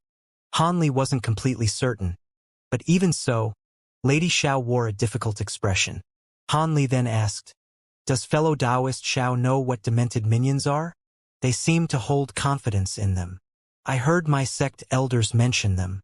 They are half-ghost, half-demon beings that are nurtured by Yuxias once they become a king-tier existence. Normally, the Yuxia kings feed them their own blood essence, giving them a portion of the Yuxia king's true strength. Furthermore, their breeds differ as well. They have anywhere from 1/10 to 1/3 of a Yuxia king's abilities. They are incredibly fearsome. That is why if they are greater Yuxia kings, I fear we don't stand a chance. Lady Xiao gritted her teeth. Han Li's expression wavered when he heard this. Lady Xiao quietly said, As the matter stands, we'd best quickly give an explanation of our abilities to each other and join together to deal with the enemy. What? Could Lady Xiao plan on staking it all against these demented minions? Han Li asked with a frown. Lady Xiao paused. If we can't repel them, how will we escape? Han Li took a deep breath and gloomily answered, Didn't fellow Taoist hear what the Yuxia kings said? If the demented minions pursue us, it would be better than if we defeat their minions and force them to personally attack. They didn't promise us anything. They are only making a gamble with our lives. When she heard this, her expression changed. She clearly hadn't thought about it. Then what do you have planned? Lady Xiao looked at Han Li with bright eyes and asked with a serious tone. Han Li curled his lips and sullenly said, I have nothing. I only plan on taking it a step at a time. If the demented minions are as fearsome as you say, we won't be able to deal with them. Even if we can't fight them, we can still escape. Still, how will we escape the attention of the two Yuxia kings? Unless our cultivation suddenly surged countless times to the point of entering body integration, it wouldn't be possible. Perhaps if we immediately use a nearby teleportation formation and use it to travel myriad kilometers away, we'd be able to escape them. When she heard Han Li, an odd expression appeared on her face. Han Li sighed and muttered, However, we should use your suggestion and exchange details of our abilities. Whether we choose to fight them or not, we'll stand a better chance at surviving either way. Lady Xiao could only give a wry smile, and soon after, she began to introduce her own abilities and treasures. After the time it took to finish a cup of tea, the two of them reached the 500-meter mark despite their slow speed. At that moment, a large distance away, two wolf-like howls shook the sky. Within the five-colored light, the woman with the Xiao surname was discussing something with Han Li. Upon hearing this peculiar howl, her expression immediately tensed up as she made a hand seal. The five-colored light around them immediately intensified in brightness before disappearing on the spot along with her and Han Li. The speed at which they had been flying had been multiplied by twofold to threefold. Han Li stood silently on the spot, sensing something with his eyes narrowed, allowing the woman to guide them forward. Even though they were flying much faster than before, the howls erupting from behind them had become a lot clearer after traveling for several hundred kilometers. Han Li said in an indifferent voice, Those two things are less than 150 kilometers away from us, and their speed outstrips ours, so we'll have to face them sooner or later. It's best to fight them as far away from those two Yuxia monarchs as possible. So let me give you a hand. One of the wings on Han Li's back suddenly flashed as he spoke, and the projection of a massive azure bird abruptly flew forth from it before disappearing into the five-colored light around them. The entire ball of light shuddered violently before they sped up by around twofold once again, transforming into a faint blur that flashed through the air. Thank you, Brother Han. The woman was elated by development. Han Li shook his head in response and said, This type of technique is very energy-consuming, so I won't be able to maintain it for too long. Also, we can't get too far away. Otherwise, those two Yuxia monarchs are most likely going to step in. Of course. You should conserve more of your energy for our upcoming battle. The woman replied with a nod. Han Li gave a wry smile upon hearing this and didn't say anything further. In all honesty, regardless of how powerful those demented minions were, if he were to risk sustaining damage to his spiritual sense by releasing several hundred gold-devouring beetles at once, it'd be no issue for him to force one into retreat or even destroy it. However, there were two of them, and there were also two Yiksha monarchs that were constantly monitoring this situation, so he didn't dare to adopt such a reckless course of action. With Han Li's assistance, the two demented minions behind them were unable to close the gap any further despite their fearsome speed. Thus, they traveled for over several thousand kilometers further in the blink of an eye. Han Li withdrew the azure bird projection when he estimated that the time was right, and he stopped in midair along with his female companion. The two of them hovered in the air, looking on into the distance with unblinking eyes. All of a sudden, fierce flames erupted in the distance. Two crimson clouds that were several tens of feet in size came hurtling toward the two of them like lightning amid thunderous roars. Han Li immediately rubbed his hands together before raising them in unison. Following two loud thunderclaps, two bolts of golden lightning that were as thick as large bowls shot forth directly toward the oncoming crimson clouds. However, the two clouds were seemingly completely insubstantial and extremely agile, evading the arcs of lightning as they continued on toward Han Li, having not been slowed down even in the slightest. Han Li's expression darkened as he quickly made a hand seal, following which the two arcs of golden light changed directions like a pair of spirit snakes, striking the two crimson clouds from an unexpected angle. However, the scenes that unfolded next immediately made Han Li's heart sink. After striking the crimson clouds, the golden arcs of lightning merely disappeared without inflicting any damage. Han Li's expression changed drastically upon seeing this, and the two crimson clouds were soon within 200 feet of Han Li and the woman. In such close proximity, the duo could even catch a whiff of the strong smell of blood and gore emanating from the clouds. Strangely enough, Han Li remained completely stationary as he stood on the spot. In contrast, the woman beside him wore a cold expression as she activated her cultivation arts. Two WRMs that were around 10 feet in length shot forth from the five-colored light before her, chomping down on half of each crimson cloud. The remnants of the crimson clouds also disappeared as a result, and the woman was elated to see this. She was just about to say something to Han Li when the latter's pupils abruptly contracted and he cautioned, "Be careful. These two things are extremely fast. Take care not to be fooled by them." "What?" The woman faltered slightly upon hearing this before hurriedly casting her gaze toward the direction that Han Li had his attention focused on. There, in the air several hundred feet away from them, two crimson monsters that resembled a cross between wolves and apes were situated. In the instant that the crimson clouds had been destroyed, these two creatures were able to flee from within the clouds in advance using their phenomenal speed. Their rapid evasion techniques coupled with the soundless manner in which they moved allowed them to fool the woman, but Han Li was able to immediately see through their ploy using his bright sight spirit eyes. At this moment, these two creatures were standing extremely high up in the air on either side of Han Li's duo. They possessed half-wolf and half-ape bodies with pairs of bat wings on their backs, and their entire bodies were of a vibrant red color. Both of them also had forked tongues like those of snakes, and their red demonic eyes were flashing with a vicious yet cunning light. These were clearly monsters with extremely high levels of intelligence. These were the so-called demented minions. Even though the woman had heard about them before, she was still struck by a bone-chilling sensation upon seeing them in person for the first time. My divine devilbane lightning is ineffective against them, so it looks like they aren't devilish creatures in nature. In that case, yang attribute attacks most likely won't be very useful in this battle. Looks like we'll have to face them in a head-on battle, Han Li analyzed in an indifferent voice before suddenly placing a hand on the back of his own head. Brilliant gray light erupted before abruptly transforming into a gray light barrier that enshrouded his body. At the same time, a small black mountain slowly emerged from within the gray light. The woman adopted a serious expression before chanting something, and the space before her immediately tremored violently once again.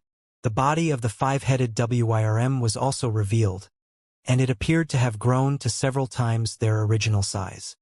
The WIRM was a spirit-like being, and it swayed its heads as it looked up at the demented minions up above, letting loose low snarls in an attempt at intimidation. Right at this moment, one of the demented minions took the initiative and sprang into action. It flapped its vibrant red bat wings, and its entire body shot forth as a crimson blur before disappearing in a flash. Brilliant crimson light erupted, and the demented minion appeared right above Han Li and the woman before pouncing down without any hesitation. The 5 WIRM heads immediately attempted to chomp down on the demented minion in response. However, the demented minion merely swayed, and its body disappeared as if it were evaporating liquid.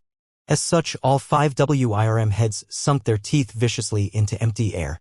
Before it had figured out what had happened, a series of thin crimson lines appeared over its bodies before vanishing in a flash. Immediately thereafter, the 5 WIRM heads along with the massive body they were attached to disintegrated into countless fragments without any premonition. It had been destroyed by the demented minion in what felt like the blink of an eye.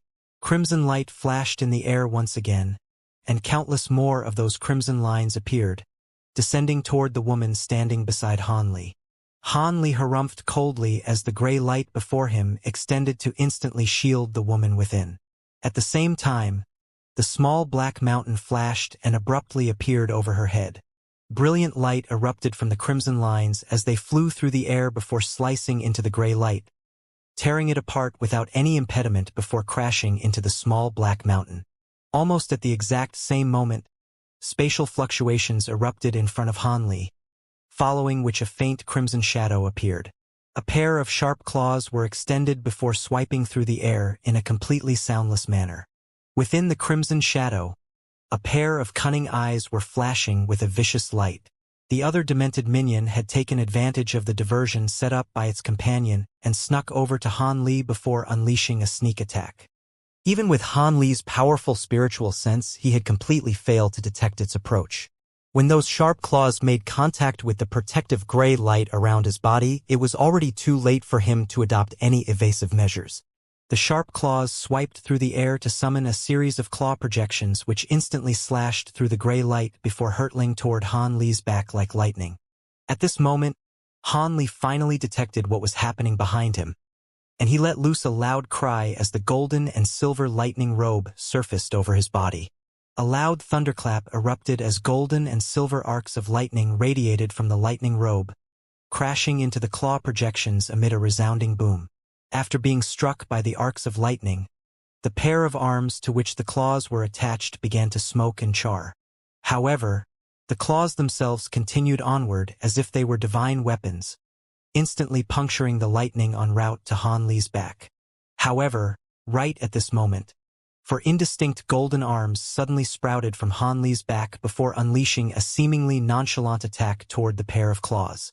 Even though they were set into motion after the claw strikes were unleashed, they somehow managed to seize back the initiative, keeping the sharp claws at bay as they clashed amid a sharp screeching sound of metal grating on metal. Crimson light flashed from the claws, and the 4 golden arms were immediately shattered. However, during this brief moment of respite, Han Li was able to hurtle through the air as a white line. Over 200 feet away, spiritual light flashed as Han Li appeared again, appraising the demented minion that had just attacked him with a dark expression.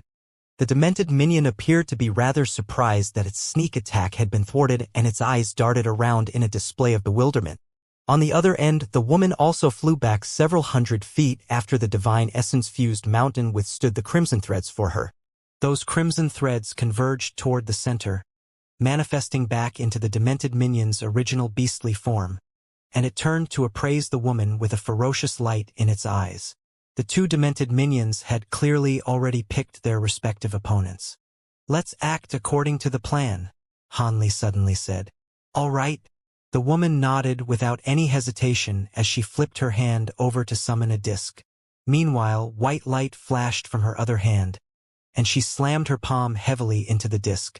A series of spluttering sounds rang out as 36 small flags of different colors appeared over 1,000 feet away in a circular formation with the demented minions at the very center. When those small flags first emerged, they were only around an inch in size each. However, they swelled rapidly at the woman's behest, expanding to over 100 feet in size in the blink of an eye. Each and every flag had runes shimmering on their surfaces and were emanating fearsome spiritual chi. Almost at the exact same moment, Hanli made a hand seal and a series of shimmering golden threads appeared within these flags. These threads then immediately converged toward the demented minion in a rapid and purposeful manner. Hanli and the woman had set up those formation flags well in advance. At this moment, they had chosen to activate it, and it was yet to be seen what effect these formation flags had, but just the Aureate sword formation alone was enough to immediately trap the two demented minions. One of the demented minions faltered upon seeing this before a vicious light flashed through its eyes. Its forelimbs moved in a powerful manner, and it disappeared as a faint crimson shadow attempting to force its way out of the sword formation. It was quite clear that with the demented minion's high level of intelligence, it had quickly realized that staying here for any longer would not be a good idea. However, the Aureate sword formation was not that easy to escape from. Despite the demented minion's rapid movement techniques, several hundred golden threads suddenly appeared in its path before sweeping toward it. Several crimson chunks erupted from empty space before merging back to form the demented minion once again. Before it had another chance to try and escape from the sword formation, golden light flashed around it as countless more golden threads appeared, then converged toward it at an astonishing pace. Golden light flashed, and this demented minion was sliced into countless chunks once again. Following a string of loud thumps, all of the crimson chunks self-detonated to form a cloud of blood mist, which swept toward the edge of the sword formation. Due to the fact that the mist was insubstantial in nature, it was able to completely disregard the countless sword threads around it. At this moment, a cold light flashed through Han Li's eyes as he stood outside the formation.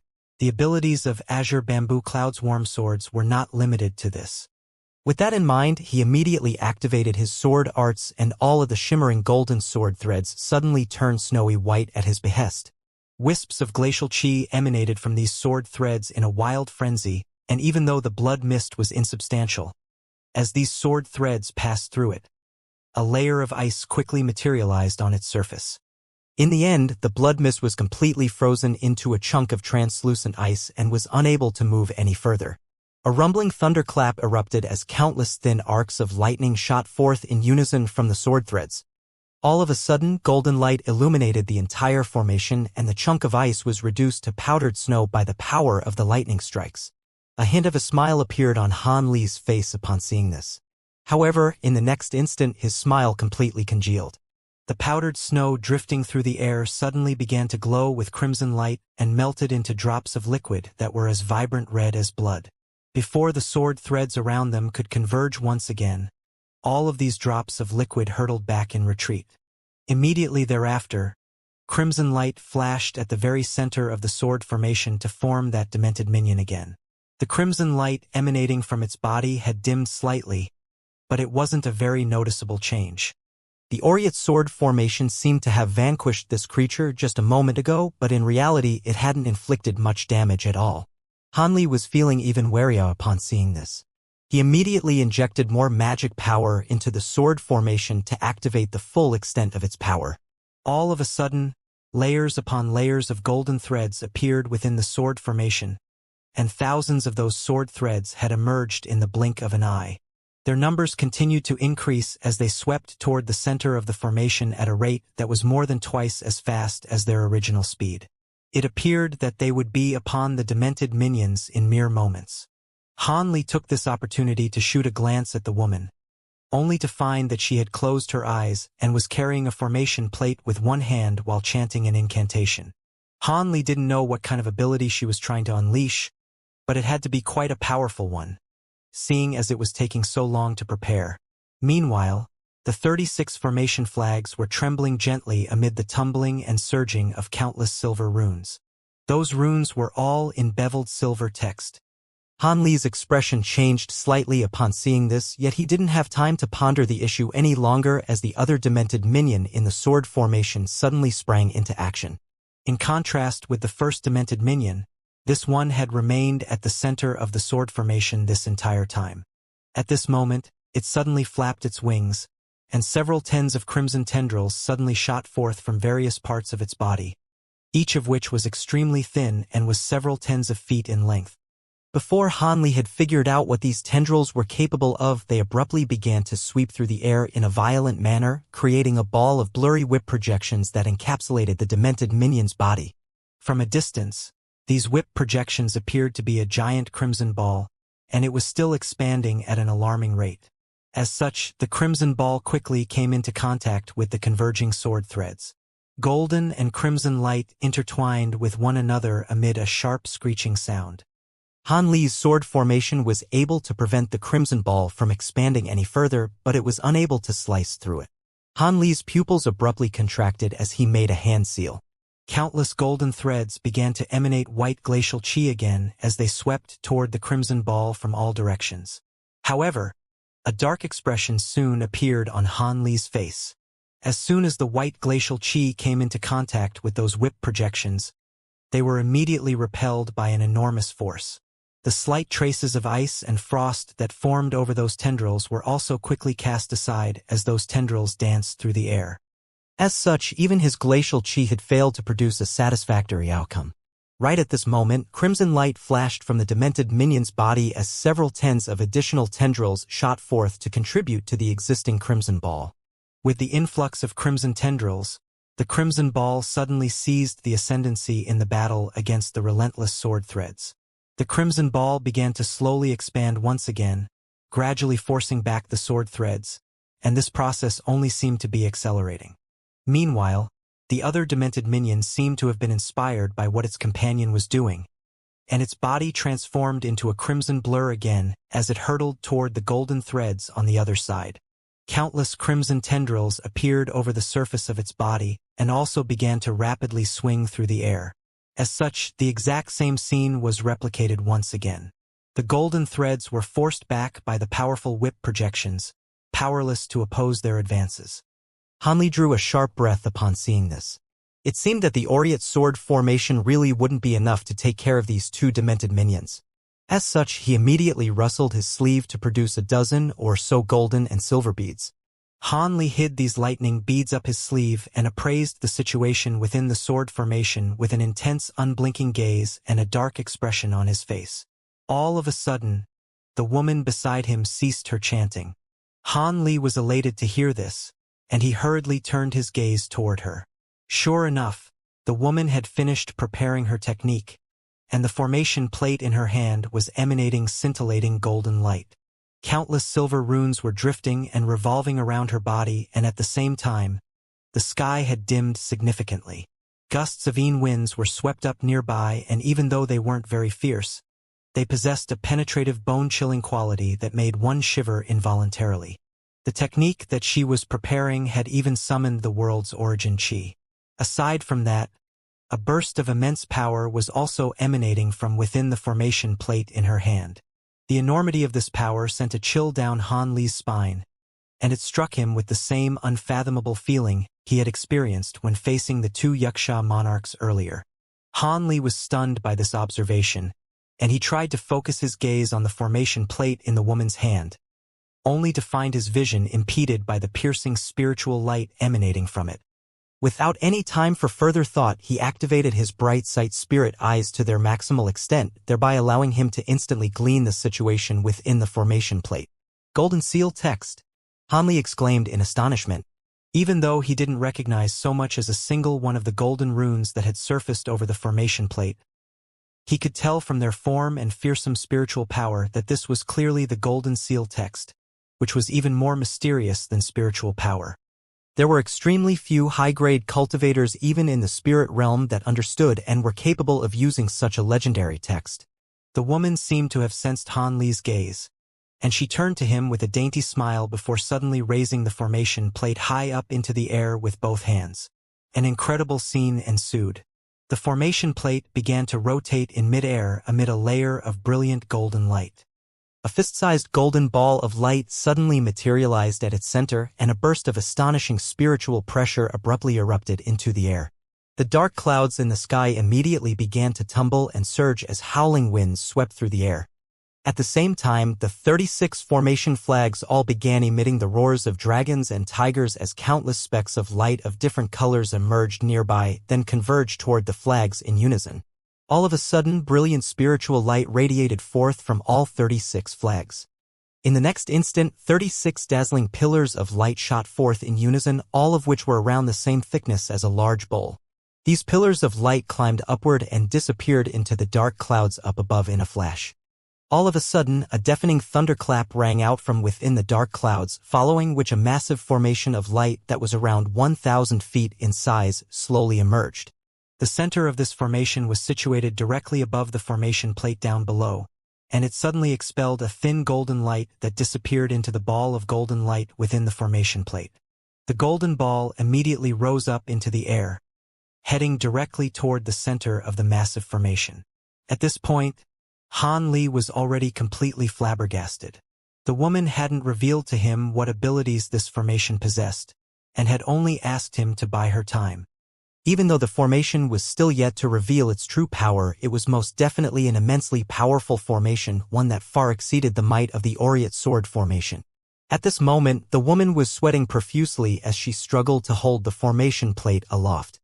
Her face had been drained off all color, and she appeared to be on the verge of collapse.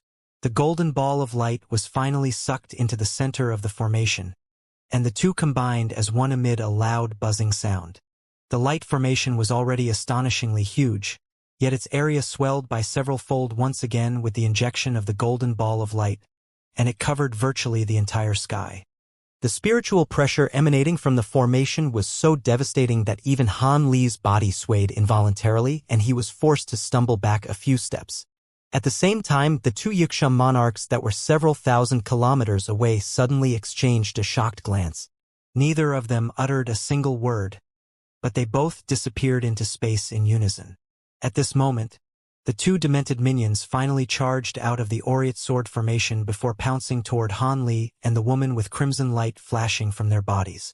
Han Li's heart jolted with shock, and just as he was about to hurl his lightning beads at them, two pillars of white light were suddenly blasted forth from the light formation up above, striking the two demented minions in a flash. The two formidable demented minions abruptly disappeared amid the pillars of white light. That's a teleportation formation. Han Li was immediately able to identify that the two demented minions hadn't been killed. Instead, they'd been teleported to some unknown location as soon as they were struck by the white light. A smug smile appeared on the woman's face, and she was just about to say something to Han Li when her expression suddenly changed drastically. She then hurriedly flew up toward the light formation in the sky as a streak of light. Han Li was rather bewildered upon seeing this, but after quickly assessing the situation, he also followed along after the woman as a streak of azure light. Right at this moment, spatial fluctuations suddenly erupted from two different spots in the air around 1,000 feet away, and two massive humanoid figures emerged out of thin air, just in time to see what Han Li and the woman were doing. The two massive Wuxia monarchs immediately let loose thunderous roars of rage. One of them threw a fist at Han Li and the woman from afar, while crimson light flashed from the hand of its companion, and it sent a vast expanse of light sweeping through the air. The woman had already flown into the center of the massive formation, and the buzzing sound emanating from it suddenly intensified by severalfold. At the same time, violent spatial fluctuations appeared around it.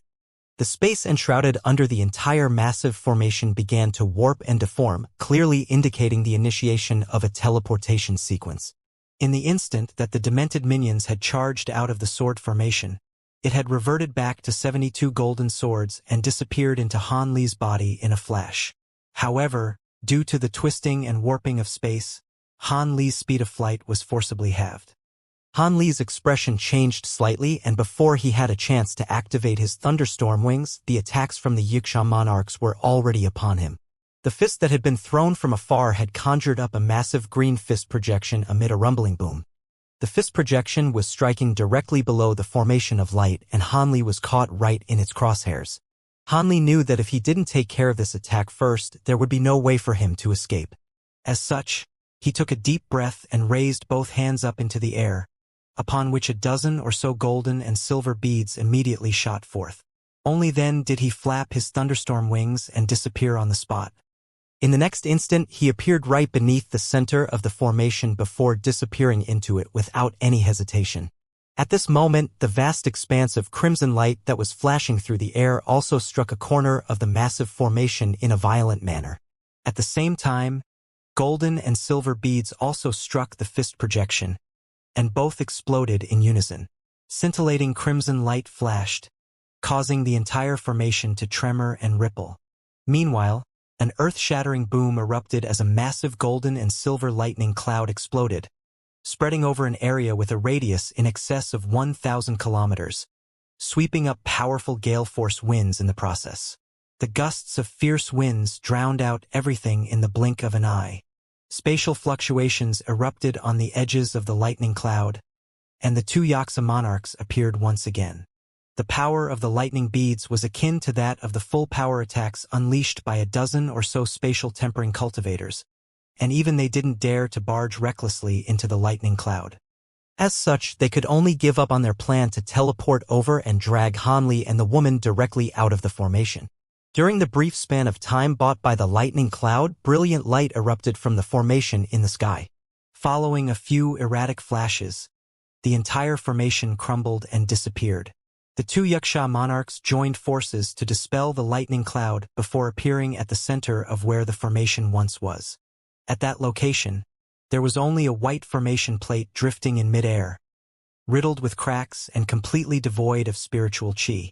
One of the Xianxia monarchs grabbed the formation plate and inspected it for a while with a dark expression before tossing it to its companion. There's a hint of true spirit qi in there.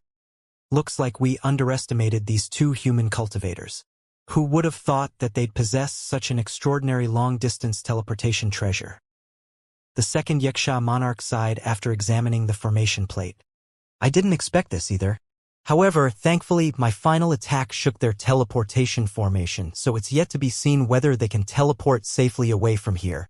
Perhaps they'll fall into some spatial rift and disappear from this realm along the way. Indestructible monarch chuckled coldly. Chakravarti nodded with furrowed brows and replied, "We can only hope for that to be the case. Our top priority now is to find those demented minions. I have no idea where they were teleported to, and it may be rather difficult to recover them. It's no big deal. Our demented minions are quite intelligent, so they'll find a way to come back to us unless they were teleported to other continents. We should establish a set of conditions for the united army we were discussing earlier. Otherwise..." The two Xianxia monarchs were quite surprised that Hanli's duo was able to get away, but they quickly moved on to more important matters. Meanwhile, the Wuxia tribe army that was countless kilometers away from them were still marching toward Deep Heaven City. Hanli was struck by a splitting headache as well as a rush of intense dizziness. To experience such a severe reaction with his current body indicated that the teleportation he had just undergone had to have been a super long-distance one. Hanli only slowly opened his eyes after keeping them closed for a long while, then cast his gaze around him to survey his surroundings. He was currently situated atop a pile of rocks, all of which were of different sizes, but they were all round and grayish-white in color. There were swaths of gray mist around him, severely hampering visibility.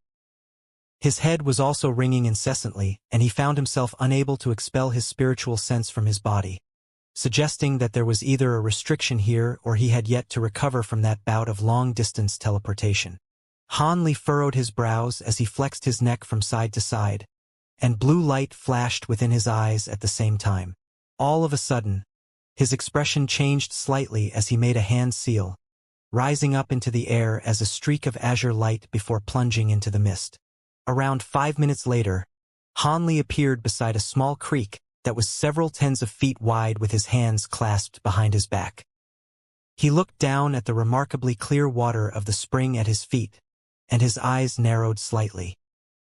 He made a grabbing motion downward, and a small ball of water was drawn toward him before hovering above his palm. Hanli examined the ball of water for a while, and after ascertaining that it was safe for consumption, he drank the entire thing. The water was very sweet and pure, and Hanli nodded with contentment. Just as he was about to procure some more water from the creek, he suddenly raised his eyebrows before clenching his fist and lashing out at the space behind him. A burst of enormous power was blasted forth, striking something with a resounding boom and causing the mist to tumble and churn. The sound of stumbling footsteps and muffled harumphs also rang out immediately thereafter. Han Li's body blurred and he turned around in a wraith-like manner before sweeping a sleeve through the mist. A gust of fierce winds erupted from within his sleeve, sweeping aside the gray mist for several hundred feet in front of him, revealing a monster that was around 10 feet tall. Despite Han Li's vast reserves of knowledge and experience, even he couldn't help but falter at the sight of this monster. This monster had an extremely peculiar appearance with small eyes and a long mouth. It had the head of a pig and the body of a human with an azure turtle shell locked tightly around its upper body. The monster was currently lying spread-eagled on its back, having clearly just been knocked to the ground by Han Li's punch, and it grunting incessantly as it tried to struggle to its feet with all its might. However, due to the combination of its bulbous shell and the fact that its limbs were less than half the length of normal human limbs, it was unable to immediately roll over, and it was stuck on its back just like a massive turtle. Pig Tortoise Demon.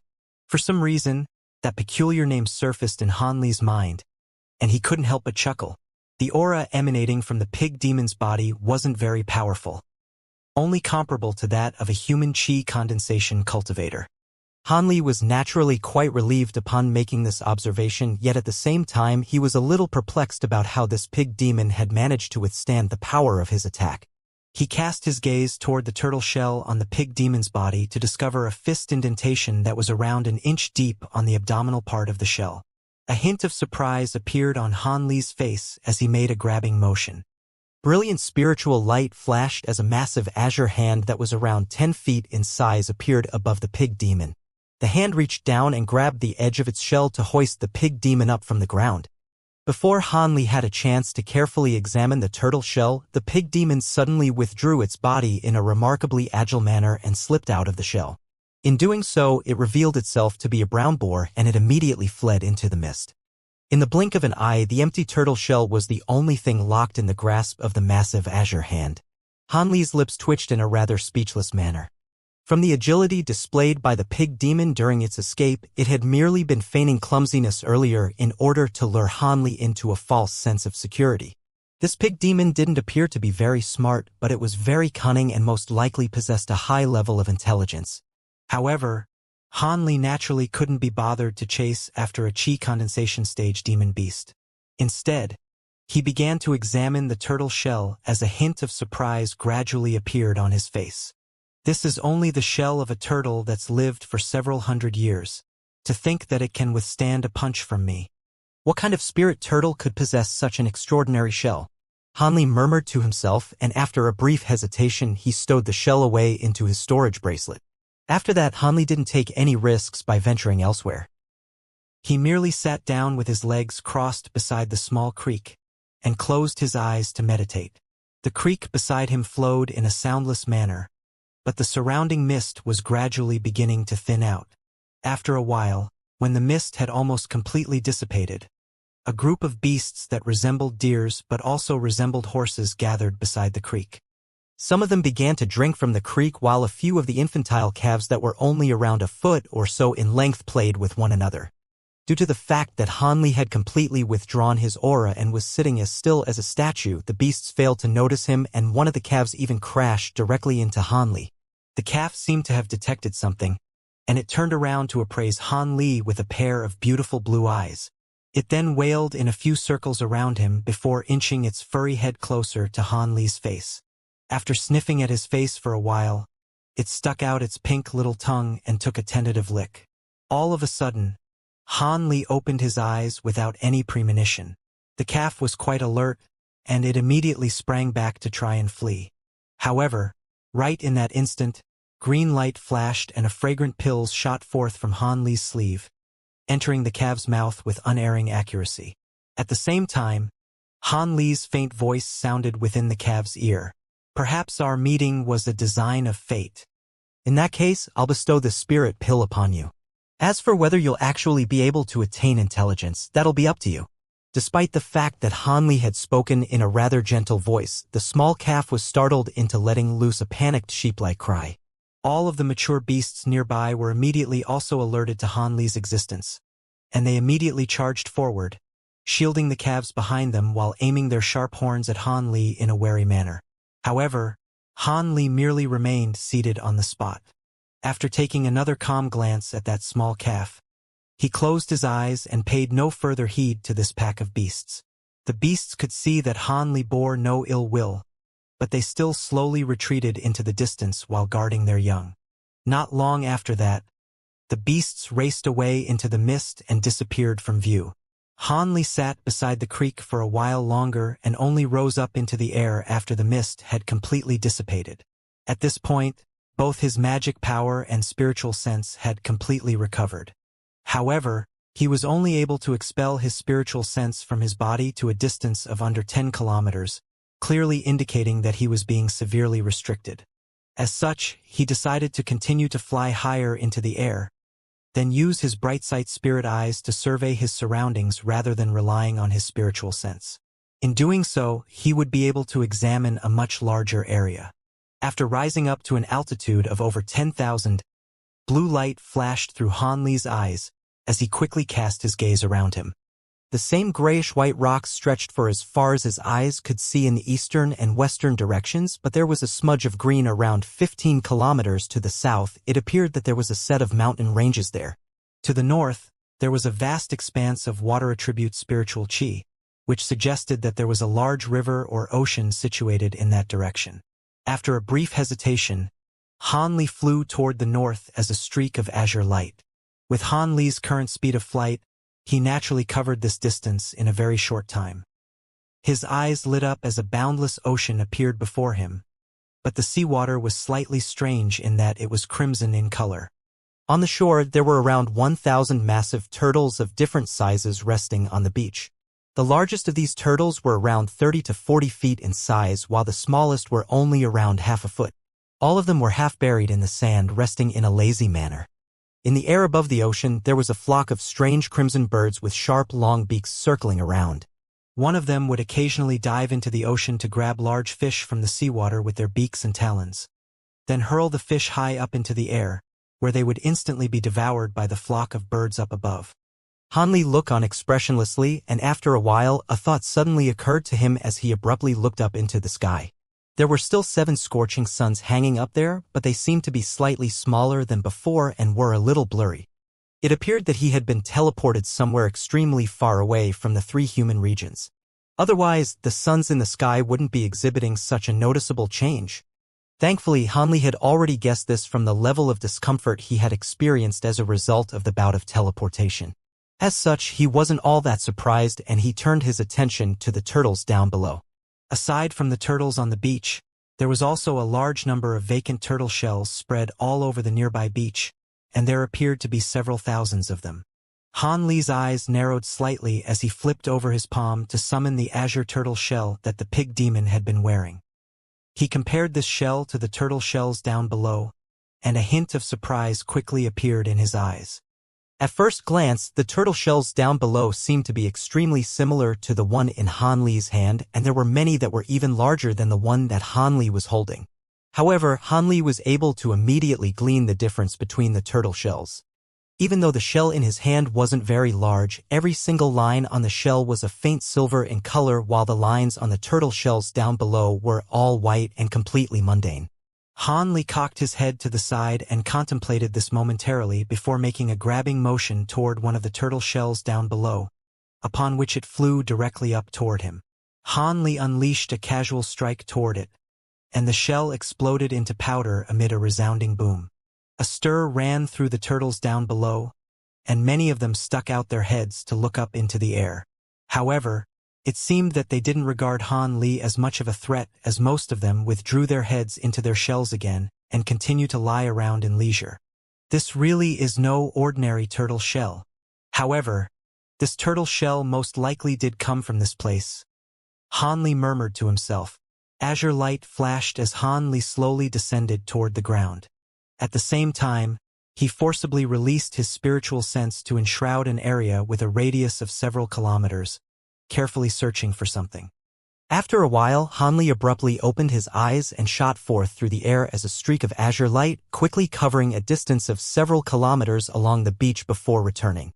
However, there were 3 more giant turtle shells hovering behind him, one of which was around 40 to 50 feet in size, one of which was around 10 feet, and the final one was only around several feet. All of these turtle shells also had silver lines on them, but the shades of silver were a little different. On the smallest shell, the lines appeared to be constructed from pure silver and were shimmering with light. The shade of silver on the shell that was around 10 feet in size was around the same as one that Hanli already had, and as for the largest of the turtle shells, the lines on that one were barely silver at all. All three of these turtle shells were buried quite deep into the ground, and if it weren't for the fact that Han Li's spiritual sense was able to penetrate directly into the sand, he most likely wouldn't have been able to find these three shells. At this moment, Han Li paused in midair and waved a hand toward the turtle shells, upon which all three of them organized themselves into a row in front of him. Han Li flicked his fingers, and several streaks of azure sword chi flashed through the air, striking the three turtle shells and leaving indentations of different depths. The largest turtle shell was completely punctured, whereas the hole on the smallest one was only around half an inch deep, and the hole on the one that was around 10 feet in size was around 3 to 4 inches deep. Han Li nodded upon seeing this before rustling his sleeve to send forth a burst of azure light. All three turtle shells rotated within the azure light and instantly shrank drastically before being drawn into Han Li's grasp. Spiritual light flashed from his hand, and all three shells were stowed away into his storage bracelet. Right at this moment, the birds flying over the ocean suddenly began to let loose cries of alarm. Han Li immediately raised his head to assess the situation, upon which his heart jolted with shock. On the surface of the ocean, a massive demonic creature that was around 100 feet in length had appeared. It had the upper body of a dark-skinned male human with a bone trident in each hand. It had a set of sinister facial features, and its lower body was identical to that of a giant octopus. The massive tentacles connected to its torso peeked out of the surface of the ocean from time to time. This demonic creature opened its mouth to blast forth bursts of inky black light, sweeping up hundreds of those strange crimson birds before drawing them into its mouth as if it were enjoying a delicious meal. The birds struggled with all their might within the black light but were completely powerless to resist, and most of them were devoured in the blink of an eye. Strangely enough, the turtles on the beach remained completely unflustered as they continued to lie in the sand, and the massive demonic creature showed no intention of attacking the turtles either. Han Li was rather surprised to see this. The massive demonic creature seemed to be comparable in power to an 8th-grade demon beast, so Han Li naturally wasn't fearful toward it. He merely looked on with furrowed brows, attempting to identify this creature. In reality, the difference between the terms demon beast and ancient beast was rather vague in the spirit realm. To the humans of the spirit realm, ancient beasts usually referred to the native beast-type beings of the spirit realm, whereas demon beasts referred to the demonic cultivators that had ascended from lower realms, as well as their descendants that continued to live in the spirit realm. Most ancient beasts were unable to attain high levels of intelligence, but all of them had one or more abilities that they were endowed with from birth without requiring cultivation to attain, and they were all extremely powerful. In contrast, all demon beasts were generally capable of attaining intelligence unless they had special inheritances or were one of the rare species that were unable to attain intelligence. However, the abilities that they possessed were usually far inferior in power to that of ancient beasts. Of course, there was no strict difference between ancient beasts and demon beasts. On the occasions when some of the ancient beasts dwelling near the human and demon territories attained intelligence, they would often lead their brethren to voluntarily join the demon race. There were also ancient beasts that caught the eyes of human and demonic cultivators, in which they would be forcibly tamed and domesticated. As such, Han Li wasn't all that surprised to see this monster, and he merely hovered in the air in silence. After a while, all of the birds in the sky had been devoured by the massive demonic creature, and it slapped the surface of the ocean with its massive tentacles in excitement before suddenly twisting around and catching sight of Han Li. Han Li had withdrawn his aura this entire time, and the demon beast had failed to notice his presence. However, the events that unfolded next came as quite a surprise to Han Li. As soon as the demonic creature caught sight of Han Li, an expression of shock and horror appeared on its face. After letting loose a low roar, it transformed into a streak of black chi and immediately disappeared into the ocean. Immediately thereafter, countless bursts of inky black mist erupted from the seabed, making the seawater in an area of several kilometers extremely murky and opaque, thereby bringing visibility down to zero. However, that wasn't enough to stop Han Li. Blue light flashed in his eyes and his gaze instantly pierced through the black mist, allowing him to glean the situation down below. The massive demonic creature had already plunged deep into the ocean and was fleeing with all its might. Hanli harumphed coldly, and he was just about to flap his thunderstorm wings to give chase when a long roar suddenly rang out from the ocean's depths. The sound was like a prolonged rumbling thunderclap that was quite dull and menacing. Immediately thereafter, a burst of powerful demonic chi suddenly emerged in the ocean close to 10 kilometers away, and its power seemed to be comparable to that of a deity transformation cultivator. Hanli faltered slightly upon hearing this roar. He cast his gaze into the distance in the direction where the roar had originated from, and a hint of hesitation appeared on his face. Moments later, the burst of astonishing demonic chi within the ocean joined together with the octopus demon before the two continued further into the ocean without any hesitation. Hanli shook his head as the thunderstorm wings on his back vanished. He didn't fear any deity transformation stage demon beasts, but he didn't want to enter a reckless feud with such a powerful creature having just arrived in this unfamiliar place. After staring out at the ocean for a while longer, Hanli abruptly turned around and flew toward the south. A short while later, a streak of azure light appeared over a massive set of lush mountain ranges that stretched as far as the eyes could see. The azure light receded, and Hanli was revealed. Looking at the mountain ranges from afar, Hanli could see that it was filled with countless tall and steep mountains that were clumped together in a dense bunch. Even prior to entering the mountain ranges, Hanli could sense a vicious aura emanating from it, and that was rather surprising to him. However, the spiritual chi within the mountain ranges was also far more abundant than outside. Just this factor alone prompted Hanli to enter the mountain ranges without much further hesitation. In order to draw as little attention as possible, Hanli intentionally slowed down and flew at a very low altitude. One mountain after another flashed past, and throughout this entire process, Hanli was constantly surveying his surroundings as well as unleashing his spiritual sense to encompass an area of several kilometers. Having flown just over 500 kilometers into the mountain ranges, an expression of surprise and elation suddenly appeared on Hanli's face. He discovered that this stretch of mountain ranges was riddled with spirit herbs and spirit trees. Even though most of them were low-grade spirit medicines and situated in steep and perilous locations, the sheer quantity present was still very encouraging to Hanli. After all, he was only passing by in a brisk manner. If he were to stop and conduct a thorough search, he would definitely reap some worthwhile rewards. There were presumably many high-grade spirit medicines that could be procured from these mountain ranges. Aside from spirit medicines, the number of beast packs within the mountains also exceeded Hanli's expectations. During his travels, Hanli had even witnessed a grueling battle between two beast packs. Just as he was flying over a rather flat col between two massive mountains, he was suddenly greeted by raucous ape cries and thunderous beastly roars.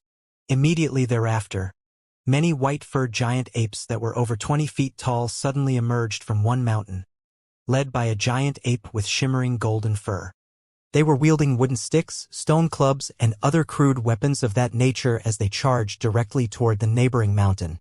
From the other mountain, a pack of ferocious beasts with cow heads and lion bodies emerged, and they were led by a giant beast of the same species that was around twice as large as its brethren. The two packs of beasts clashed, and a ferocious battle immediately ensued. All of the giant apes had extraordinary jumping power and immense strength, while their beastly opponents possessed sharp fangs and claws, as well as thick skin and robust bodies. The two armies were evenly matched. What caught Hanli's attention was that the leaders of the respective armies seemed to have attained intelligence, thereby allowing them to gain influence among their packs.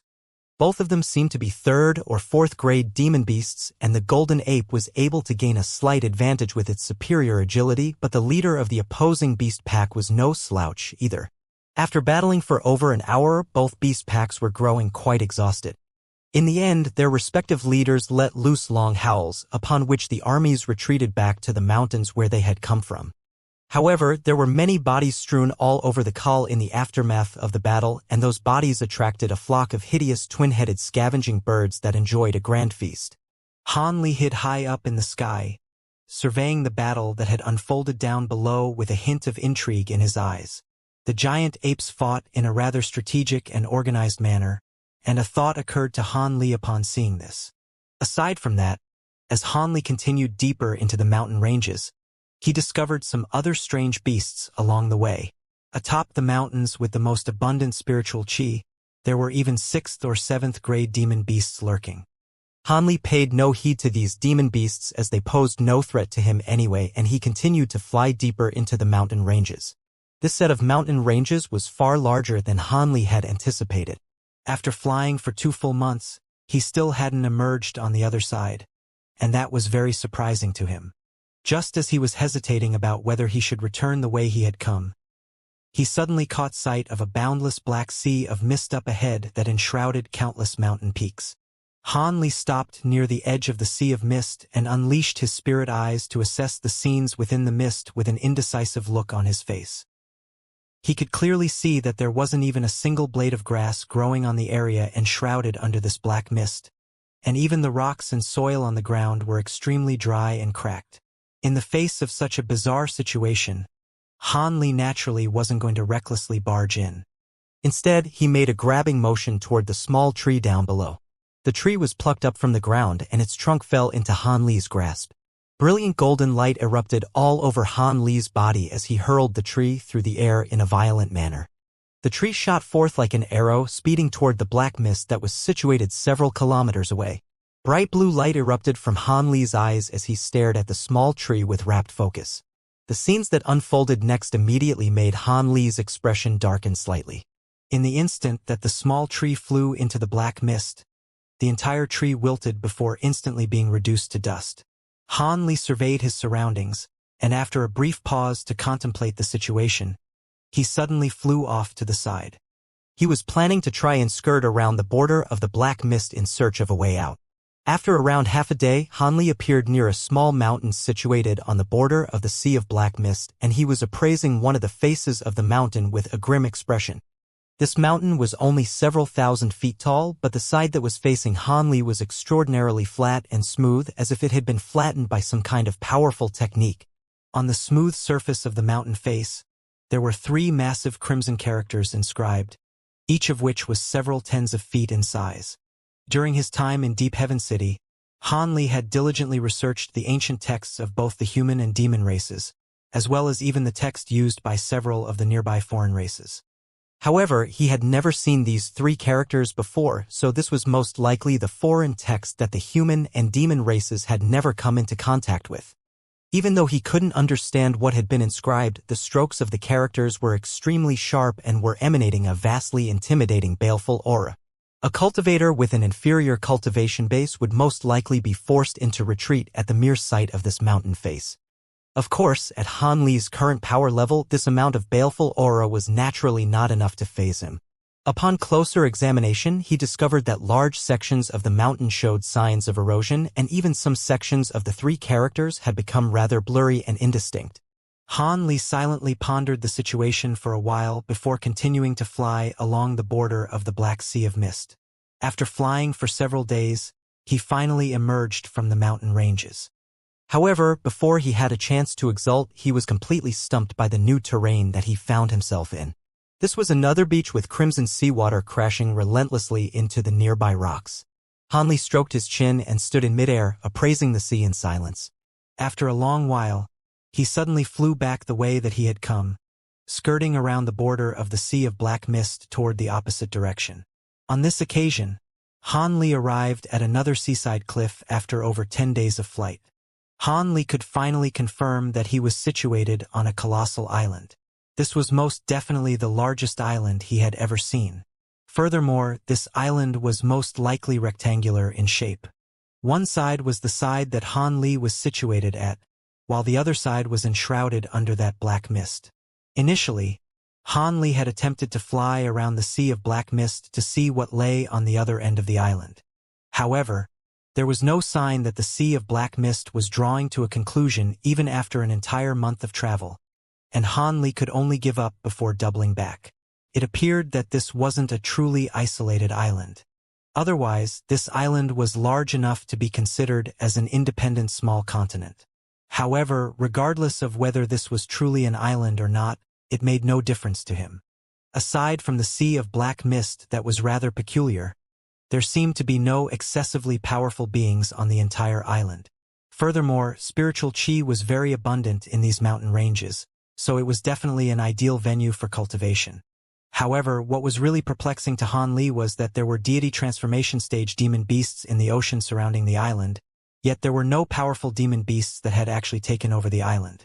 Furthermore, that octopus demon was already an 8th grade metamorphosis stage demon beast, but it had fled in sheer horror at the sight of Han Li, leaving him quite confused and searching for answers. Han Li pondered this notion for a long time, but couldn't arrive at any concrete conclusions. However, in order to ensure his safety, he decided to spend some time to scour the area surrounding the island in search of powerful beings that could potentially pose a threat to him. Thus, during the next month, Han Li searched carefully through the close to 10,000 kilometers of the ocean around the half of the island that he was situated on. In the end, he discovered nothing else aside from a few completely worthless barren islands.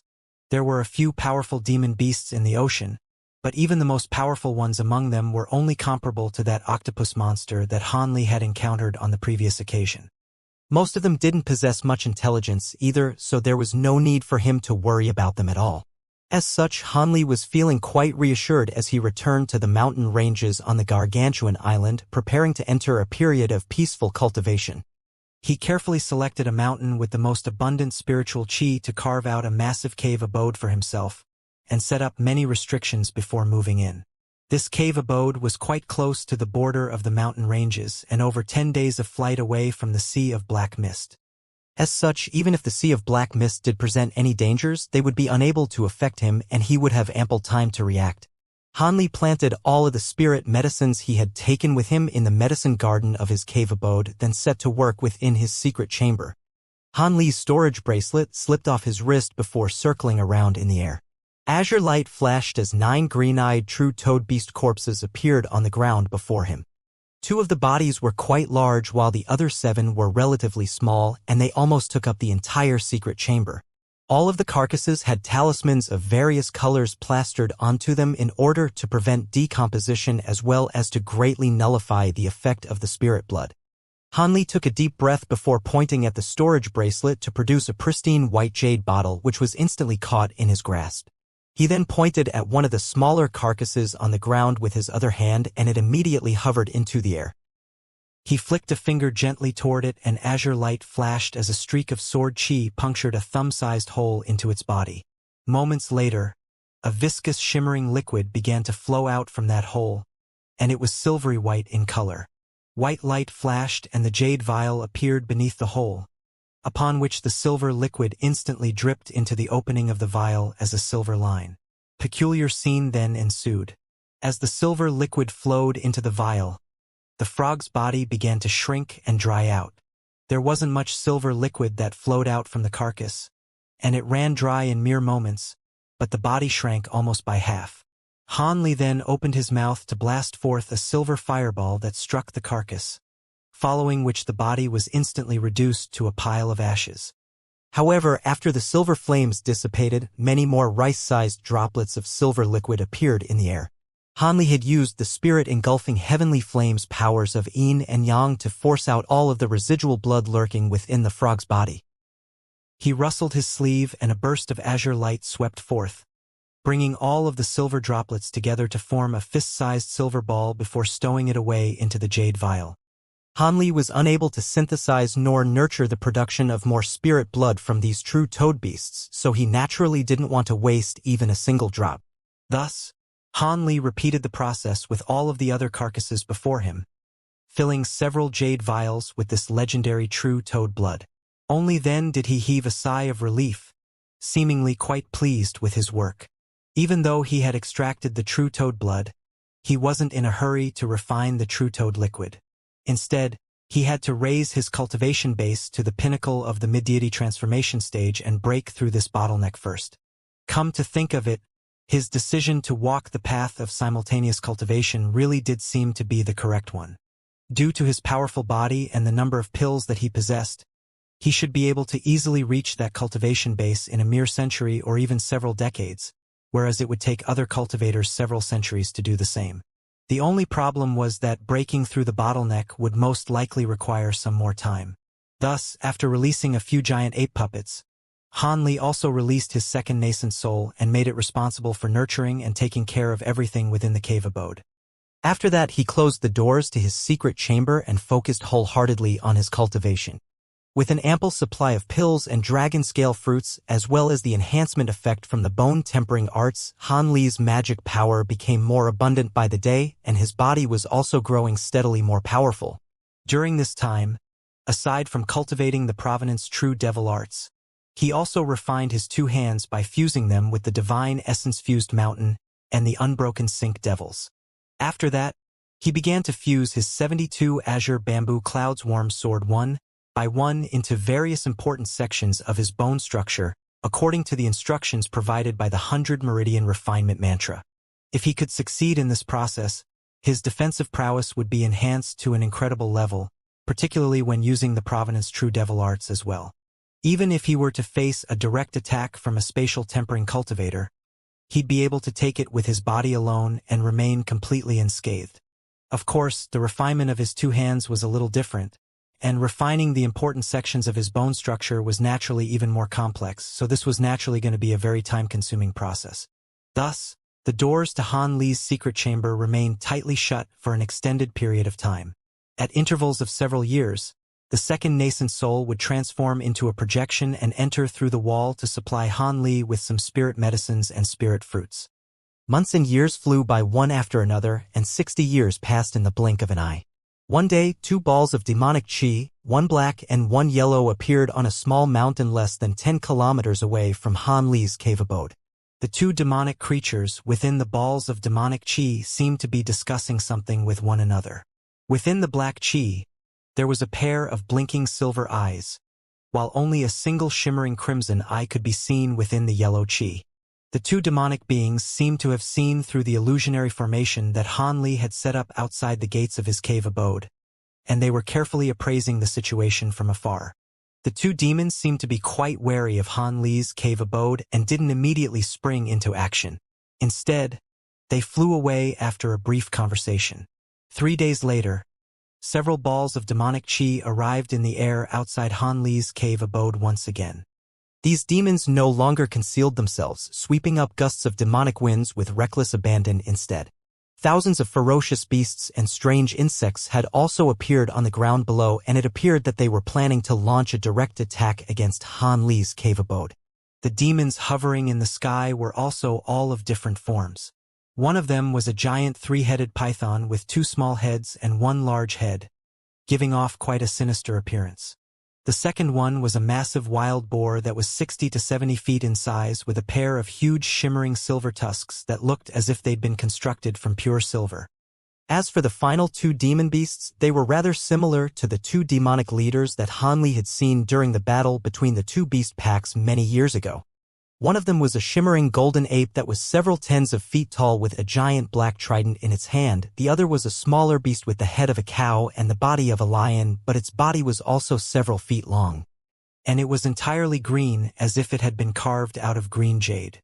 If Han Li were here, he'd immediately be able to identify that these demons were all 6th and 7th grade demon beasts that he'd once detected in the nearby mountain ranges. Among these demon beasts, the most powerful was the one with the cow's head and the lion's body. It was already at the pinnacle of the 7th grade and was one step away from becoming a metamorphosis stage demon beast. These demon beasts had banded together to attack his cave abode for some reason. Han Li was currently in seclusion and paid no heed to what was happening in the outside world, but the restrictions set up by a deity transformation cultivator like him certainly couldn't be bypassed by demon beasts of this caliber.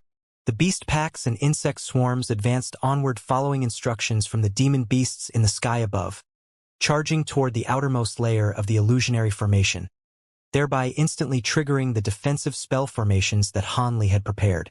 Azure light abruptly flashed, following which howling winds swept through the air, whipping up violent sandstorms. Hundreds of massive rocks whistled forth along with the wind, instantly crushing hordes of ferocious beasts into piles of mincemeat amid a series of earth-shattering booms. The beast packs were instantly plunged into complete chaos and disarray, and some of them were even trying to flee the scene. However, The cow-headed demon up above suddenly opened its mouth to let loose a long menacing cry upon seeing this. All of the beasts down below were immediately too scared to retreat any further. The other 3 demons also put on displays of intimidation, so the beasts had no choice but to turn around and charge toward the oncoming azure light again. Following another burst of fierce winds, no more giant rocks were hurled at them. Instead, countless azure blades of wind whistled through the air in dense swaths, affording them no avenue for escape or evasion. Thousands of demon beasts were sliced and diced by those blades of wind amid countless howls of anguish and horror. When the gusts of wind subsided once again, only several hundred beasts were remaining. Even though they were yet to attain intelligence, all of them were completely petrified and they simply couldn't curb their self-preservation instincts any longer as they fled away from Han Li's cave abode. The demon beasts up above glanced at one another upon seeing this. All of a sudden, the cow-headed monster opened its mouth and spoke in a female voice that was very pleasant to the ears. However, it wasn't speaking in any language that was known to the human or demon race. The other 3 demon beasts also began to converse with one another in the same language. After a while, they seemed to have completed their discussion and decided to pay no heed to the fleeing beasts down below. Instead, they each swept up a burst of demonic wind and sent them whistling down below. Along the way, they combined as one to form a gust of black gale force winds heading directly toward Han Li's cave abode with devastating force. These demon beasts were attempting to break through the formations Han Li had set up through brute strength. If these demon beasts were all above the 8th grade, then perhaps there was a chance that their actions could bear fruit. However, they were merely a bunch of 6th and 7th grade beings. How could they possibly bypass restrictions set up by a deity transformation cultivator like Han Li? 5-colored light immediately manifested in front of the cave abode before sweeping forth in a forbidding manner. As soon as the black gust of wind came into contact with this 5-colored light, the former was instantly shredded into nothingness. The 4 demon beasts hurriedly hurtled back in retreat before gathering in midair again, looking downward with shock and horror in their eyes. Even though they hadn't directly clashed with this 5-colored light, the fearsome aura imbued within it was enough to render them completely petrified. After holding another short discussion, they also fled the scene as gusts of demonic winds. From that point onward, not only did no demon beasts approach Han Li's cave abode, no living creatures even appeared in a radius of 50 kilometers of his cave abode. The gates of Han Li's cave abode remained shut this entire time and was not opened even once. Time flew by and over 30 more years passed in a flash. All of a sudden, the loud roar of a dragon erupted from within the secret chamber, following which the doors to the chamber exploded amid a loud rumbling boom. There was a ball of piercing golden light hovering in midair within the secret chamber, and Han Li was seated within this ball of light in a cross-legged manner. A golden projection with 3 heads and 6 arms had appeared behind him. This projection was also situated within the golden light and its facial features were still blurry and indistinct, but it was clearly looking a lot more substantial than before. It was also seated with its legs crossed like Han Li and its 6 arms were each making a different type of hand seal. All of a sudden, Han Li and the golden projection tremored in unison, following which a golden ripple proliferated through the surrounding area. It swept toward the nearby walls of the secret chamber, upon which 5-colored light immediately began to flash, and the secret chamber tremored incessantly amid a loud rumbling sound. Within the golden light, a hint of pain crept onto Han Li's face as large beads of sweat covered his entire forehead. The massive ball of golden light began to tremble uncontrollably, and the golden projection within it also became rather blurry as a result. All of a sudden, a crisp crack sounded and a long and thin line appeared down the center of the golden light as if it were a cracked mirror. As a result, the golden projection instantly shattered and vanished. Han Li exhaled as the agony on his expression disappeared, and silence returned to the secret chamber. After a while, Han Li finally opened his eyes again as a wry smile appeared on his face. This is the 3rd time I've failed in breaking through my bottleneck. It appears that cultivation alone won't do me any good for now. I'll have to find another way. Han Li murmured to himself before abruptly flipping over his hand to produce an object with a black flaming phoenix engraved upon it. This was none other than the small silver vial that contained the 3 black flame pills.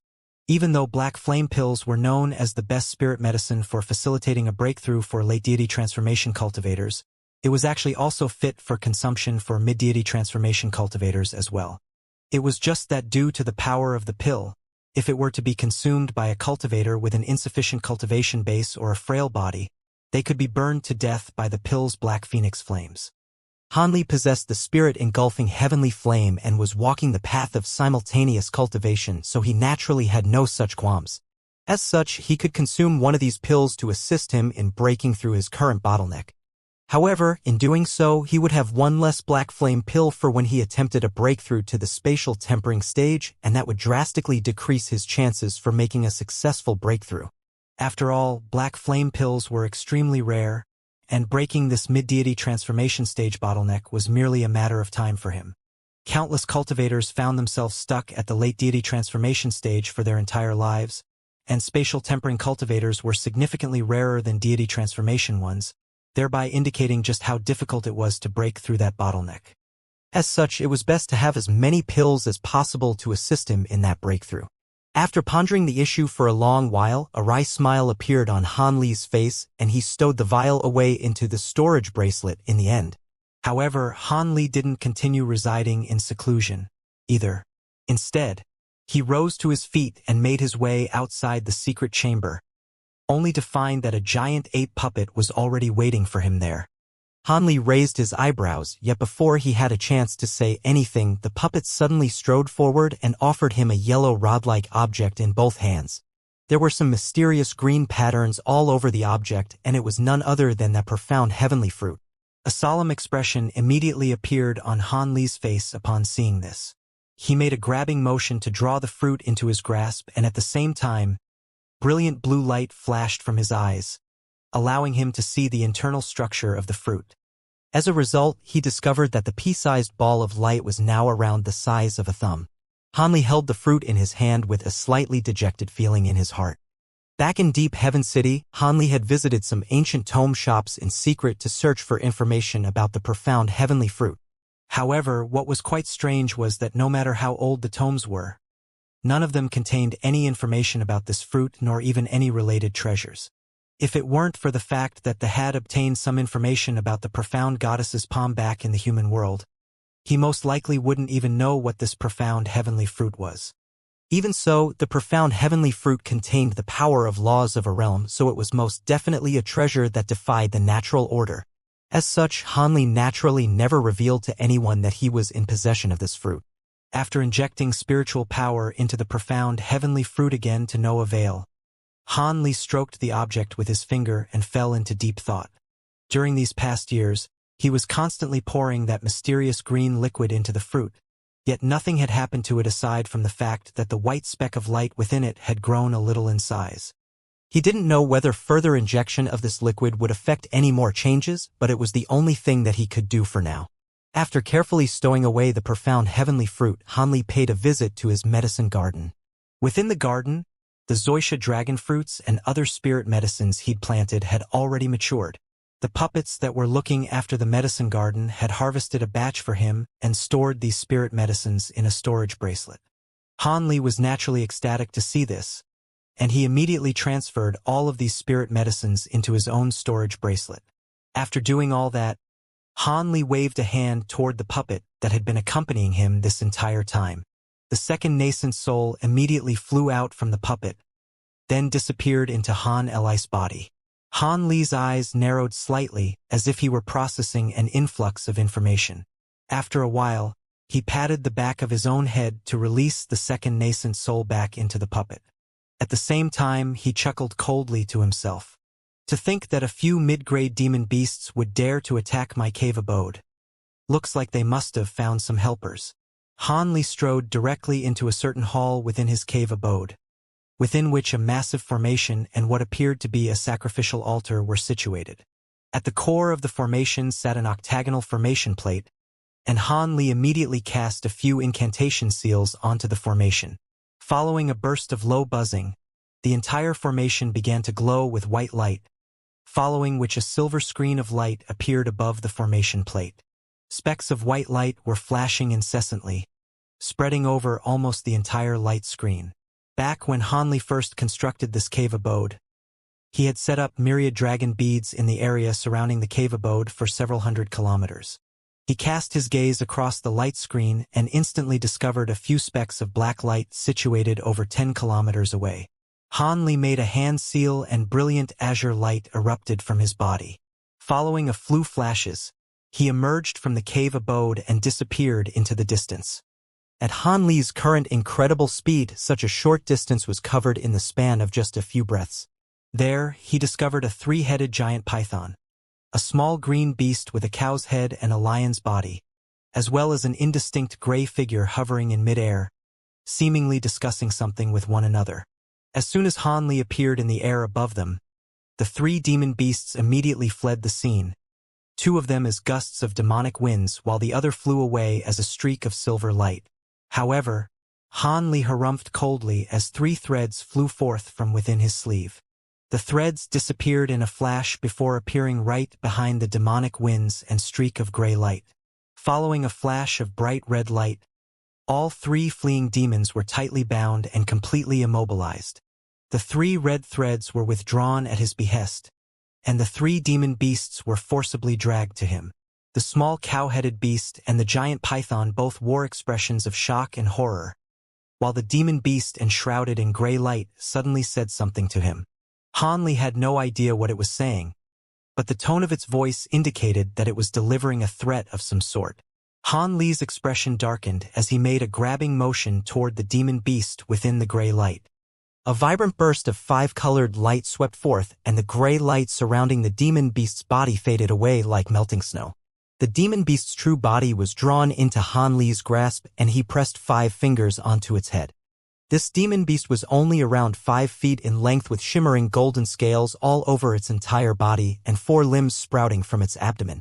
This was a fish demon with the face of a human male, creating quite a harrowing sight to behold. However, Hanli had seen all manners of demon beasts, and the horrific, unsettling appearance of this 6th-grade fish demon naturally wasn't enough to faze him. Golden light erupted from Hanli's hand, which was pressed against the fish demon's head, and the demon immediately let loose a cry of anguish, then trembled violently before falling unconscious. Hanli had unleashed a soul search technique to source the information that he required directly from this demon's soul. The three-headed python and the cow-headed beast were trembling uncontrollably upon seeing this, and the horror in their eyes only intensified. With Hanli's current powers, soul-searching 6th-grade demon beast was naturally a simple task. After about 5 minutes, Hanli had gleaned all of the fish demon's memories. Tian Peng race, worship, Lord of treasured light. Those terms surfaced in Hanli's mind in quick succession, and he faltered slightly before releasing his 5 fingers as the golden light faded from his palm. The fish demon immediately began to plummet straight downward. In the next instant, the red thread around the demon's body swelled to form a thick fiery rope. A ball of crimson flames instantly erupted from the rope, reducing the fish demon to ashes in the blink of an eye. The fiery rope then flashed and returned to Hanli's sleeve, having reverted back to its thread form. Only then did Hanli turn his gaze toward the 2 demons in a completely expressionless manner. After a brief silence, Hanli suddenly spoke in the foreign language used by the demon beasts. "You two sure have some guts. You dared to attack my cave abode just for a few wabud flowers?" After employing the soul search technique, not only had he mastered the language of these demon beasts, he had also gleaned the reason behind these demon beasts' attempts to attack his cave abode. The cow-headed demon clearly possessed the higher level of intelligence among the two, and it replied, "Without the woodbud flowers, our brethren on the hidden black mountains won't be able to gather everything required for a worshipful offering. In that case, we'll inevitably be tortured by the Tian Peng race, and our intelligence will be destroyed once again. As such, we had no choice despite knowing how powerful you were. This is the woodbud flower, right?" Hanli chuckled as he flipped a hand over to produce a bouquet of small purple flower. The appearance of these flowers resembled bells, and they were emitting a peculiar fragrance. The small cow-headed beast stared intently at the bouquet of flowers for a while before replying with a wry smile. "Indeed, that's what we're looking for. There are many spirit mountains within the hidden Black Mountain ranges, but this flower can only be found on the spirit mountain where you reside. This flower doesn't possess much spiritual chi, and it can't be used to refine any good spirit pills, but it's listed as one of the mandatory items that must be offered for worship. That's rather strange. Without it, you would indeed suffer severe punishment at the hands of the Tianpeng race. However, isn't it far too naive and arrogant of you to think that you can conquer my cave abode just because you enlisted the assistance of a sea dragon beast that only just reached the metamorphosis stage? TSK, and you even promised it 10 pairs of golden marrow crystal insects as reparations. You sure are willing to make large investments. However, according to my knowledge, this type of half-crystal, half-insect creature normally resides deep underground within all types of rare and precious ore, so they're extremely difficult to find. Even if you encounter one, it would immediately die and turn into a crystal after being captured. How are you able to capture golden marrow crystal insects alive? Han Li asked in a seemingly nonchalant manner. I can answer that. Back when this land was first discovered by the Tianpeng race, there were beings more powerful than us here in the hidden Black Mountains. However, all of them were slaughtered by the 3 Tianpeng race elders, and we were the only ones allowed to remain here and continue to cultivate, and that was naturally because we possess abilities that allow us to source the items required for their offerings.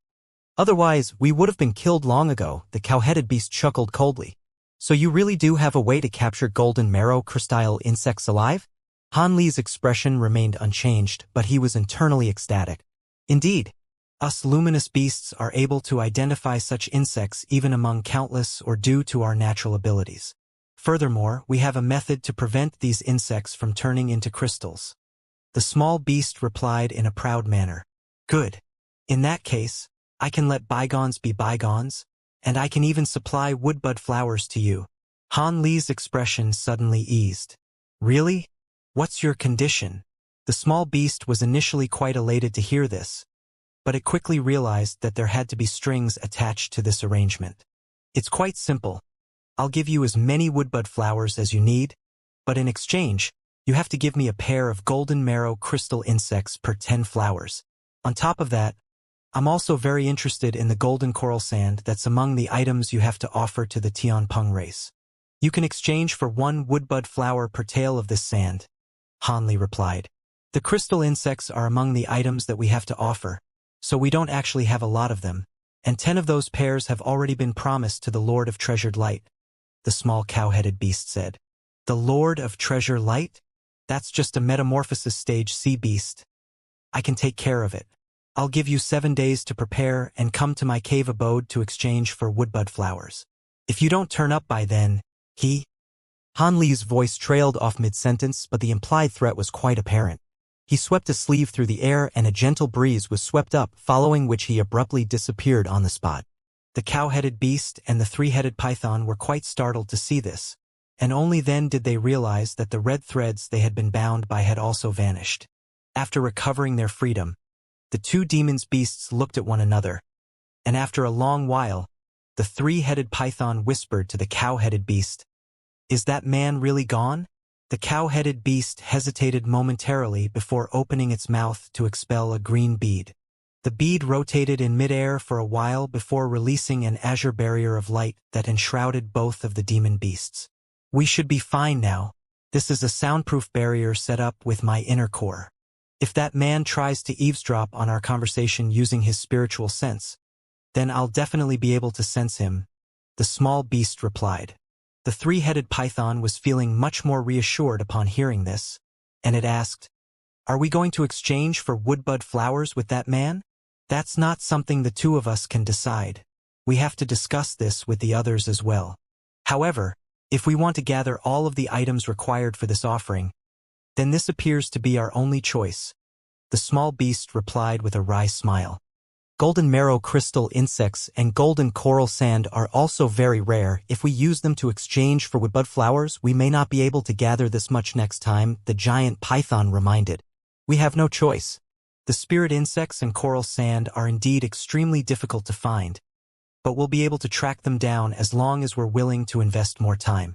In contrast, the Tianpeng race requires a vast quantity of woodbud flowers, And this flower is already extinct everywhere else aside from on the mountain that man is living in, so only he can provide them to us, the cow-headed beast said in a resigned manner. In that case, why don't we inform the Tianpeng race of this when they deploy people to collect the offerings? That way, they can take care of that man in our stead, the three-headed python suddenly suggested. That would be akin to suicide.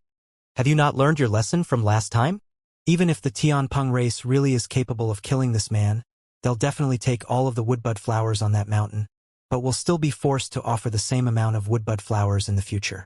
If we tell them that the woodbud flowers are almost extinct in the hidden Black Mountains, then do you think the Tianpeng race will continue to let us live? If we supply insufficient woodbud flowers, we'll be severely punished regardless of how much extra of the other items we offer. Those woodbud flowers seem to be extremely important to the Tianpeng race, and if it weren't for the fact that they're extremely wary of that black infernal mist, they would have very likely deployed people to permanently settle on the island. The cow-headed beast replied in a cold voice. But if things continue like this, even if we manage to survive this ordeal, we won't be able to source everything required for the next offering, and we'd still end up with the same result. The Tianpeng race has planted slave marks on our bodies, so we'll die from self-detonation as soon as we stray more than 5,000 kilometers away from this place, the three-headed python said in an urgent voice. I'm naturally aware of all this, but that's not a cause for concern. Have you forgotten the promise made to us by that powerful being within the black infernal mist?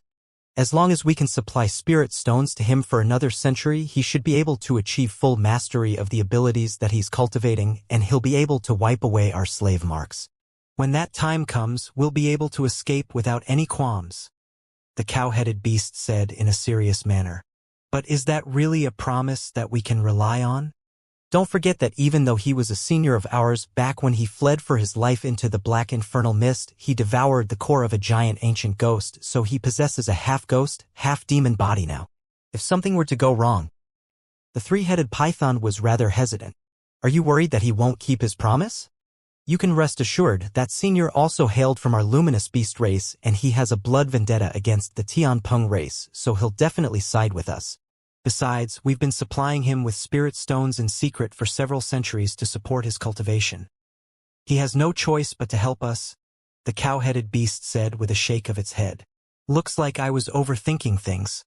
Speaking of this black infernal mist, I wonder what lies within it to elicit such a fearful reaction from the Tianpeng race. Has that senior ascertained what's in there? The three-headed python asked in a curious voice. He hasn't. But there's definitely something quite sinister in there. Even with his current power level, that senior only dares to remain in the outskirts of the black infernal mist and doesn't dare to go any further. However, this black infernal mist has existed for countless years.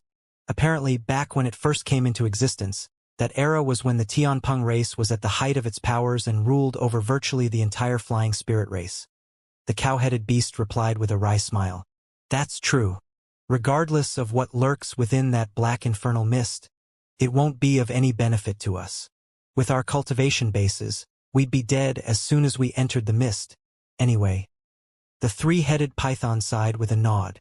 After that, the small beast and the giant python conversed with one another for a while longer before the former withdrew its demon core and they flew away as streaks of demonic winds. Not long after their departure, spatial fluctuations erupted from nearby, and a faint azure humanoid figure emerged out of thin air. It was none other than Han Li, who was supposed to have left quite a while ago. He glanced at the departing beasts in the distance with a smile on his face, then suddenly made a grabbing motion toward the spot where the two beasts had originally been situated. Golden light flashed, and a fingernail-sized golden insect suddenly emerged. It was a gold-devouring beetle that had been shrunk down to less than a tenth of its original size. The insect spread open its wings and flew onto Han Li's palm. Han Li pointed a finger at the spirit insect as he closed his eyes, instantly withdrawing the wisp of spiritual sense that he'd imbued the beetle with. As a result, he was able to glean the entire conversation between the two beasts. Black infernal mist, half-ghost, half-demon, slave marks? Interesting. If the people on the Tianpeng race are unable to reside on the island, then I won't have anything to fear. Who would have thought that a few demon beasts of such a lowly caliber would be able to procure a vastly effective body refinement medicine like the golden marrow crystal insect? Even the body integration stage elders of Deep Heaven City are unable to source such a medicine. If I can find another few ingredients, I'll be able to manifest my provenance true devil projection in a substantial form, much like the Vajradermic body of the Buddhist factions. As for the golden coral sand, that's also something I'm in urgent need of it. If I can use that to refine my blood and flesh, it'd definitely make my body even more powerful. After murmuring to himself for a while, Han Li suddenly burst into elated laughter. However, his laughter quickly cut off as a thought suddenly occurred to him. The projections of the great bird and the five-colored phoenix abruptly appeared behind him, and a pair of glittering and translucent wings emerged from his back. Han Li only had to gently flap those wings before his body was propelled through the air as a translucent thread. A long azure rift instantly appeared in the air as if something were slicing through space, quickly disappearing into the distance. After unleashing his thunderstorm wings, which had already been refined into a spirit treasure, the speed of Han Li's flight was enhanced by severalfold. In just over 2 days, he flew out of the island's boundaries and appeared over a region of the ocean that was tens of thousands of kilometers away from the island. This region of the ocean was littered with coral reefs of all shapes and sizes, the largest of which resembled small islands, while the smallest only had just enough room for a single person to stand on. Han Li had his arms crossed as he hovered in midair above a coral reef that was several acres in size. This was the location of where the so-called Lord of Treasured Light resided, and Han Li had learned of this location from using the soul search technique on that fish demon. This Lord of Treasure Light was actually a demon beast that had only recently ascended to the 8th grade. Around 200 years ago, it had roamed to this place and settled here after subduing 7 or 8 nearby sea beasts. The cow-headed beast and the demon beasts on the island had exchanged some spirit medicines with this demon beast's subordinates, and that was the only connection they had with this metamorphosis stage demon beast. As such, they decided to employ this demon beast's services through the use of golden marrow crystal insects after realizing that they wouldn't be able to conquer Han Li's cave abode on their own. Of course, these beasts had only done this after underestimating Han Li's true cultivation base, thinking that he was a nascent soul cultivator at most. Otherwise, they wouldn't have dared to engage in such a suicidal endeavor. Han Li didn't delay any longer as he flipped his hand over to extend a glossy black palm from within his sleeve that slowly pressed down toward the coral reef down below. A resounding boom erupted as the projection of a small mountain surfaced from the palm, then rapidly expanded within a burst of gray light before taking on a substantial form and slowly descending. Han Li had maximized the size of the divine essence-fused mountain, expanding it to over 10,000 feet in size, and the divine essence-fused light emanating from the bottom of the mountain swept forth, enshrouding a region of the ocean that was several acres in size. Before the mountain had even descended onto the coral reef, a resounding boom had already rung out, and the massive commotion naturally alerted a certain hidden cave abode beneath the coral reef. Moments later, the seawater nearby parted and 2 balls of demonic chi, one blue and one red, suddenly emerged. A furious voice sounded from within one of the balls of demonic chi. "Who dares to wreak havoc in front of our cave abode? Don't you know that the Lord of Treasured Light resides here?" Han Li didn't even bother to give a response as he pointed a finger at the mountain down below in a casual manner. The gray light beneath the mountain immediately swept forth, ensnaring the 2 balls of demonic chi. Following a few flashes, 2 howls of anguish erupted from within the gray light. The 2 demons within the balls of demonic chi had self-detonated and disappeared as a storm of blood. They were only a pair of 6th grade sea beasts, so Han Li naturally wasn't going to pay them any heed. In the next instant, the mountain finally struck the surface of the ocean. A massive vortex with a radius of around 500 meters immediately appeared due to the power of the divine essence-fused light, and the surrounding seawater roared as if there were a gargantuan demon lurking within its depths. The entire region of the ocean was cast into complete turmoil as countless fish and crustaceans fled in shock and horror, and there were also a dozen or so sea beasts with bodies that were over 10 feet long among them. Han Li's antics finally drew a roar of fury from deep within the ocean. Immediately thereafter, 5 bursts of black chi erupted from the edges of the vortex, and the burst of black chi at the forefront surged to reveal a burly man with fleshy bulbous growths on his head. He wore a suit of blue bone armor and was wielding a pair of large black warhammers. A cold smile appeared on Han Li's face, and before the demon beast had a chance to say anything, he made a hand seal and the divine essence-fused mountain tremored before vanishing on the spot.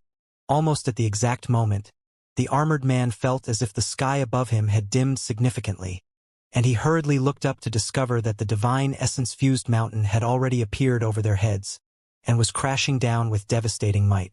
Before it had even reached them, just the fierce gusts of wind it was sweeping up was making him unsteady on his feet. The man's expression changed drastically as he immediately hurled his war hammers toward the massive mountain. At the same time, he transformed into a blue WYRM that was over 100 feet long and fled into the distance. Following two dull thumps, the two black war hammers expanded to several tens of feet in size, but they weren't able to leave so much a single mark on the divine essence-fused mountain. Instead, after being swept up by the divine essence-fused light, both of the war hammers plummeted uncontrollably out of the sky. As for that blue WIRM, it was unable to get far away either. It had only flown just over 300 feet before a streak of gray light flashed toward it, following which it was completely immobilized.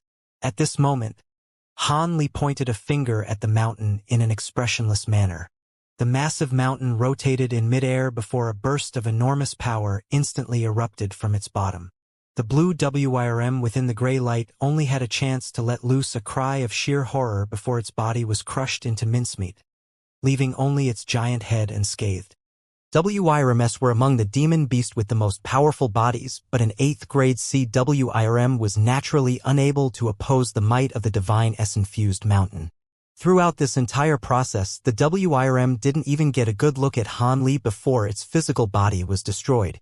However, its soul had managed to survive in the head of the WIRM, and it unleashed some kind of secret technique to transform the WIRM head into a ball of piercing blue light, which managed to struggle free from the gray light before hurtling away as fast as it could.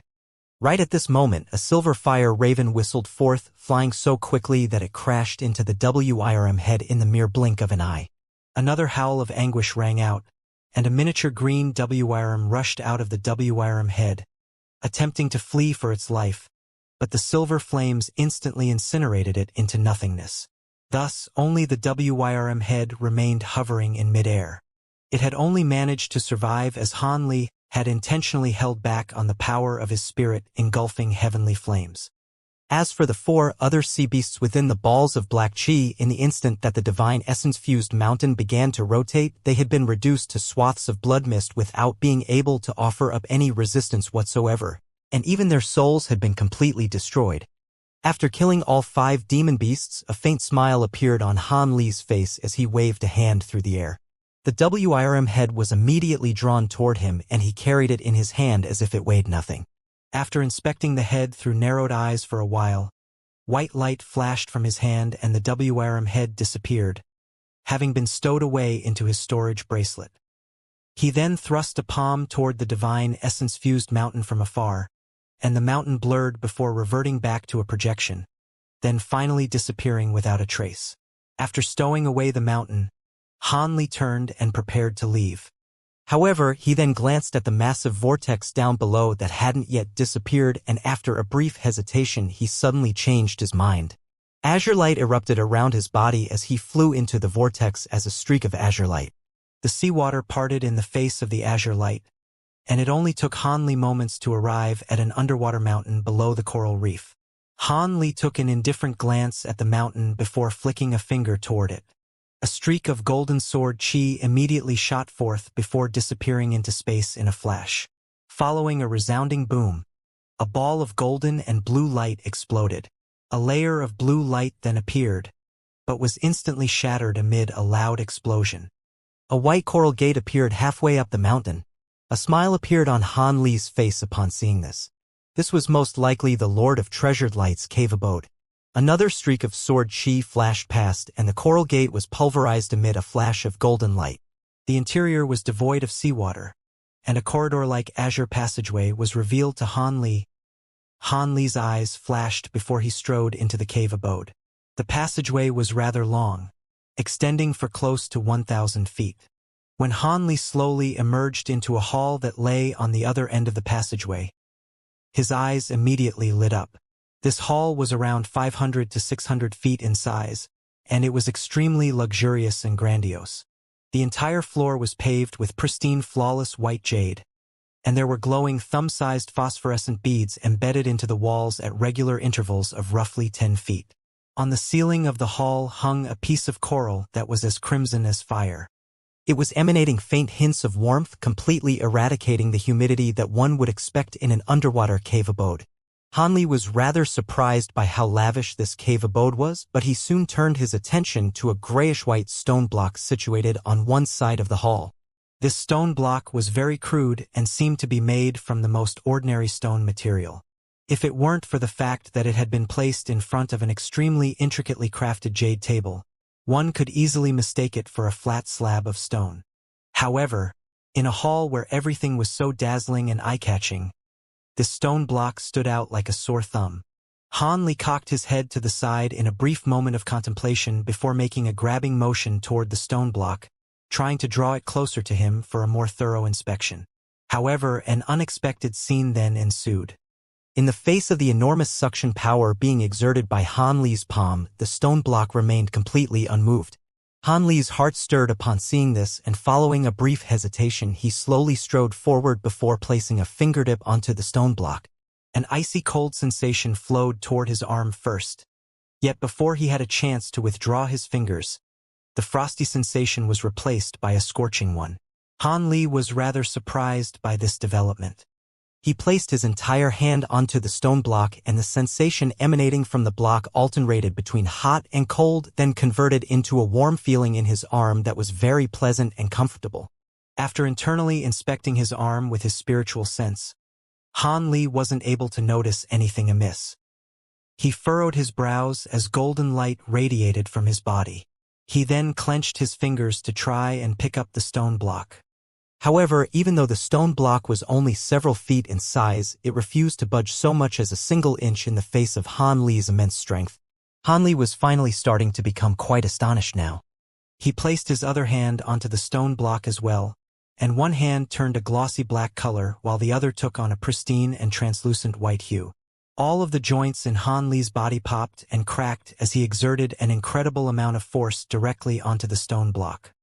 The entire hall tremored violently amid a dull rumbling, and the stone block finally budged slightly but then immediately fell back to its original spot. Countless cracks suddenly appeared on the ground with the stone block at the center. All of the nearby jade bricks underfoot were reduced to powder, revealing the black and rugged ground down below. Profound fine iron. Hanli was able to immediately identify this material, and his face was full of surprise. However, he then immediately withdrew his gaze and focused his attention on this mundane-looking stone block. At this moment, a small section of the stone block had sunk deep into the black ground down below, making it appear as if it naturally grew there. This stone block was definitely no ordinary item. Setting aside everything else, it was by far the heaviest object by volume that Hanli had ever seen. Even though he hadn't completely activated his Provenance True Devil Arts just then, the fact that he was unable to move it with his body in conjunction with the 100 Meridian Refinement Mantra indicated that this block was most definitely close to 10 tons in weight. If he recalled correctly, the heaviest of all precious materials was the legendary Profound Heavenly Heavy Metal. A fingernail-sized chunk of profound heavenly heavy metal could flatten a strong grown man. Furthermore, even though Hanli was unable to determine its weight for now, the material of the stone block was certainly not lighter by volume than profound heavenly heavy metal. In fact, it was most likely even denser and heavier. With that in mind, Hanli continued his examination. Golden light flashed as a streak of sword chi came crashing down toward the stone block. The streak of sword chi was vanquished, but the stone block remained completely unscathed. Hanli didn't find that to be all that surprising. If such a mysterious material couldn't even handle a single streak of sword chi, then he was going to be quite disappointed. However, as a result of that experiment, Hanli's interest was piqued even further. He flipped his hand over to produce a small sword that was several inches in length. Golden light flashed once again, and the sword elongated to become a golden longsword that was around a foot in length. Hanli held the sword in one hand before bringing it down upon the stone block without any hesitation. A massive boom that was louder than the previous one rang out as countless streaks of golden light exploded on the stone block. Silver flames then enshrouded the entire stone block, and the sound of exploding firecrackers erupted. However, the stone block's condition remained completely unchanged, but after Hanli scanned over the surface of the block with his spiritual sense, a hint of elation appeared on his face. He immediately sat down beside the stone block with his legs crossed as he made a hand seal, continuing to scorch the stone block with his spirit engulfing heavenly flames. A burst of pure azure spiritual power flowed relentlessly into the silver flames from between his hands. Time passed by slowly, and a day and a night flew by in a flash. All of a sudden, Hanli let loose a low cry, and the silver flames were withdrawn before reverting back to its fire-raven form, then disappearing up his sleeve. At this moment, Hanli had already risen to his feet, and he made his way over to the stone block again to conduct a thorough examination.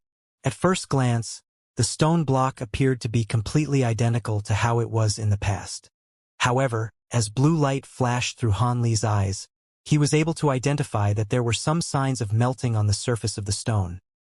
Those signs were virtually undetectable to the naked eyes, but they certainly weren't going to escape the notice of Hanli's spirit eyes. By his estimations, it would take at least several decades to completely melt the stone at this rate. Upon arriving at this conclusion, Hanli became quite elated rather than dejected. For cultivators like them, several decades was nothing, but this stone block was most definitely an extraordinary treasure. He didn't know how that Lord of Treasured Light had discovered this thing, but there was no way that it would have been able to move this stone block.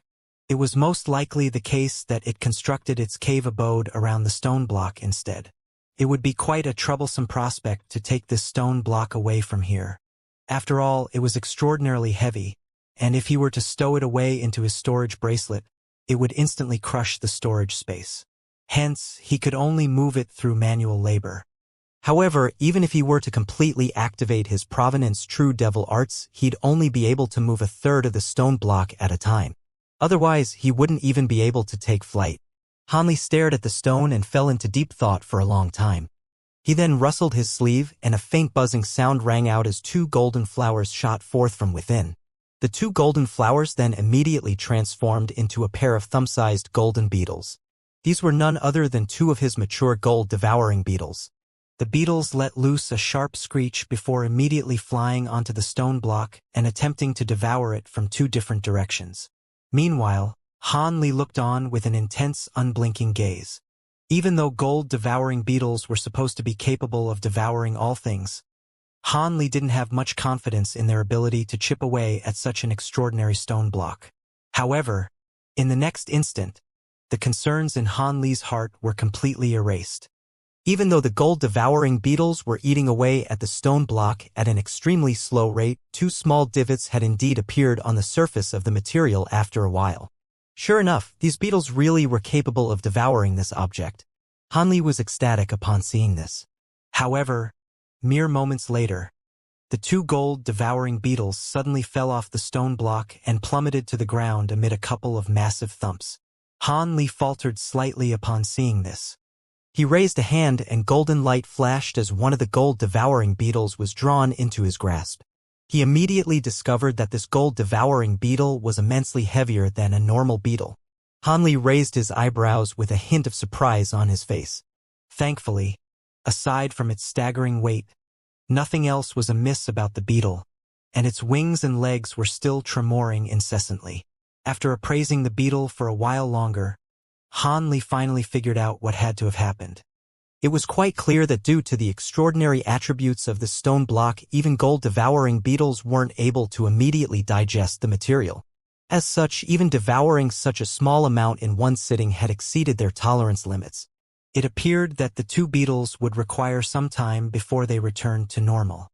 With that in mind, Hanli stowed away these two gold-devouring beetles, but another two beetles flew out of his sleeve to replace.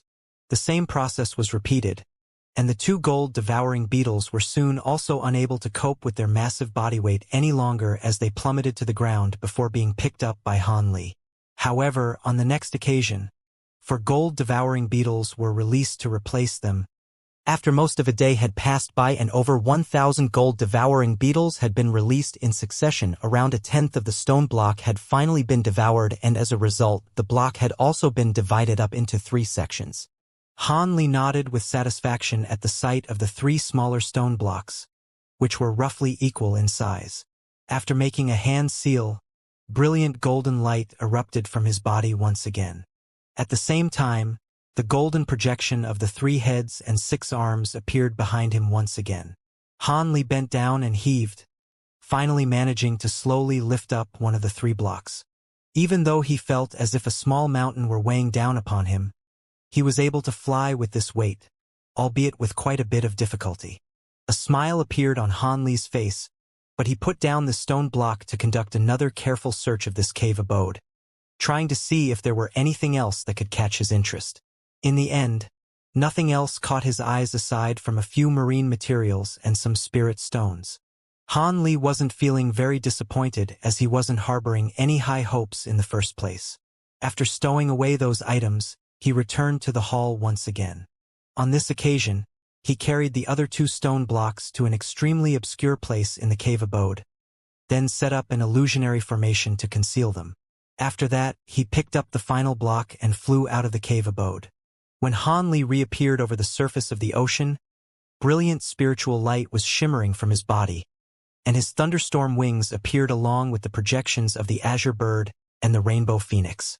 With a flap of his wings, his body shot forth as a translucent line, disappearing into the distance in a flash. The stone block he was carrying was truly extraordinarily heavy, and despite the fact that he had unleashed his thunderstorm wings, he still had to take breaks every few hours to recover his energy before continuing onward. 3 days later, Han Li returned to his cave abode in the hidden Black Mountain ranges and set the stone block down in his secret chamber. During the following 2 days, Han Li was in no hurry to leave the cave abode again. Instead, he began to conduct all types of experiments on the stone block that he'd transported back with him. As a result, he discovered that aside from the fact that it was extremely hard, sealing the stone block with ice, striking it with lightning, and corroding it with devilish qi all proved to be completely ineffective. Furthermore, aside from his spirit engulfing heavenly flames, none of his other flames were capable of melting this stone block at all. Of course, the effect that the spirit engulfing heavenly flame had on the stone block was also very infinitesimal. This material really was perfect for refining top-grade defensive treasures. However, with its staggering weight, it would also be extremely powerful if it were to be refined into an offensive treasure like the divine essence-fused mountain. Following a series of experiments, those were the conclusions that Han Li had arrived at. As for how exactly he was going to use this stone block, that required further contemplation. A thought then occurred to Han Li, and he decided to examine the gold-devouring beetles in his spirit beast bracelet that had consumed this material, and the sight that greeted him gave him quite a surprise.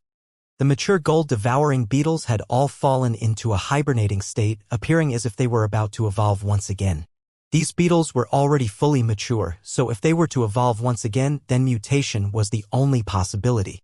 Han Li was naturally ecstatic to see this. However, this only made it even more difficult to decide just what he was going to do with this special material. After pondering the issue for half a day, Han Li decided to examine what changes the gold-devouring beetles were going to take on after their evolution before making a final verdict. 2 more days passed by in a flash. The 3rd day was the 7th day since Han Li made that agreement with the cow-headed demon beast. Early in the morning, not only did those 2 demon beasts arrive outside his cave abode, even the golden ape and the massive boar had turned up. All of the demon beasts were staring at the azure light outside Han Li's cave abode with fear in their eyes, and they didn't dare to make even the slightest sound to announce their arrival, silently waiting outside instead until when Han Li was ready to see them.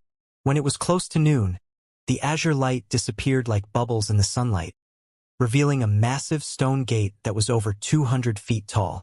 Following a loud rumbling sound, the stone gate opened of its own accord, revealing a shimmering white passageway. "Come in," an indifferent voice sounded from within the passageway. The demon beast stirred upon hearing this, and they naturally didn't dare to oppose Han Li's orders as they entered the passageway one after another. Aside from the small cow-headed beast, The other demon beasts all had to shrink their bodies significantly before they were able to enter through the stone gate. A short while later, Hanli sat upon a stone chair within an antiquated stone hall in the cave abode, looking down at the 4 demon beasts, and his eyes lingered on the golden ape for slightly longer than when he was appraising the others. Before the demon beasts had a chance to say anything, Hanli swept a sleeve through the air and a massive object flew forth before thudding to the ground. It was a massive blue WYRM head. The 4 demon beasts were all given a massive fright upon seeing this. This is the head of that Lord of Treasured Light. Now that I've killed him, your deal with him is naturally void. Seeing as you've arrived here today, I trust that you've made your decision. Have you brought the items I asked for? Hanli asked in an implacable tone. Looking at the shimmering blue WYRM head, all 4 beasts were able to sense the residual aura of an 8th-grade demon beast emanating from it, and chills ran down their spines in unison. What other choice do we have? We've indeed brought along the items you've asked for, Senior. The cow-headed beast replied with a forced smile after exchanging glances with 3 other beasts. Good. I've also prepared the woodbud flowers that you require. I can hand them over to you as soon as I ascertain that the items you've brought to me are satisfactory, Hanli said in an indifferent voice before sweeping a hand over the storage bracelet on his wrist. White light flashed, and a massive rectangular jade box appeared in his hand. After the lid of the box was lifted, a mesmerizing floral scent immediately wafted through the air. The jade box was filled with thumb-sized golden bell-shaped flowers, and there appeared to be over 100 of them. Under closer examination, he discovered that the little bells were emitting a dense with spiritual chi. They were actually small golden flowers that resembled bells. They appeared realistic, as if they were bells forged from pure gold. There are truly many woodbud flowers, and they seem to be over 1,000 years old. When he saw the flowers, the huge ape hummed and wore an astonished expression. Hanli chuckled. Woodbud flowers? You've seen them before.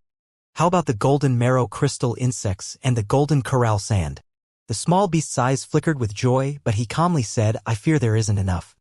But the 100 of flowers will qualify for an exchange of 10 pairs of beetles in accordance with our agreement. Hanli smiled and he tossed the jade box in front of him, then floating in the air. Then he flipped his other hand and produced a long jade box. The lid opened to produce a box brimming with woodbud flowers. The scene left many of the demon beasts dumbstruck. Hanli looked at the demon beasts and leisurely said, This should be enough. Take out whatever crystal insects and coral sand you've brought along. Startled, the demon beasts whispered a few words to one another. Eventually, the small beast took out fist-sized crystals, and the other demon beasts took out palm-sized black gourds. In the blink of an eye, 15 crystals and 3 black gourds appeared in the hall.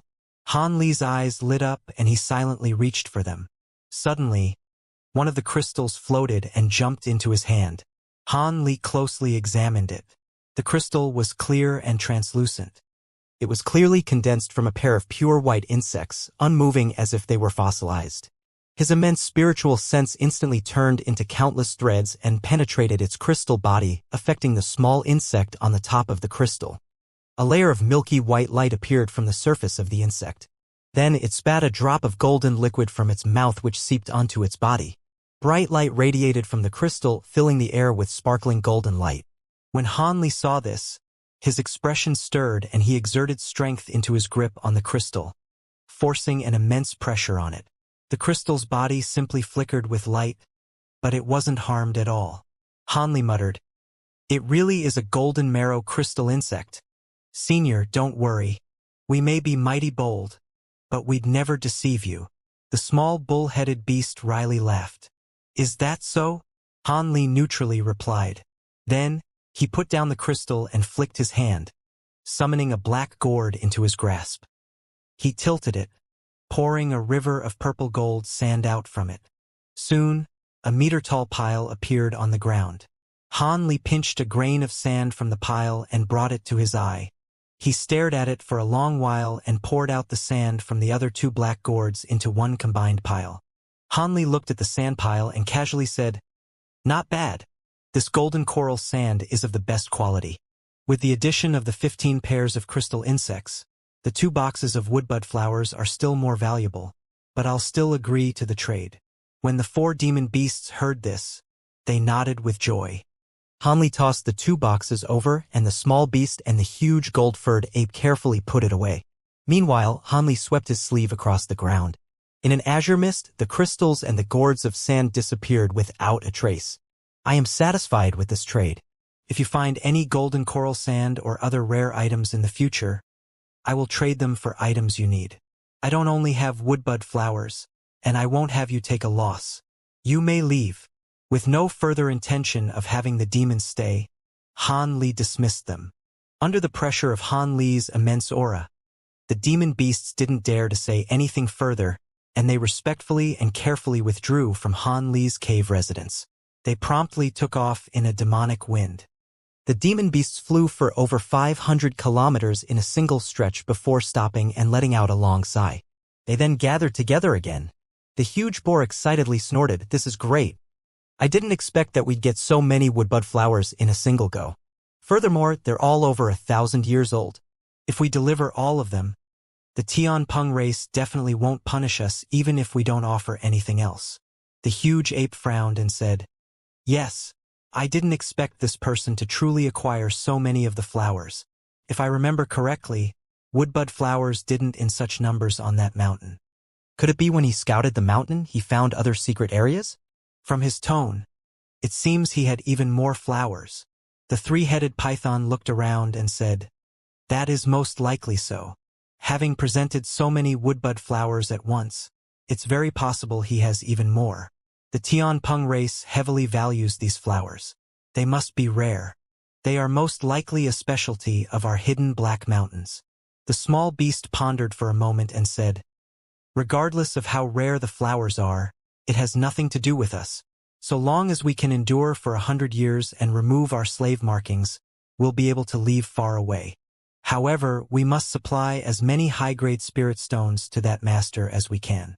Otherwise, if we make a mistake, all these years would have been wasted. With the woodbud flowers, wasting another 100 years won't be an issue. But what's key is that we truly don't have many spirit stones. Low-grade spirit stones are worthless to us and mid-grade spirit stones are worthless to the master.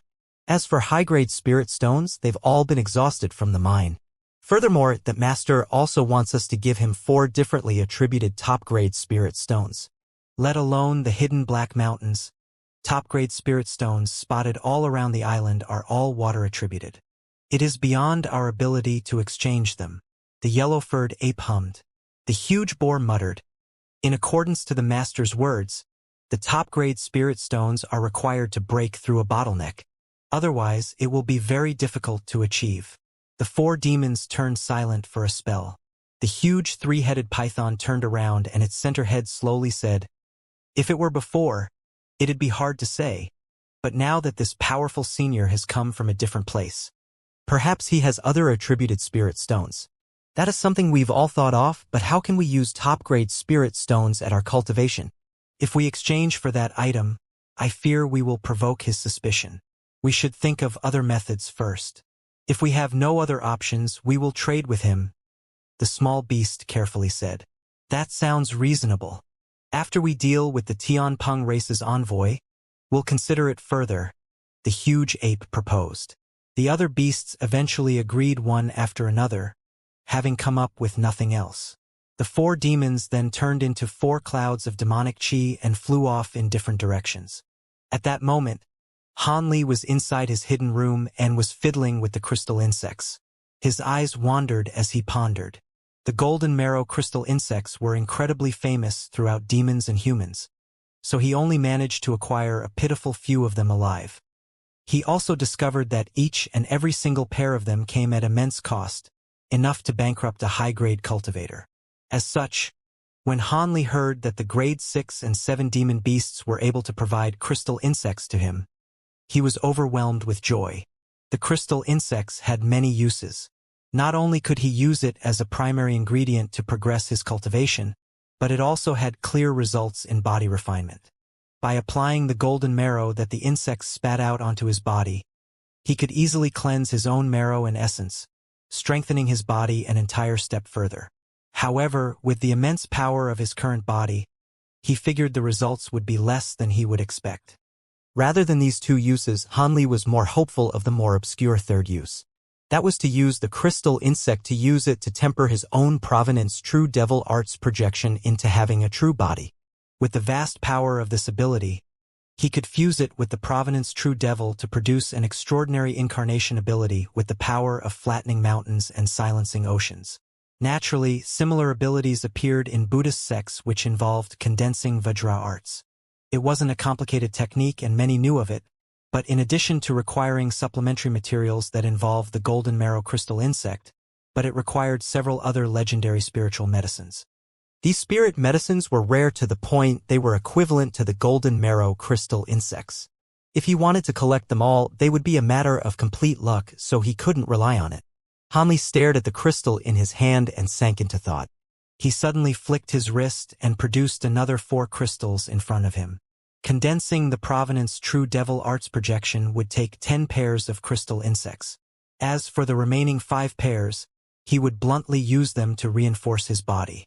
Furthermore, they would assist him in breaking through his bottleneck at mid-deity transformation stage. With all that smoothly decided, he had plans for the next 5 years. Without any hesitation, he took a crystal into his hand and summoned pure azure light around it, then closing his eyes. Underneath the provocation of spiritual power, the crystal formed from 2 still insects suddenly began to shake and open their mouths, each producing a golden drop. The 2 drops of liquid passed through the crystals and flowed down onto Hanli's hand where it fused with the azure spiritual chi. A moment later, the golden liquid glowed brightly with brilliant gold light. The light and the azure chi fused together slowly spread down his arm. In the blink of an eye, it covered his arm in golden light entirely. Once the golden light faded away, the skin on Hanli's arm had turned a shimmering gold. Hanli held his golden arm and muttered to himself. Golden light faintly pulsed from the arm once more, and a layer of shimmering white floated off from it and floated in the air. Hanli calmly breathed and had a tranquil face. Then he used his spiritual power to continue circulating this wondrous effect. 5 years can't be considered long nor short. During this time, not only did Hanli completely absorb the golden marrow of 5 pairs of crystal insects, but he also refined the golden coral sand with other medicines into liquid and had them absorbed into his flesh. As a result, 5 pairs of golden marrow crystal insects vanished along with 3 gourds of the golden coral sand. One day, Hanli opened his eyes from meditation and raised his hands. He took a glance at his seemingly ordinary hands and wore an odd expression. I've absorbed much golden marrow and golden coral sand into refining my body, and my flesh is immensely strong, but I've made no progress to resolving my bottleneck at mid-stage. Could it be that the chance still hasn't come? Hanli sighed and gloomily closed his eyes when an azure light suddenly flashed from the wall of his secluded room. His second nascent soul flew inside in a ball of black light and wildly spoke as it jumped around his hand. Hanli was stunned, but he soon chuckled. I've nearly forgotten. Those Tianpeng fellows are about to arrive on the island. I should get some knowledge of this foreign race. After muttering to himself, he stood up and walked out. Although he hadn't taken a step out of his room in several years, he ordered his second nascent soul to smoothly use puppets to monitor the actions of the 4 demon beasts. As a result, he overheard a private discussion of theirs and discovered that an envoy from the Tianpeng race will soon arrive on the island. Now that another foreign race is about to arrive, the demons have already prepared someone to receive them. When he killed the Lord of Treasured Light, he had used the spirit engulfing heavenly flame to consume his soul. Hanli now regretted he forgot to use soul-searching techniques on him. After all, a grade 8 metamorphosed demon beast should know much about the area. Although he already used the soul-searching technique on the golden fish demon beast, the fish hadn't gone too far out into the ocean and didn't understand much.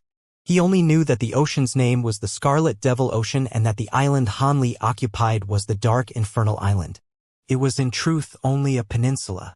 On the peninsula, a small portion was occupied by the hidden Black Mountains.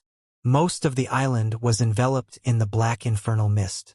Fortunately, the peninsula was still linked to the Feng Yuan continent. He hadn't teleported to the other unfamiliar continents, much to his relief. So long as he was on the Feng Yuan continent, there will be a method to return to the humans. In the oceans nearby the peninsula, there was a winged foreign race known as the Flying Spirit tribe that governed the region. They are only a branch of the Fengpeng race. Furthermore, they are comparatively weaker of the tens of branches. Many other demon beasts have been expelled to the ocean from the continent by the Flying Spirit tribe. Otherwise, the fish demon wouldn't have known this information. Apart from this, the fish demon had no other accurate information. The fish demon only had a vague impression that the Tianpeng race had a pair of wings and could draw on the support of their ability to transform into huge legendary birds in combat. This was something that the humans were aware of as well. As such, Hanli was very interested in seeing the Tianpeng envoy arriving to take tribute. Not long after, Hanli turned into an azure streak as he flew hundreds of kilometers through the air. A half-foot-long golden insect crawled on his shoulder. As Hanli flew forward, he stroked the gold-devouring beetles that recently awoken. The beetle had no changes to its appearance, but the beetles were incredibly heavy. When the beetles had begun to devour the strange stone material, they turned many times heavier. Fortunately, Hanli had already tested that these gold-devouring beetles variants and discovered their original nimbleness had returned and that each of them was incredibly strong. A single beetle could easily bite and drag something weighing over 500 kilograms. Hanli was dumbstruck by this result. Apart from these 2 points, Hanli hadn't discovered any more differences about these 5,000 changed beetles. It was unknown if there weren't any more changes, or that he hadn't discovered them yet. Feeling somewhat disappointed, Hanli wasn't sure what else to do with the 3 particular stones. A day later, an azure streak appeared above a short, flat mountain. He blinked and the azure streak faintly blurred until it eventually disappeared. Hanli fully used his abilities to completely conceal himself and his flight light, also decreasing his speed several-fold.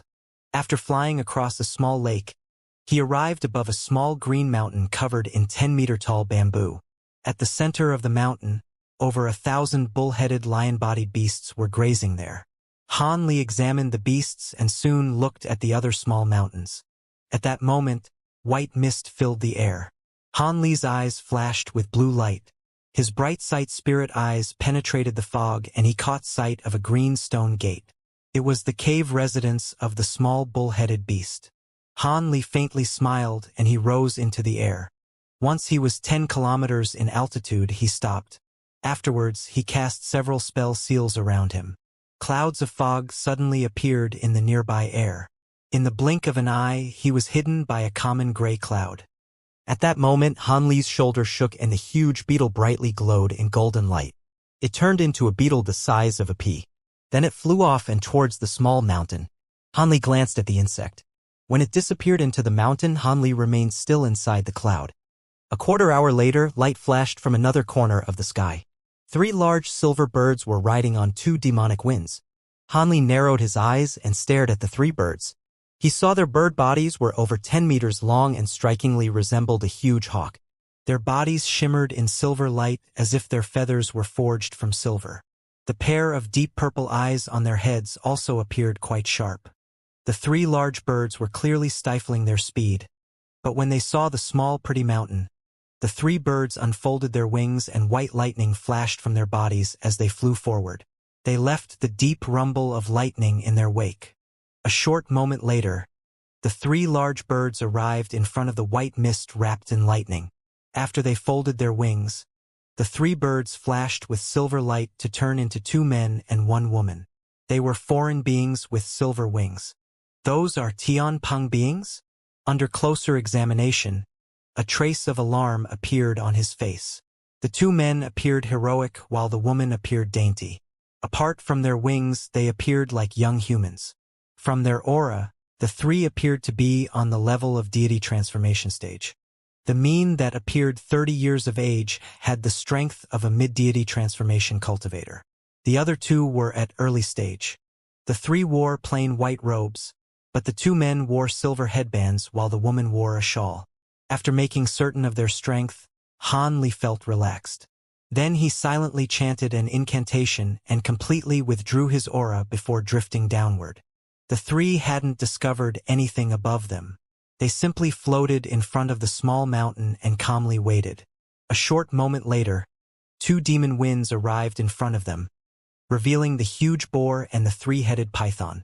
The huge python promptly smiled and said, "Esteemed lords, welcome. Fellow Taoist Chui and Jean were currently checking the tribute and preparing a feast. We hope you'll honor us with your appearance." The 30-year-old man indifferently said, "There is no need to be so troublesome. We wish to return as soon as we have the tribute." The other two also appeared indifferent. It was no wonder they appeared this way.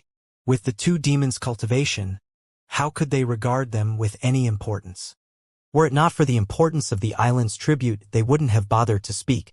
At that moment, the white fog parted from the mountain and the green gate slowly opened. The small bull-headed beast and the huge golden ape emerged. They muttered a few words with an apologetic expression and welcomed the three Tianpeng beings into their cave residence. The other two demons closely followed. Unbeknownst to anyone, in the instant the gates shut, a gentle wind blew outside. The four demons gracefully welcomed the three Tianpeng beings. Although the four demons had yet to metamorphose, they had tables and chairs. The three Tianpeng beings simply took a seat as the four demons deferentially stood at their side. After taking a seat, the younger man bluntly said, "All right, enough small talk.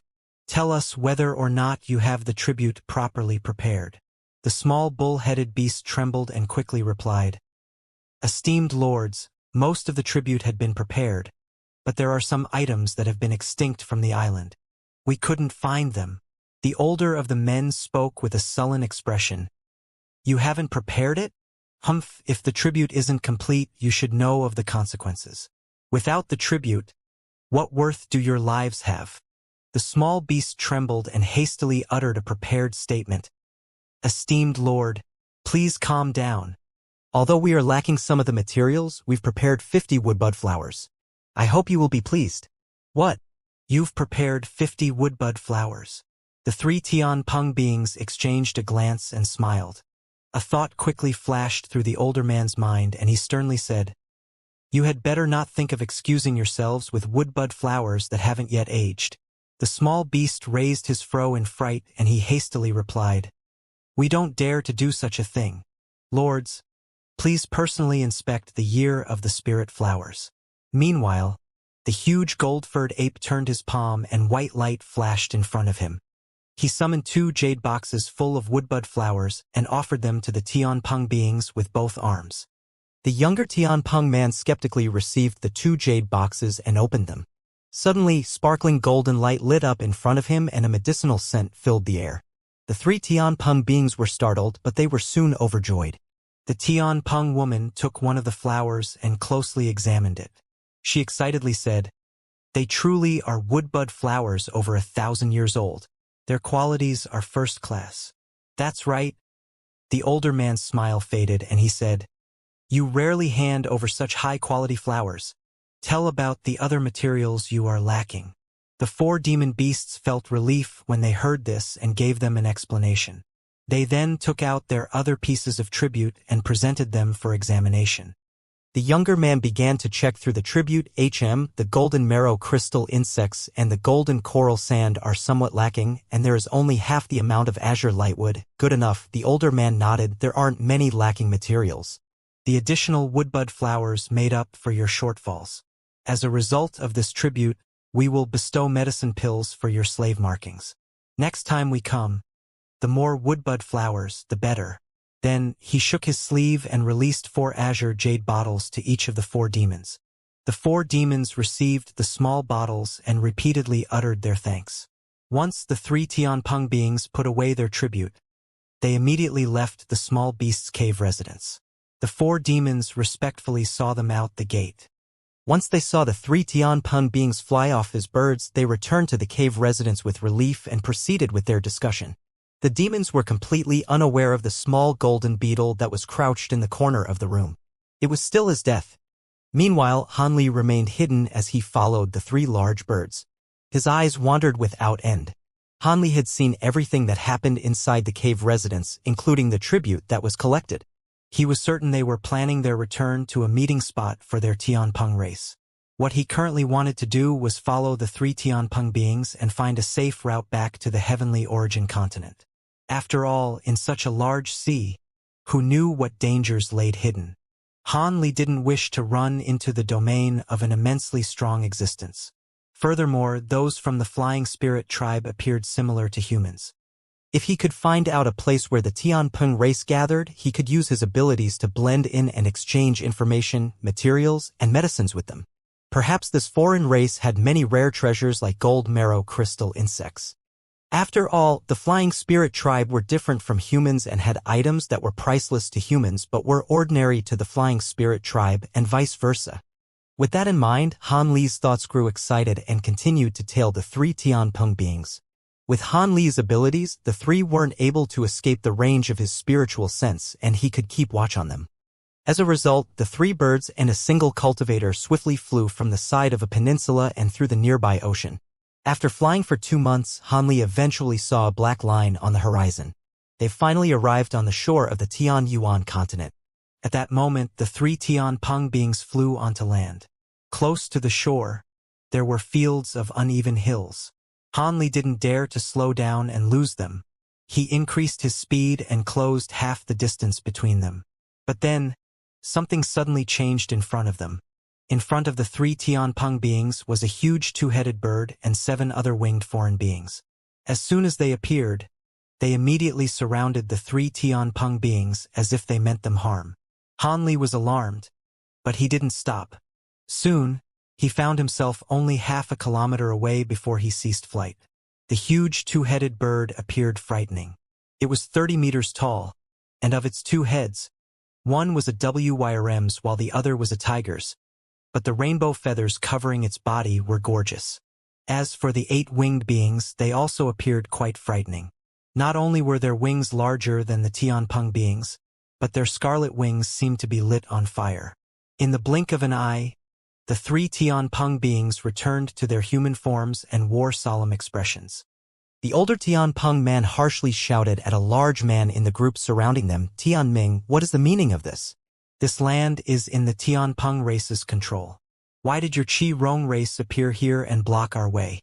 Could it be you don't fear punishment of the 10 laws?" The large man wore a red robe, was bald, and had a brawny stature. The large man chuckled, "Hee hee. What is there to fear from the 10 laws? Obediently take out the items you have. If you pay allegiance to our Qi Rong race, perhaps we'll release you." The older man's expression changed, but his expression soon returned to normal as he asked, "What items?" The large bald man sinisterly said, "Brother Feng Xiao doesn't need to hide it. I'm talking about the woodbud flowers." The older man bluntly denied, "How could we carry something so rare?" "Tianming, could it be your mind is addled?" The large man wildly laughed. "It doesn't matter if you admit it. I'll be searching for you regardless. Ah yes, I forgot to tell you. Your sacred lord carrying Kuan Peng true blood was killed after he was surrounded by 3 Zhang beasts that emerged from the depths. The Flying Spirit tribe removed the Tianpeng race as a branch. The 3 were astonished by this news. The younger Tianpeng man doubtfully said, "Nonsense. The sacred Kuan Peng lord would be able to escape even if he wasn't a match. How could 3 Zhang beasts stop him?" The large bald man flapped his fiery wings and maliciously said, "Hee hee, if it were only Zhang beasts, they wouldn't be able to block him, but if he was already injured before and his wings were crippled, he wouldn't be able to escape." The older Tianpeng man remained calm and icily replied, "You think we'll believe you just like that? Enough nonsense. Even if Lord Tianhua perished, don't think that we'll hand over our things." Light shined from his other 2 companions in preparation for a fight. When the large bald man heard this, he snorted and an ominous glint shined from his eye. The bald man was a mid-deity transformation cultivator and his companions were at early deity transformation stage. In addition, with the huge 2-headed bird, their fighting force was several times greater than the 3 Tianpeng beings. However, if the Tianpeng beings only focused on escaping, he wasn't confident they could hold them down. After all, the Qi Rong race wasn't renowned for their speed. If they faced similar grade beings, their prey would most likely escape.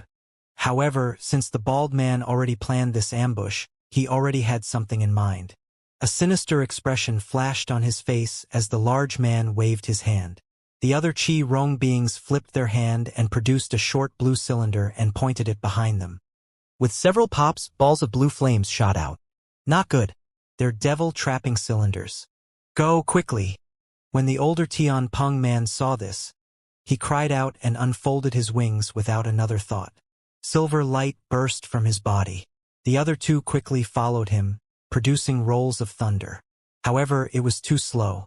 The surrounding balls of blue light suddenly erupted, turning in large blue nets that erupted in size. In the blink of an eye, the nets fused together and sealed off a kilometer of space in a giant cage. When the cage was complete, the 3 flashes of lightning were too slow and hadn't been able to escape. When the lightning faded, the 3 Tianpeng beings wore pale complexions. When the bald man saw that they trapped the 3 Tianpeng beings, he happily said, "Although it is the lowest grade devil-trapping net, it's still enough to hold you down. Feng Xiao, do you truly believe you'll be able to escape the net as we attack you from all sides? It would be better to obediently surrender. If you don't reply, don't blame me for not trying. Combine our strength and quickly break through the devil-trapping net." The older man, Feng Xiao, expressionlessly commanded his 2 companions. Soon after, he pinched his hands together and raised them. 2 dense bolts of lightning shot out and directly struck the huge blue net. His younger companions immediately opened their mouths and released dense bolts of lightning to add to the attacks. Suddenly, several eruptions sounded and a net of blue light fused with silver light, turning the devil-trapping net into a blur.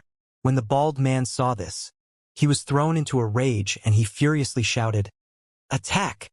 Don't hold anything back." Soon after, he blurred through the air and turned into a 10-meter-large scarlet bird. He flapped his wings and immersed himself with flames as he dived to the 3 Tianpeng beings. The other Qi Rong beings underwent a similar transformation and began their attack as flame birds. As a result, the 3 Tianpeng beings weren't able to continue their attacks on the devil-trapping net, and they could only transform into large silver birds, spitting lightning as they confronted their enemy. For a time, flames roiled and lightning wildly flashed. The nearby air was filled with burning heat and smoke. Only the huge 2-headed bird remained unmoving in place. Han Li let out a soft sigh, not knowing whether to laugh or cry. At that moment, the devil-trapping net surrounded him as well. Han Li felt greatly depressed. Under ordinary circumstances, he could use his abilities to escape the net in an instant. But as he was hidden, he couldn't blink out of the net in fear that his aura would be revealed. In that moment of hesitation, he found himself in the restriction. Han Li twitched his eye and could only helplessly remain in place. His mind pondered about the information he acquired. The Qi Rong race should be one of the 72 branches of the Flying Spirit tribe. It was unknown how they acquired information that the 3 Tianping beings had woodbud flowers in their possession, but this resulted in an ambush on their return path. The Qi Rong race dared to do this because the Tianpeng race's lord perished, so they were rendered helpless. In that case, wouldn't his original plan be fruitless? Could it be that he would have to give up on the Tianpeng race and find another gathering spot for the Flying Spirit tribe? That wouldn't do. After all, the Tianpeng race had very little differences with humans in appearance apart from their wings. He didn't know if there were other branches of the Flying Spirit tribe that would appear as similar. For example, the Qi Rong race appeared too fiendish and would be difficult for him to infiltrate. As these thoughts quickly flickered through his mind, he watched the ongoing battle between the Tianpeng beings and Qi Rong beings. Deafening thunder rumbled as countless silver bolts of lightning snaked through a roaring sea of flames. The 3 silver birds seemed to have turned into lightning itself. They didn't use beak or talons and appeared majestic, but as they were surrounded with so much flame, they found themselves at a disadvantage. Not only were the flame birds completely enveloped in fire, but when silver lightning occasionally struck their bodies, fire would flash and their injuries would instantly heal as if they had undying bodies. Furthermore, lightning flashed from the silver birds as they were wrapped in flames. They appeared uninjured, but their light was gradually growing dimmer. As the battle went on, a scarlet pearl appeared in the air above them at an unknown time. It emitted a red mist of light that enveloped an area of 100 meters. In the battle, a firebird that was several times larger than the other let out a strange laugh. "Feng Xiao, you may be a similar grade to me, but with my fire dragon pearl, you aren't a match for me." A cold snort sounded and a silver bird suddenly swiped its talons. cutting 5 white streaks through the air. They traveled quickly and fiercely sliced at the pearl above them. Boom! The surface of the fire dragon pearl glowed with red light and easily brushed off the attack. Hee brother Feng Xiao, don't think that luck will save you. The fire dragon pearl has restrictions placed by our race's elders. A single high-grade flying spirit master can't hope to harm it.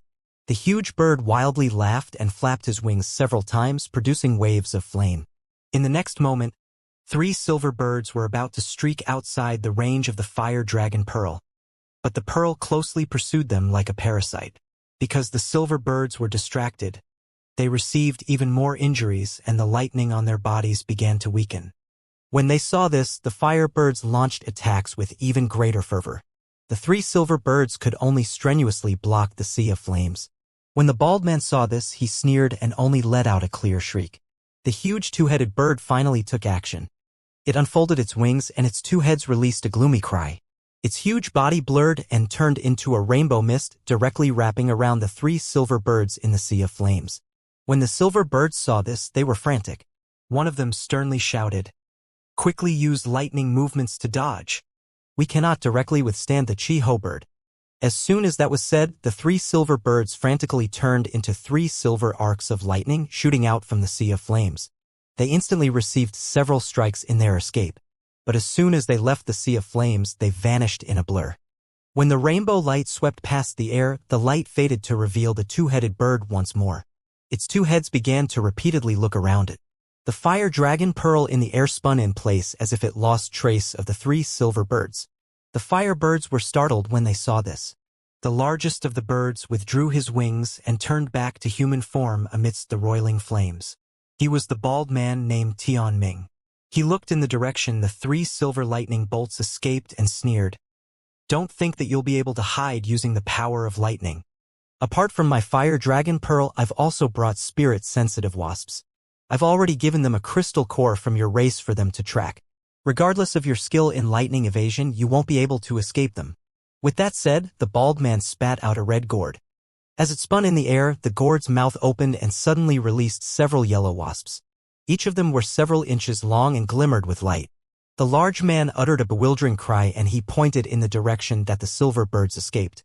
Suddenly, the 3 wasps buzzed as they flew off.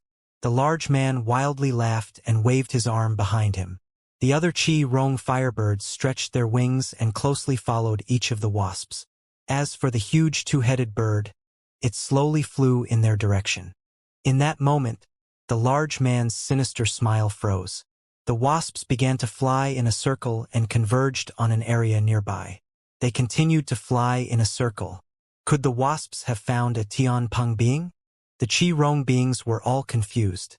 However, the bald man was decisive and immediately reacted. He shouted, "Attack!" But before the firebirds could charge forward, a man's voice sighed from the location that the wasps were circling. Gray light brightly shined and a spiritual light swept through the nearby space, enveloping the wasps and having them disappear. In their alarm, the firebirds instantly opened their mouths and launched pillars of flame. They only saw gray light flash in response. The fire pillars melted away in contact with the gray light and vanished. It was then that the firebirds were greatly frightened. They suddenly stopped their charge forward and looked with bewilderment as an unfamiliar man slowly appeared from the gray light. The man was azure-robed and had a common face. A pair of white wings appeared from his back. He seemed like a member of the flying spirit tribe, but he wasn't among the 3 Tianpeng beings from before. "Who is your esteemed self?" In the bald man's fright, he sternly shouted and emitted an astonishing presence from his body. "Who am I?" "You can't tell?" Han Li replied with a smile. Although his face was calm, he was cursing in his heart. The foreign beings then exchanged a glance. He suddenly appeared before them and the wasps had tracked him down. How could he not be a Tianpeng being? Han Li inwardly pondered, faintly sensing that this most likely had to do with the Tianpeng feather he forged with his thunderstorm wings. Fortunately, at the same time he emerged, he had his thunderstorm wings change color and form into an exact copy of the Tianpeng being's wings. The disguise was flawless. A Tianpeng being? The bald man looked at Han Li's white wings with a hateful expression. Han Li silently smiled. Regardless of how you've come here, since you've come across us, your only choice is death. Kill him, the bald man commanded. The surrounding firebirds flocked around him and waved their wings, releasing a dozen claw streaks mixed with burning flames towards Han Li. At that moment, the fire dragon pearl flashed and appeared 100 meters above Han Li's head. A barrier of red light surrounded him. Han Li's brows stirred, but he still hadn't taken action. He simply waved a black palm and gray mist surged around him.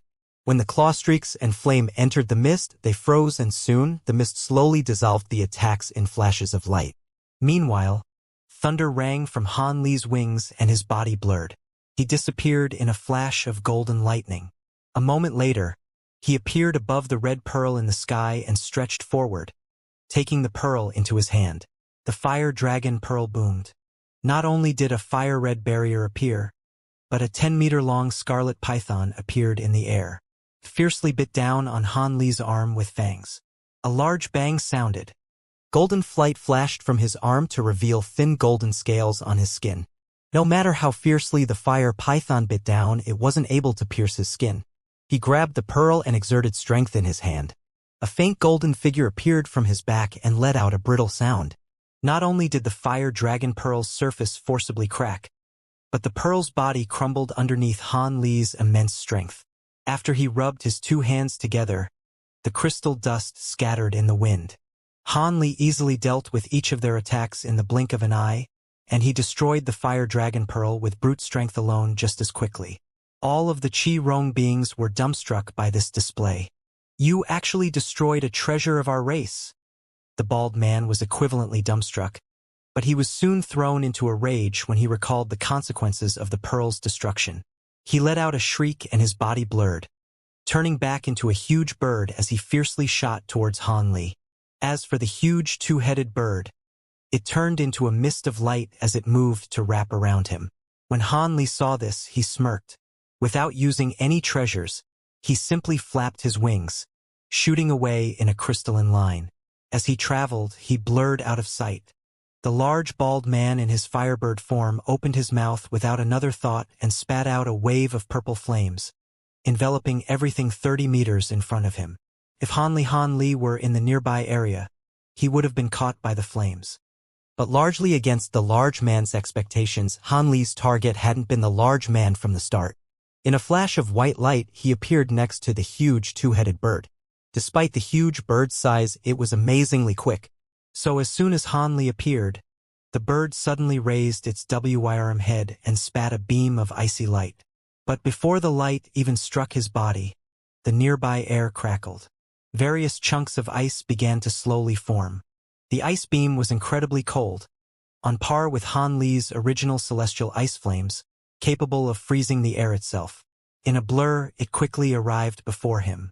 Astonishment glinted from Han Li's eyes, but with a simple wave of his sleeve, he released a mist of gray light to meet the attack. When the icy light entered it, it seemed to freeze. In that moment of delay, rainbow light flashed from Han Li's sleeve, and a palm of pure white jade appeared. He waved his hand out, summoning the brief appearance of 5 sinister skulls. Then a rainbow flame flared up from his palm in a grand display. Having cultivated the 100 Meridian Refinement mantra for so many years, Han Li was able to fully employ it with ease. He could bring forth the complete might of the divine essence-fused mountain and the unbreakable Sync Devils, and when combined with the strength of his body, their might increased several-fold, granting him strength an entire grade above his cultivation. With a light ring, the beam of icy light broke through the divine essence-fused light and struck his white jade palm.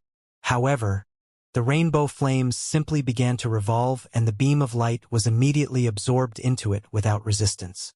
When the huge bird saw this, it raised its tiger head without any hesitation and released a transparent soundwave straight towards Han Li.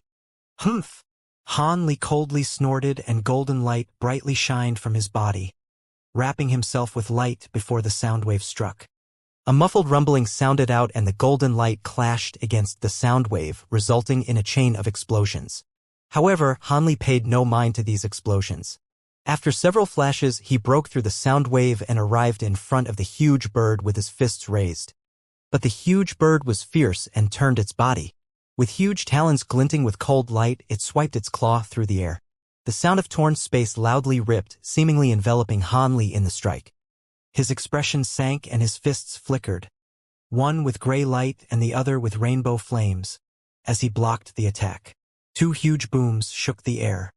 The huge bird suddenly let out a piercing scream, but before the huge claw could close around Han Li, it disintegrated inch by inch underneath flashes of radiant light, even turning into a cloud of blood. Afterwards, he blurred forward into the blood mist. A vicious gaze appeared in the eyes of the two-headed bird. With no regard for its destroyed claw, it extended its two heads and widely opened its mouths to bite down on Han Li. A fishy scent pervaded the air. When the other Qi-Rong beings finally realized what was happening, they released a barrage of attacks in furious surprise. A wave of purple flames and countless fireballs shot forward, fusing together halfway to create a 300-meter-wide sea of scarlet flame. The flame birds stirred and each entered the sea, vanishing inside it. The sea of flames roiled and gathered into a huge wave over 30 meters tall, directly rushing towards Han Li. However, Han Li wasn't about to give them the opportunity to perform a pincer attack. With his hands already raised, a golden three-headed six-armed picture appeared on his back. Two golden arms from the image on his back blurred suddenly before vanishing. Meanwhile, two golden lights flashed near the bird, summoning two huge golden arms out of the air, each revealing a hand that was 3 meters wide and shimmering with golden light. They fiercely pounded down as they appeared. With two huge thuds, the bird was caught off guard and was firmly smashed by both of the fists. The bird stumbled from the impact, unable to keep its balance. Han Li then raised one of his hands against the oncoming wave of fire. A huge black mountain suddenly appeared and spun in the air, creating a lofty barrier to meet up the oncoming fire wave. The nearby air shook. The flame and gray light rolled against each other, finding themselves both at a deadlock. The divine essence-fused light was able to turn any of the 5 elements into nothing, but even that had its limits. Against the flames of the many Qi-Rong beings, it was only enough to block it. However, that wasn't his objective to begin with. He saw a golden opportunity and shook his shoulders, causing the remaining 4 arms of the picture on his back to vanish in the blink. Meanwhile, the huge bird's surroundings blinked as 4 huge golden arms stretched into existence. The 4 arms tore through space as they reached forward, each arm strangely twisting until they held both of the bird's necks in a stranglehold. It was then that the huge bird sobered from being pounded by the 2 fists. It was greatly frightened by the sudden development and attempted to shake free with its huge bodies, attempting to flap its wings, but its giant body was still unable to budge in the slightest. The 2 fists that pounded the bird earlier had unknowingly grabbed a hold of one of the bird's wings some time ago, forcing it still. The huge bird was struck with terror. Before it could use any other abilities to escape, the 4 arms holding its 2 necks exerted an immense force.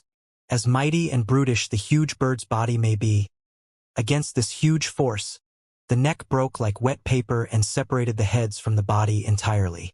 Han Li then relaxed his incantation gesture, causing the golden figure on his back to vanish alongside with the 4 golden arms that had appeared. Soon after, the headless bird and the heads began to fall through the air. With a raised brow, he flicked his sleeve, releasing 3 silver fireballs to strike the body and the heads. With several crackles, the silver flames roiled and the body turned to ash. The flames then condensed together in a bird and returned to Han Li. "Run!" the bald man's voice shouted, aghast. When the bald man saw Han Li killed the huge bird, which was equivalent in strength to himself, he quickly recovered from his rage.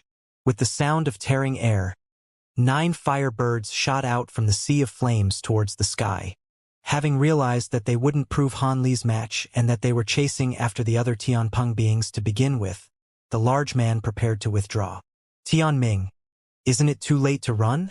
High in the sky, the voice of the older Tianpeng man sounded.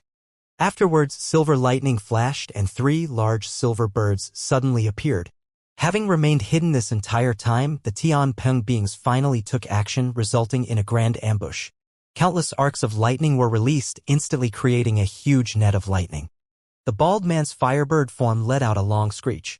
With him at the center, the firebirds suddenly condensed into a single firebird over 100 meters tall. With purple flames wrapping around the giant firebird, it unfolded its wings and charged through the lightning net. The three huge birds were startled and didn't dare to block the way. The purple firebird's flames surged quickly, and with several blurs it flew past the devil-trapping net and appeared 300 meters away. Such a fast speed was shocking. When Hanli saw this, a light glinted from his eye as he floated in place. He had no intention of pursuing it. The three silver birds hesitated for a moment and didn't pursue it either. They simply returned to human form in a silver flash and boom of thunder. The older Tianpeng man looked at Hanli, who single-handedly repelled the Qi-Rong beings. Not daring to slight him, he quickly saluted him from a distance and asked, "Many thanks for your help. We wouldn't have escaped calamity otherwise. However, your face is unfamiliar, brother. Could it be you're a clansman that have remained in secluded cultivation in the sea?" After some thought, Hanli calmly answered, "Even I don't truly understand if I am a Tianpeng being. My background is a bit peculiar as I've cultivated overseas until now. This is the first time I've come back to the Feng Yuan continent. But from our appearance, we seem to be of the same race. Otherwise, I wouldn't have helped you repel the Qi-Rong beings." The older Tianpeng man named Feng Xiao smiled and said, "Hehe, there is no need for you to be so puzzled. You should be a clan descendant that was overlooked. In terms of appearance and aura, you are a Tianpeng being without a doubt. Furthermore, from your dense aura, you should be a direct descendant of our race. Otherwise, those spirit wasps wouldn't have sought out." The dainty Tianpeng woman had a flash of understanding and said, "Brother's abilities must have come from overseas. They quite different from ours."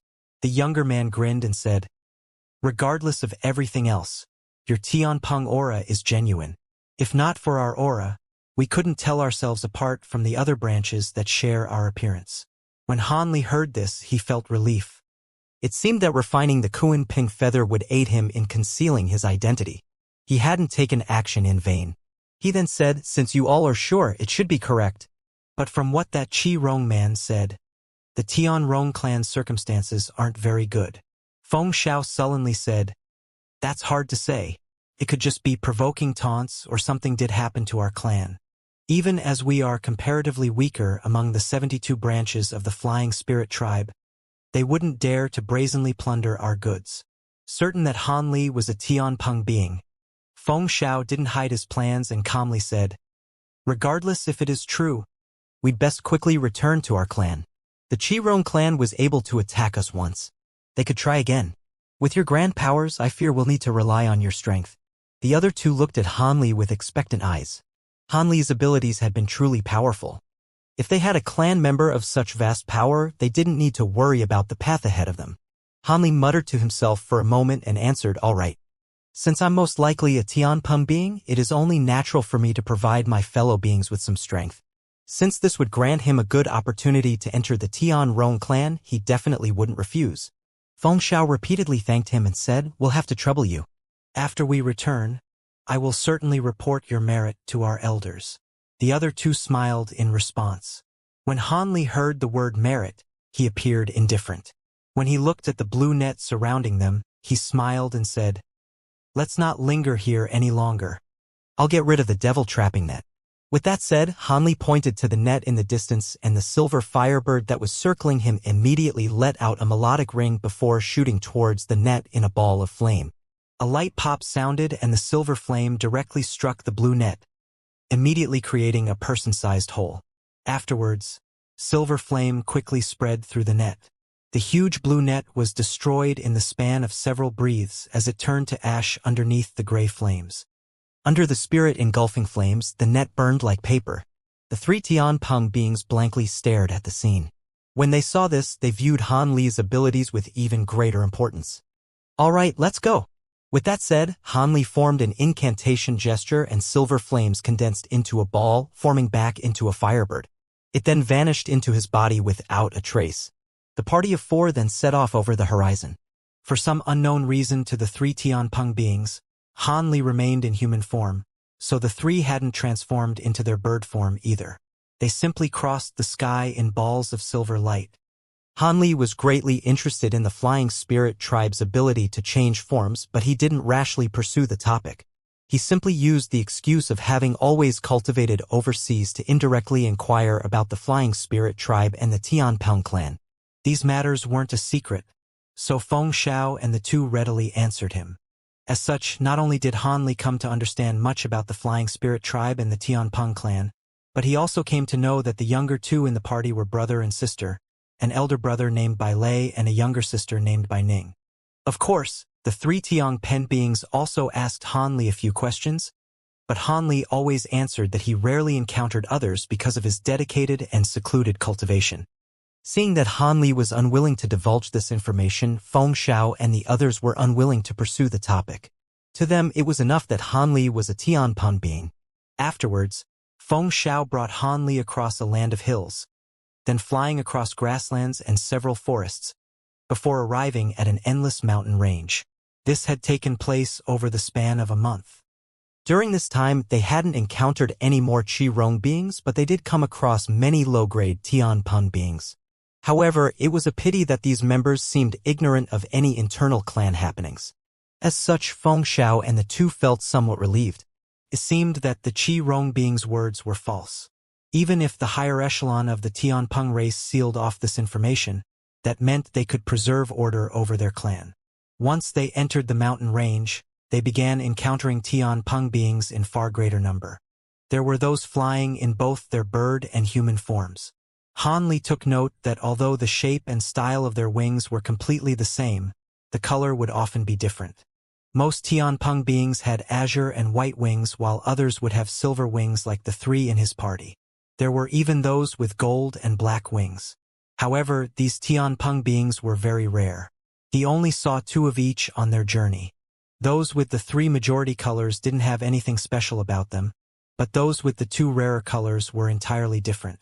Despite the lower cultivation of the golden-winged Tianpeng being, Feng Xiao and the other two appeared very respectful and took the initiative to greet them.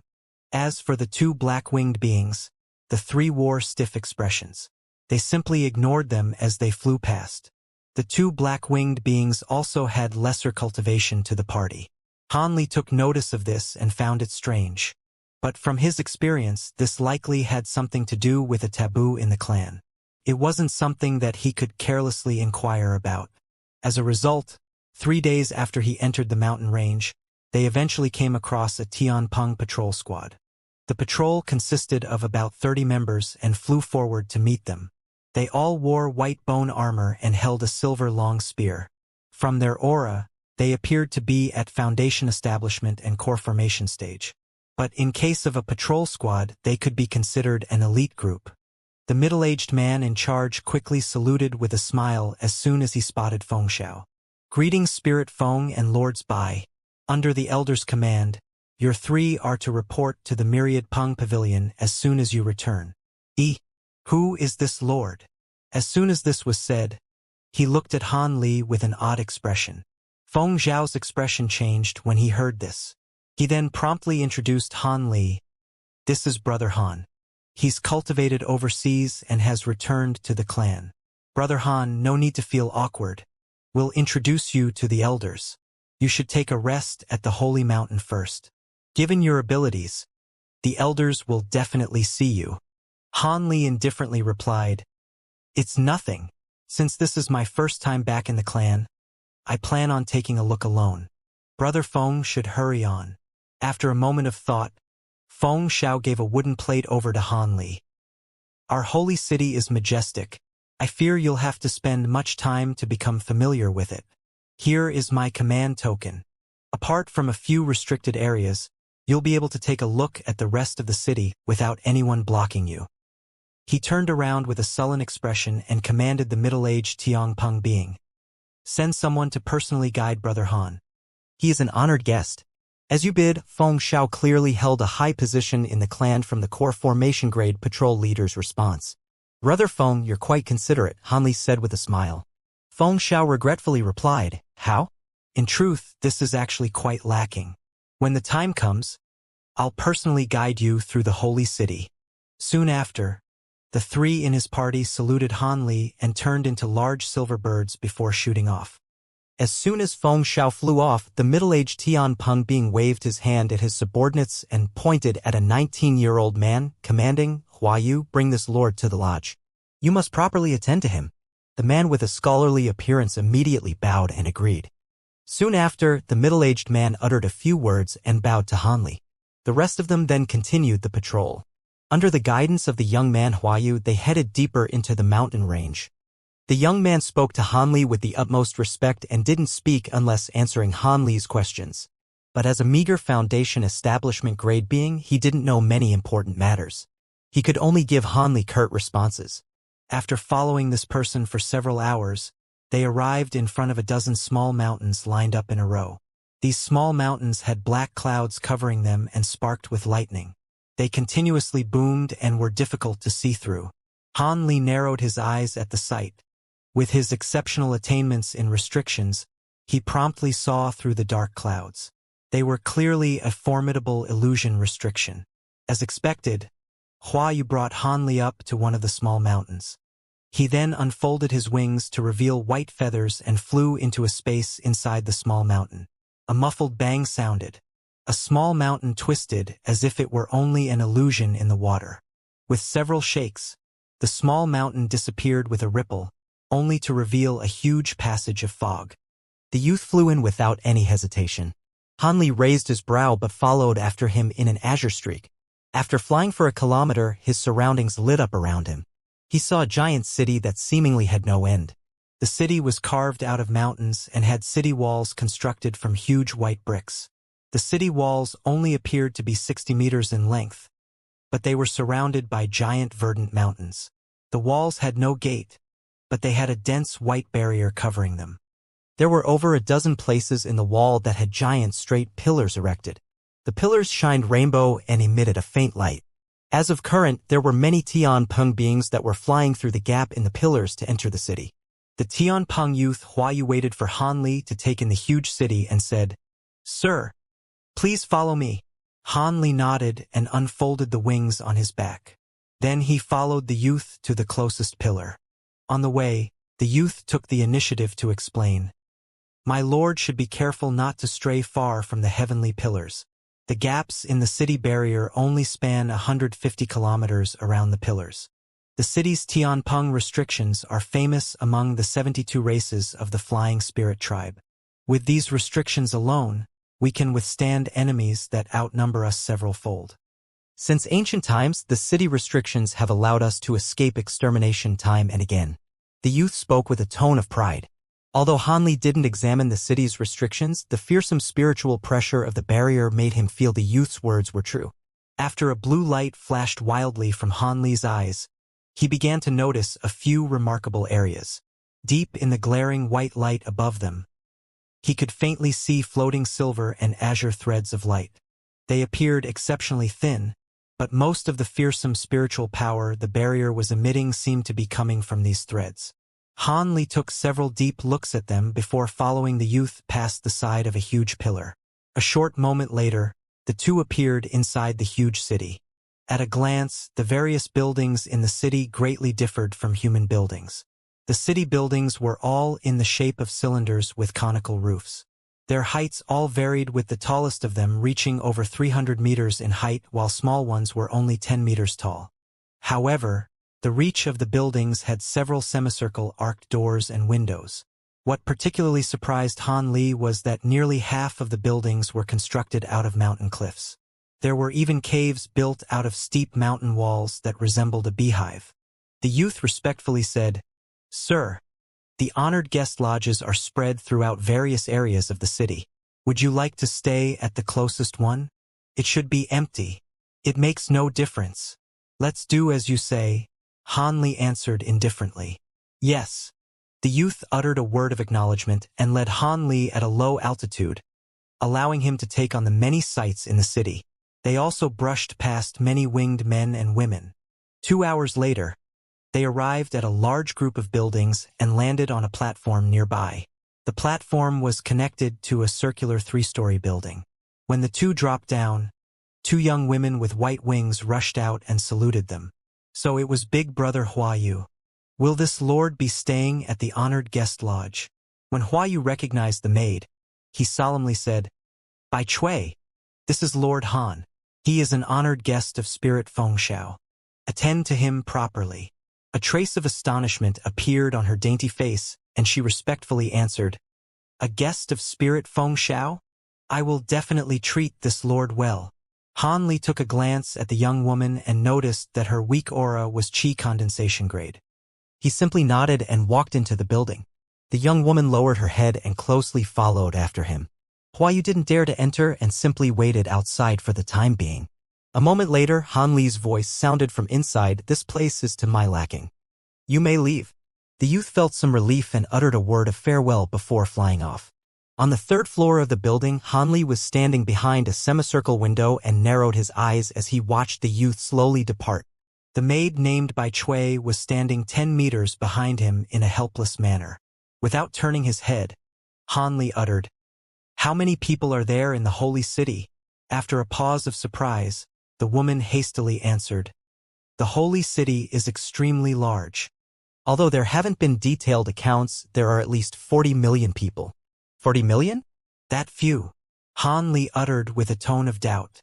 The woman hastily explained, "Only those that can cultivate to the point they can take spirit form can enter the city. The clansmen that have lesser cultivation and can't transform don't have the qualifications to enter. Although we are one of the weaker branches of the Flying Spirit tribe, we still total over 1 billion in number." "So it was like that," Han Li said with a tone of realization. She stole a glance at Han Li and hesitated for a moment before asking, "My lord, is this your first time in the holy city? Are there many honored guests like me that have entered the holy city for the first time?" Han Li indifferently asked. The woman carefully explained, "My lord must be joking. Very few people check into the honored guest lodge in the first place, and if they aren't outer tribesmen that checked in for the first time, they are outer tribesmen that have come to the holy city on business. There is nothing to be surprised about. This is my first time returning to the clan. I've always cultivated overseas," Han Li calmly said. He then asked, "Are there any maps of the holy city on sale? If there is, tell me where and I'll buy one." The maid respectfully said, "There is no need for my lord to head outside and buy a map. There is a particular map that is prepared for the honored guests that reside in the lodge. Its detail is far beyond what is sold." Han Li felt surprised, but he promptly commanded, "Oh? That is very good. Go ahead and give me one." "Yes, my lord." The maid took 2 steps back and swiftly went downstairs. Han Li stood in his original place by the window and began to ponder about his plans moving forward. He wanted to infiltrate the Tianping race so that he could acquire the rare materials that the Flying Spirit tribe had. As for their treasures and tools, Han Li hadn't given them much thought. Although he only saw a battle involving the Flying Spirit tribe, they didn't seem to rely on treasures and tools too much in combat. It was unknown if they were skilled in tool refinement or if the high-grade existences in the Flying Spirit tribe didn't draw assistance on common tools. The grand treasures like the Devil Trapping Net and the Fire Dragon Pearl only seemed to have an auxiliary nature. However, these still didn't catch much of his interest. So long as he could acquire some useful materials, the trip here would have been worth it.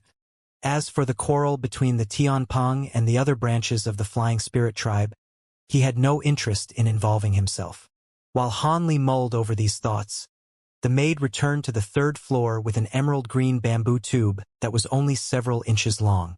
Despite its size, a luster glinted from its surface. Feeling somewhat shocked, Han Li promptly reached out to the tube that was offered to him. In a gust of wind, a green streak shot out and arrived in his hand. Afterwards, he waved his arm at her and she promptly descended after a swift salute. Alone, Han Li fiddled with the bamboo tube in his hand with great interest. He then sank his spiritual sense into it and saw a huge man clearly etched on the interior of the tube. The tube was mostly similar to a jade slip, but it was still quite peculiar to produce something similar to a jade slip with refined bamboo. It appeared the Flying Spirit tribe wasn't lacking in tool refinement and had their own uniqueness. In any case, Han Li's spiritual sense quickly focused on the tube's interior and concentrated on the image of the map. In the time it took to finish a meal, he let out a sigh and withdrew his spiritual sense from the tube entirely before wearing a pensive expression. The holy city was a bit smaller than he expected. It was comparable to a human city that housed 100 million people. In any case, the city was still astonishingly large. It would take most of a day to fly from one end of the city to another. Hanli wasn't very interested in buildings apart from the largest trading hall in the city. The hall was constructed on a huge mountain at the side of the city. The mountain was where people traded items. It was about the same as a human or demon market. Apart from this building, Hanli was also curious in a place called the Spirit Transmit Hall. It was where the Tianpeng Hall specialized in supplying a few high-grade cultivation arts to their clansmen. The map also marked a few forbidden areas. Hanli took note of them and had no interest in pursuing them further. He then closed his eyes and committed various parts of the map to memory. After going through the information once more, he unfolded his wings and wrapped himself in azure light. He then silently flew out the window directly towards the large trade hall. The Tianpeng race wasn't in a stable situation. He was unwilling to stay in this place for more than half a month. It'd be best if he gathered the materials he needed and left as soon as he could to save himself from being involved in anything troublesome. However, Hanli didn't wish to attract too much attention, so he flew at a slower speed that matched other Tianpeng beings in the city. Because the trading hall was located at the edge of the city, Hanli only traveled halfway in a quarter hour. At that moment, he spotted a huge tower not far from his front. It was over 2 kilometers tall, and it wasn't a commonly seen cylinder. It appeared to be in the shape of an octagon, with each side appearing flat and smooth apart from a few particular talisman designs on each side. These designs emitted a faint black chi that gained Hanli an familiar feeling. The top of the tower had several 3-meter-tall crystals that emitted 7-colored light that covered the tower. The black chi was trapped in the rainbow light barrier, preventing it from escaping. Hanli stroked his chin in surprise. If he remembered correctly, the tower should be a forbidden area in the city. It was the so-called Spirit Seal Tower and was given no description. There wasn't a single Tianpeng being that dared to fly 300 meters within range of the tower. Black infernal mist. A familiar thought flashed through Hanli's mind. The black mist that the stone tower emitted was the strange mist that enveloped half of the peninsula he stayed at. However, the mist from the tower was extremely thin, as if it were being strictly controlled. Hanli felt somewhat alarmed, but since this was a restricted area of the Tianpeng race, he wasn't about to provoke anything. As everyone else did, he flew around the tower. But as Hanli brushed past the tower, he felt an aura from the tower surge, causing his body to quiver as a cold sensation covered his back. This is... Hanli stopped and turned to stare at the huge tower.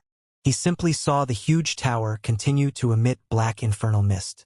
At an unknown time, the mist had become denser, with the tower's talisman marks occasionally flickering with rainbow light. It wasn't able to completely block the black chi from rushing it. Fortunately, the rainbow barrier emitted from the top of the tower completely blocked the black chi from leaving the vicinity of the tower. But a short moment later, the black chi caused the 7-colored light barrier to tremble violently, as if it could collapse at any moment. When the nearby Tianpeng beings saw this, they were all dumbstruck and stopped in shock. They all stared at the strange occurrence occurring at the Spirit Tower. Hanli then sensed his wings tremble and turned burning hot, creating a scalding pain on his back. Hanli's expression vastly changed.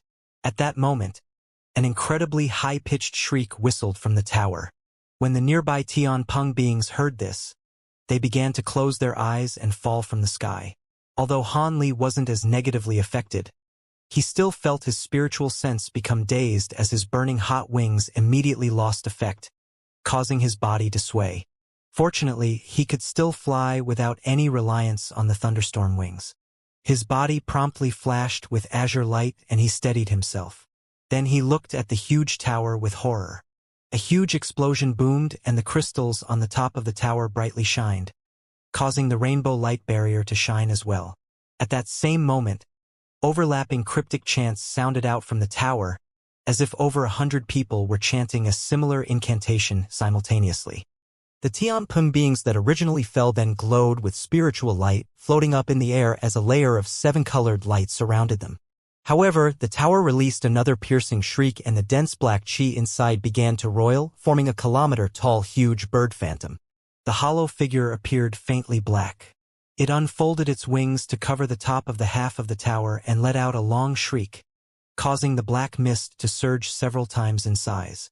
The surrounding rainbow barrier began to violently warp, exerting a huge pressure. At that moment, the other Tianpeng beings covered in rainbow light began to shake but otherwise appeared fine. In their fear, however, they began to scatter in every direction.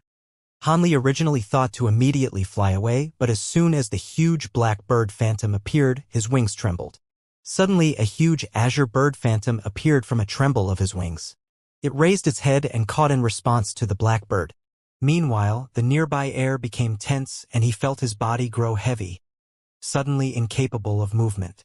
In his fright, Han Li emitted brilliant golden light from his body, exerting immense power in his limbs in an attempt to break free.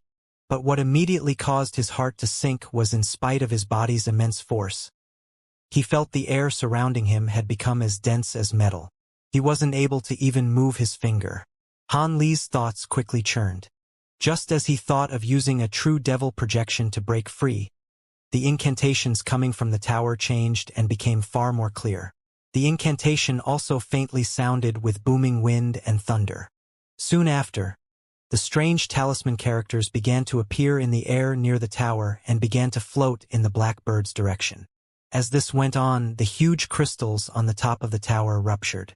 A ring of 7 colored suns slowly floated into the air, releasing a brilliant light that covered the black bird phantom. With the brilliant 7-colored light and the talisman characters restricting the black bird phantom, the phantom could only shriek as it helplessly dispersed. To the side, the huge azure bird phantom also vanished. Han Li felt relief at having regained control of his body, but he felt quite bewildered. Apart from the difference in size and color, the shape from the azure bird phantom and the black hollow phantom appeared exactly the same, like a legendary Kuan Peng. Could it be a Kuan Peng was sealed in the tower? As Han Li pondered with shock, he immediately thought to flee from the scene. But when he swept his sights around him, he wryly laughed and decided to stay still. This was because there were a dozen balls of light that had emerged from the huge tower. In a few flashes, they arrived 100 meters away from him. At this distance, he could clearly see Tianpeng beings through the remaining lights. If he fled now, he would be marking himself as guilty. As he pondered, he decided to wait and see what they would say. He quickly swept his sights past the lights and found 2 late deity transformation grade beings inside of them. The others were only early and mid-stage beings. Feeling a bit of dread, Han Li didn't dare to provoke them and remained still in the air. With several gusts of wind, the dozen beings unfolded their wings and arrived before Han Li in the blink of an eye, surrounding and staring at him. Of the 2 old men in charge, one of them had a pair of white wings, while the other had wings that were faintly gold. One of them also had a kindly face while the other appeared stern. But like all the others, they were firmly staring at Han Li with an odd look. Although Han Li didn't truly fear the Tianpeng beings, he felt somewhat apprehensive at this current situation. He forced a smile and asked, "May I ask why you've surrounded me?" Greatly against his expectations, the white-winged old man respectfully asked, "Brother, what is your esteemed name? Your face is quite unfamiliar. Are you kin that has recently entered the holy city?" With a few quick thoughts, Han Li answered, "My surname is Han. I've cultivated overseas and have only entered the city today."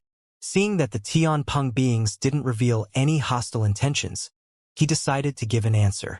"You're from overseas? And you only entered the city today?" Han Li's answer greatly shocked the old men, but they soon exchanged a glance and wore an expression of joy. The stern old man solemnly said, "Good, very good. Regardless of where Brother Han came from, your Tianpeng Qi is quite abundant to provoke the Kung Peng spirit in the tower. You could receive the title of Holy Disciple and inherit the Kuan Peng True Blood." The Tianpeng True Blood. Han Li was shocked. If it was before, Han Li wouldn't have understood what they meant, but with the True Dragon and Heavenly Phoenix True Blood in his bracelet, he realized how rare this item was. Han Li was startled that such fortune had appeared before him. But with another thought, Han Li felt lacking in confidence. He wasn't truly a Tianpeng being. How could he become their holy disciple? Under closer inspection, his disguise would be revealed. He wouldn't inherit any true blood, but would be provoking the hatred and ire of countless Tianpeng beings. Han Li dryly chuckled and shook his head. You've made a mistake. I come from an ordinary background. How would I have the qualifications to inherit the true blood? It wasn't me who provoked the scene at the tower. The gold-winged old man seemed to ignore Han Li's words and smiled, saying, there's no need for Brother Han to shirk this away. A true spirit projection had appeared from your body. Those of us from the tower had clearly seen it. We weren't mistaken. Brother Han must see the elders. Being able to become a holy disciple is a matter of the utmost importance. Han Li inwardly cursed and looked around. He saw the Tianpeng beings looking at him with excitement and determination. I truly am not any holy disciple. It's fine if you don't believe me. However, I have important matters to attend to, so I must bid farewell. Han Li resolved himself and quickly uttered a few words before vanishing in a blur. He flapped his wings, wanting to use his abilities to fly a distance away, but at that moment he heard a woman's voice. Outsider, wait. Do you truly plan to leave? If you do, hand over your wings to us. The voice wasn't loud but soft and sweet. When Han Li heard it, he felt as if his spiritual sense shook with astonishing thunder and his face turned unsightly. As soon as those words were uttered, a nearby space fluctuated and a slender figure silently appeared 10 meters above him. It was a white-robed woman with golden wings. Han Li stared at her and felt his blood run cold. She had an ordinary appearance, but a glistening light was roaming across her body. From her aura, he felt that her cultivation was unfathomably deep. She was a mid-stage body integration-grade presence. Han Li widely opened his eyes. We pay our respects to the Grand Elder. The deity transformation-grade Tianpeng beings respectfully saluted the young woman as soon as she appeared. This woman was actually the Tianpeng race's Grand Elder. Han Li felt his mouth dry up. The woman calmly commanded, let me deal with this person. You should return to the tower and strengthen the seal, pacifying the holy Kuan-Peng spirit in turn. As you command. As a clear display of their respect, they immediately followed their orders and returned. The young woman then turned her sights on Han Li. A bright glint shined from the young woman's eyes and she casually said, this isn't the place to talk. Follow me. She then turned around and slowly flew off. Han Li's expression wavered for a moment, but he decided to honestly follow her. Facing a fearsome existence like a mid-body integration stage being and finding him in the holy city of a foreign race, Han Li didn't have any opportunity to escape. And when she hadn't turned hostile, he could only comply with her words. The young woman appeared calm like a gentle wind, as if she didn't possess an ounce of anger. But she flew at an immense speed. Han Li had to use a majority of his strength to follow her. He couldn't help but feel overwhelmed as he forcefully stifled his wandering thoughts. After flying for the time it took to finish a meal, the young woman brought Han Li to a solitary cylindrical building that was 100 meters tall. I pay my respects to the Grand Elder. Two young dainty Tianpeng women walked out from the entrance and wore respectful faces. The young gold-winged woman nodded and walked inside. Han Li closely followed after her into the building, discovering that the interior was more simple than he had expected. Apart from a stone table and a few stone chairs, there was nothing else. The young woman waved her hand and the two maids withdrew. Then she took a seat and faintly moved her lips, uttering, sit down. I have questions to ask. How could I take a seat in front of Senior? I will listen to you with complete attention, Han Li calmly said. Do as you wish, the woman indifferently replied. Han Li then remained standing stiff and straight. After a moment of thought, she asked, are you a human cultivator? Startled by her question, Han Li carefully asked, you've visited humans before? With fluent human language, she said, of course, I've even visited one of your 3 sovereigns, the Spirit Sovereign. I held his superb attainments in puppet techniques in great admiration. In truth, there have been many powerful existences in the Flying Spirit tribe that have visited the humans. With regards to the friendly relations between our races, I will answer your questions. But I will expect you to answer my questions as well. Otherwise, when Han Li heard her threat, his calm expression broke for just a moment. How did Senior see through my disguise? Regardless of anything else, I've refined my thunderstorm wings to completion. I've even altered its aura with secret techniques to match your kin. So long as something on senior's level doesn't touch me or examine my true essence, they shouldn't be able to discover anything wrong. Otherwise, I wouldn't have dared to enter the clan. This question had left him perplexed. The young woman smiled and answered, "Your transformation is entirely complete. The Kuan Peng Qi on your body allowed you to pass through the holy city's grand restriction undetected. If you encountered the other elders in the clan, you would most likely pass them by if they didn't undergo a deliberate examination. However, I am different. As the Grand Elder, I wield the holy artifact, the symbol of power in the clan. Our Tianpeng's holy artifact can see through all illusions and directly peer into your body's true essence. No matter how impressive your illusions may be, they are no use against me." Hanli suddenly came to a realization, but he soon felt extremely gloomy. Hanli wryly laughed. "You mean, if I went to the other branches of your tribe, I wouldn't have been discovered?" The young woman smirked and indirectly answered, "Of the 72 branches, only the Yu Shui race's holy artifact has a similar ability." Hanli grew silent for a moment.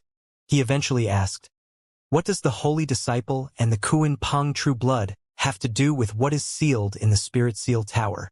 The young woman explained, "The Spirit Seal Tower contains the lesser half of a Kuan Peng true ancestor's holy soul, which was gathered at astronomical cost during our Golden Age. By relying on the Holy Soul's power, our Tianpeng race was able to persist until today, but there is no need for you to know the specifics. As for the matter regarding the Holy Disciple, it is quite simple. It is the general title within the tribe for those with the potential to inherit true blood. If a Holy Disciple is truly capable of inheriting the holy true blood of a race and passes a trial, they could become the race's holy master." Hanli didn't reveal any surprise when he heard this. He had already guessed as much. He was even disinclined to pursue the topic of the Holy Master any further. The young woman blinked and asked, "It seems you have no other questions for me, so it should be my turn. The wings on your back should have been refined by something from a Kuan Peng. It caused the Holy Spirit to struggle free of the Spirit Seal Tower. This is something that rarely occurred since the creation of the tower." Hanli frowned and truthfully answered, "It wasn't anything much. I only refined a remnant fragment of a Kuan Peng feather." The young woman doubtfully said, "Kuan Peng feather? That can't be. Even if it was a complete Kuan Peng feather, it shouldn't have provoked the Holy Spirit to such a degree. I'm not sure about this myself." Hanli shook his head, also confused over the matter. After muttering to herself, she indifferently said, "Hand over the winged treasure over to me for inspection." Hanli's heart sank, but when he met her bright jewel-like eyes, he only hesitated for a second before shaking his shoulder. In a flash of white light, the wings disappeared, only for them to reappear in miniature size in his hands. Hanli raised his hand and presented the small crystalline wings to her. Hanli's unexpected forwardness had surprised the Grand Elder. She looked at Hanli's serene face for a long while and eventually took the wings with a smile. While nothing odd appeared on his face, he could only wry laugh in his mind. If he weren't facing a mid-body integration-grade existence, he would have refined the wings into his mind. Even if he was forcibly detained, he'd most likely be able to still use the wings' spatial abilities and directly summon them back. Otherwise, he definitely wouldn't have given them over. The young woman held the thunderstorm wings in hand and closely examined them for a short moment. A curious expression soon appeared on her face. She flicked her finger and sent the wings back in Hanli's direction. Relieved, Hanli had the wings silently disappear in a flash of white light and momentarily reappear on his back. The young woman appeared indifferent at the sight and slowly asked, "In truth, not only do the wings have the true ancestor Kuan Peng feather, but it also has the feature of the heavenly phoenix. I have a rough understanding of how this came to be, but I'd like to hear how you acquired the Kuan Peng feather." Hanli was surprised when he heard this, but he didn't conceal anything and described the battle he witnessed between the Kuan Peng and the Rahu at the realm boundary. When the young woman finished listening, she appeared pensive. A moment later, she examined Hanli once more and said, "Brother Han, would you be interested in entering our Tianping race and becoming our holy disciple?" Hanli was dumbfounded. Hanli blinked and asked, "Did I hear correctly? Does Senior wish for me to join your race?" "That's right. I have a plan in mind, but the matter is incredibly important. I'll need to discuss the matter with the other elders. Han Li went silent for a moment and eventually noted, but I'm a human, not a true Tianpeng being. So you still don't know. Normally, Kuanpeng feathers and other Kuanping items are left behind from deceased Kuanpeng. However, the feather you have refined was an item left behind from a living Kuanpeng true ancestor. The feather contains an aura several times stronger than an ordinary Kuanpeng feather. In addition, this feather most like contains blood essence that you haven't yet perceived. Since our Tianpeng race had been the descendants of a Kuanpeng true ancestor and you've refined the Kuanping item, you may have refined the Kuanpeng blood into your body as well. It wouldn't be mistaken to consider you our kin. Her words left Han Li at an even greater loss. A short moment later, Han Li woke up from his amazement and he looked at the young woman with narrowed eyes. He laughed and said, I heard that your Tianpeng race's current holy master has already perished and now there is no one in your race that can inherit the Kuanpeng true blood. It is also said that the Flying Spirit tribe is possibly removing your race from the 72 branches. Could this be true? How do you know about that? The young woman's face slightly changed and the image of a golden bird appeared behind her. The phantom simply unfolded its wings, but Han Li felt an immense pressure on his shoulder and he soon heard his bones begin to crack. With a thud, Han Li's legs sank a half-foot deep in the stone floor. Han Li's complexion also turned incredibly pale. But at that moment, the young woman frowned and the bird phantom disappeared. In the blink of an eye, the young woman restored her calm and said, I don't know how you came across this information, but I hope you'll keep it secret for the time being. I don't wish for the holy city to fall into chaos. Also, there is a mistake in your words. We do have 2 holy disciples that can inherit the true ancestor blood that we've kept concealed. However, their cultivation is still too low to succeed in the trial placed by the various races. That is why I've invited you to join our clan.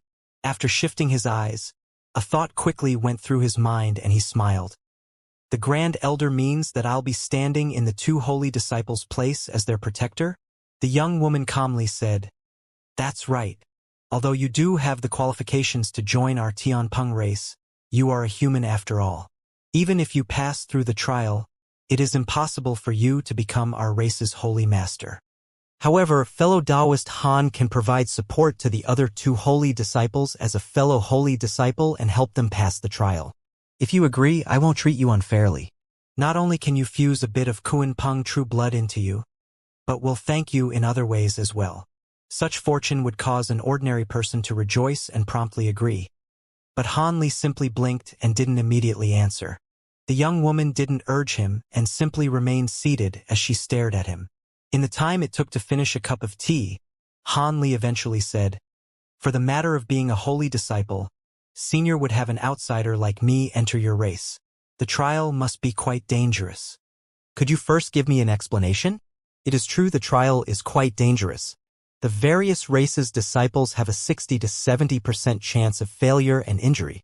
Furthermore, the holy disciples' cultivation must be at the level of a flying spirit general, what is known to you humans as the deity transformation stage. But now, our holy master has unexpectedly perished, and our holy disciples are only early spirit general stage. They still aren't prepared. If they attempt the trial, they will most likely fail. Although I don't know much about your abilities, since you were able to cross most of the Feng Yuan continent over here, your strength should be significant. Even with the danger in the trial, it shouldn't be a problem for you. Han Li's eyes stirred and he solemnly asked, They are only at the stage of a spirit general? Don't worry, I won't trick you. The young woman smiled. With a moment of thought, Han Li eventually said, I'll need some time to consider it. The young woman appeared calm as if having expected this answer. The matter is extremely important, so consideration is expected. How about this? I'll give you 3 days before I expect your answer. During this time, you are free to roam the city and no one will come to bother you. Furthermore, I'm named Jin Yu. Remember that name. Han Li uttered a word of thanks and bid farewell without any hesitation. When Han Li left, he blurred and vanished without a trace. Jin Yu smiled and sipped the teacup that was on the table. Grand Elder, did you truly release him? Gray light flashed from the wall and 2 Tianpeng beings appeared. Jin Yu glanced at a tall, red-bearded old man and asked, What? How did you think I'd treat that person? The lofty red-bearded old man rubbed his hands and said, "There is no need for us to pass off the foreign being as our holy disciple. Wouldn't it be better to force him to leave behind the wings and select someone better to inherit the true blood?" The young woman sneered and bluntly answered, "If it were that easy, why would I go through the trouble of saying that to a foreign being? I would just kill him and take the wings away." The petite, beautiful woman standing at the old man's side hastily fixed her jacket and respectfully said, "Then the Grand Elder means?" Jinyu pondered for a moment and explained, "I hold the most understanding of humans among the entirety of the Tianpeng. The humans are different from us in which their bodies' powers are common and most of their abilities lie in the treasures they've refined. Furthermore, they can temper their treasures for long periods and thoroughly refine them with themselves. We can take it away and possess it, but it will be difficult to rid the treasure of the original master's markings in a short amount of time. Furthermore, the treasure's might will greatly decrease from when it was used by its original owner. I've already inspected the treasure to verify this. With the information I have and the trial of the holy disciple soon being imminent, we don't have the time to seize his treasure and bestow it to our kin." The red-bearded old man shook his head. "So it was like that. But even so, must we hand over the true ancestor's blood to this outsider? This isn't some small matter." A clear glint shined from the young woman's eyes. "Elder Su, are you confused? If our race doesn't pass the trial of the holy disciple, the entire race will be absorbed by the other branches. Giving him some true blood is minor in comparison. Besides, we can consider other options to prevent this from happening." The dainty middle-aged woman was startled for a moment and smiled. "Hee. The Grand Elder's words are reasonable. After this outsider helps us through this calamity, this spirit general-grade existence will be completely at our mercy." Jinyu coldly glanced at the beautiful woman and emotionlessly said, "We cannot kill him. Even if he is a foreign being, he's fused Kuan Peng true blood into his body and can be considered half our kin. Our Tian Peng vows will restrict us. Furthermore, he will be our benefactor if he truly aids us through calamity. If it isn't necessary, we mustn't harm him, but we'll be able to restrict him in other ways. From now on, he won't be able to leave the holy city." The red-bearded old man said, "So that's the case. Should we inform the gatekeepers or send people to follow the outsider in secret to keep him from escaping?" Jinyu aloofly said, "There is no need for Elder Su to worry. I've performed a small trick on his wings. If he wants to escape the city, I'll immediately know about it." The beautiful woman's eyes brightly lit up and she grinned. "It seems we've been worrying too much. That isn't so. Our clan has 5 Grand Elders and only 3 of us are in the present. The matter concerning our clan's existence is something that we must deliberate. I wouldn't have secretly called you over here otherwise. Do either of you have any objections?" "No, the Grand Elder's method is reliable." Both the beautiful woman and the old man readily agreed. The young woman nodded in response. From the very beginning, none of the 3 Tianpeng elders had even considered that Han Li would refuse. This came as no surprise. After all, Han Li was only a deity transformation-grade outsider. How could he refuse their request? At that moment, hundreds of kilometers away, Han Li was flying at a low altitude. Although his expression was ordinary and he appeared at the various buildings below him with interest, he was inwardly pondering about his dilemma. He had carelessly exposed his identity and found himself in a bad situation. With his rich experience, he figured that no matter if he completed the young woman's request, the result definitely wouldn't be good for him. A bold refusal definitely wouldn't be possible. As for immediately escaping, the thought had already surfaced in his mind several times. But after he swept his spiritual sense past his wings, he could only wryly laugh. The Tianpeng Grand Elder had brazenly placed a marking on the wings. Within a certain area, she'd be able to find him without a doubt. And he wouldn't be able to erase the mark at his current cultivation. At the very least, he'd need to spend many days. The Grand Elder could find him countless times during the duration. It appeared his only option would be to negotiate a few conditions to protect himself. Otherwise, it'd be better to take the risk to flee than to become the holy disciple of foreign race. As for the conditions, he would properly deliberate them once he understood the general circumstances surrounding the Tianpeng race. Fortunately, he's already encountered danger countless times and managed to keep calm even under such a dilemma. As Hanli slowly flew, thoughts quickly flickered through his mind. After some time, Hanli arrived at a lofty bookstore in the Holy City. He spent an entire day looking through a small half of the books there before departing with a tired expression. When he returned to his residence, Hanli shut himself in the honored guest lodge until the morning of the third day. He departed with his objective being the large trade hall that he wanted to go from the very start. He hadn't encountered any trouble along the way. As Hanli flew, he eventually arrived at the edge of the Holy City and stood in front of a strangely constructed building. The building was constructed next to a 3-kilometer-tall mountain cliff, and in the cliff, a huge rectangular plaza was carved out of it. At the end of the plaza, there was a 300-meter-tall arched gate embedded on top of the mountain wall.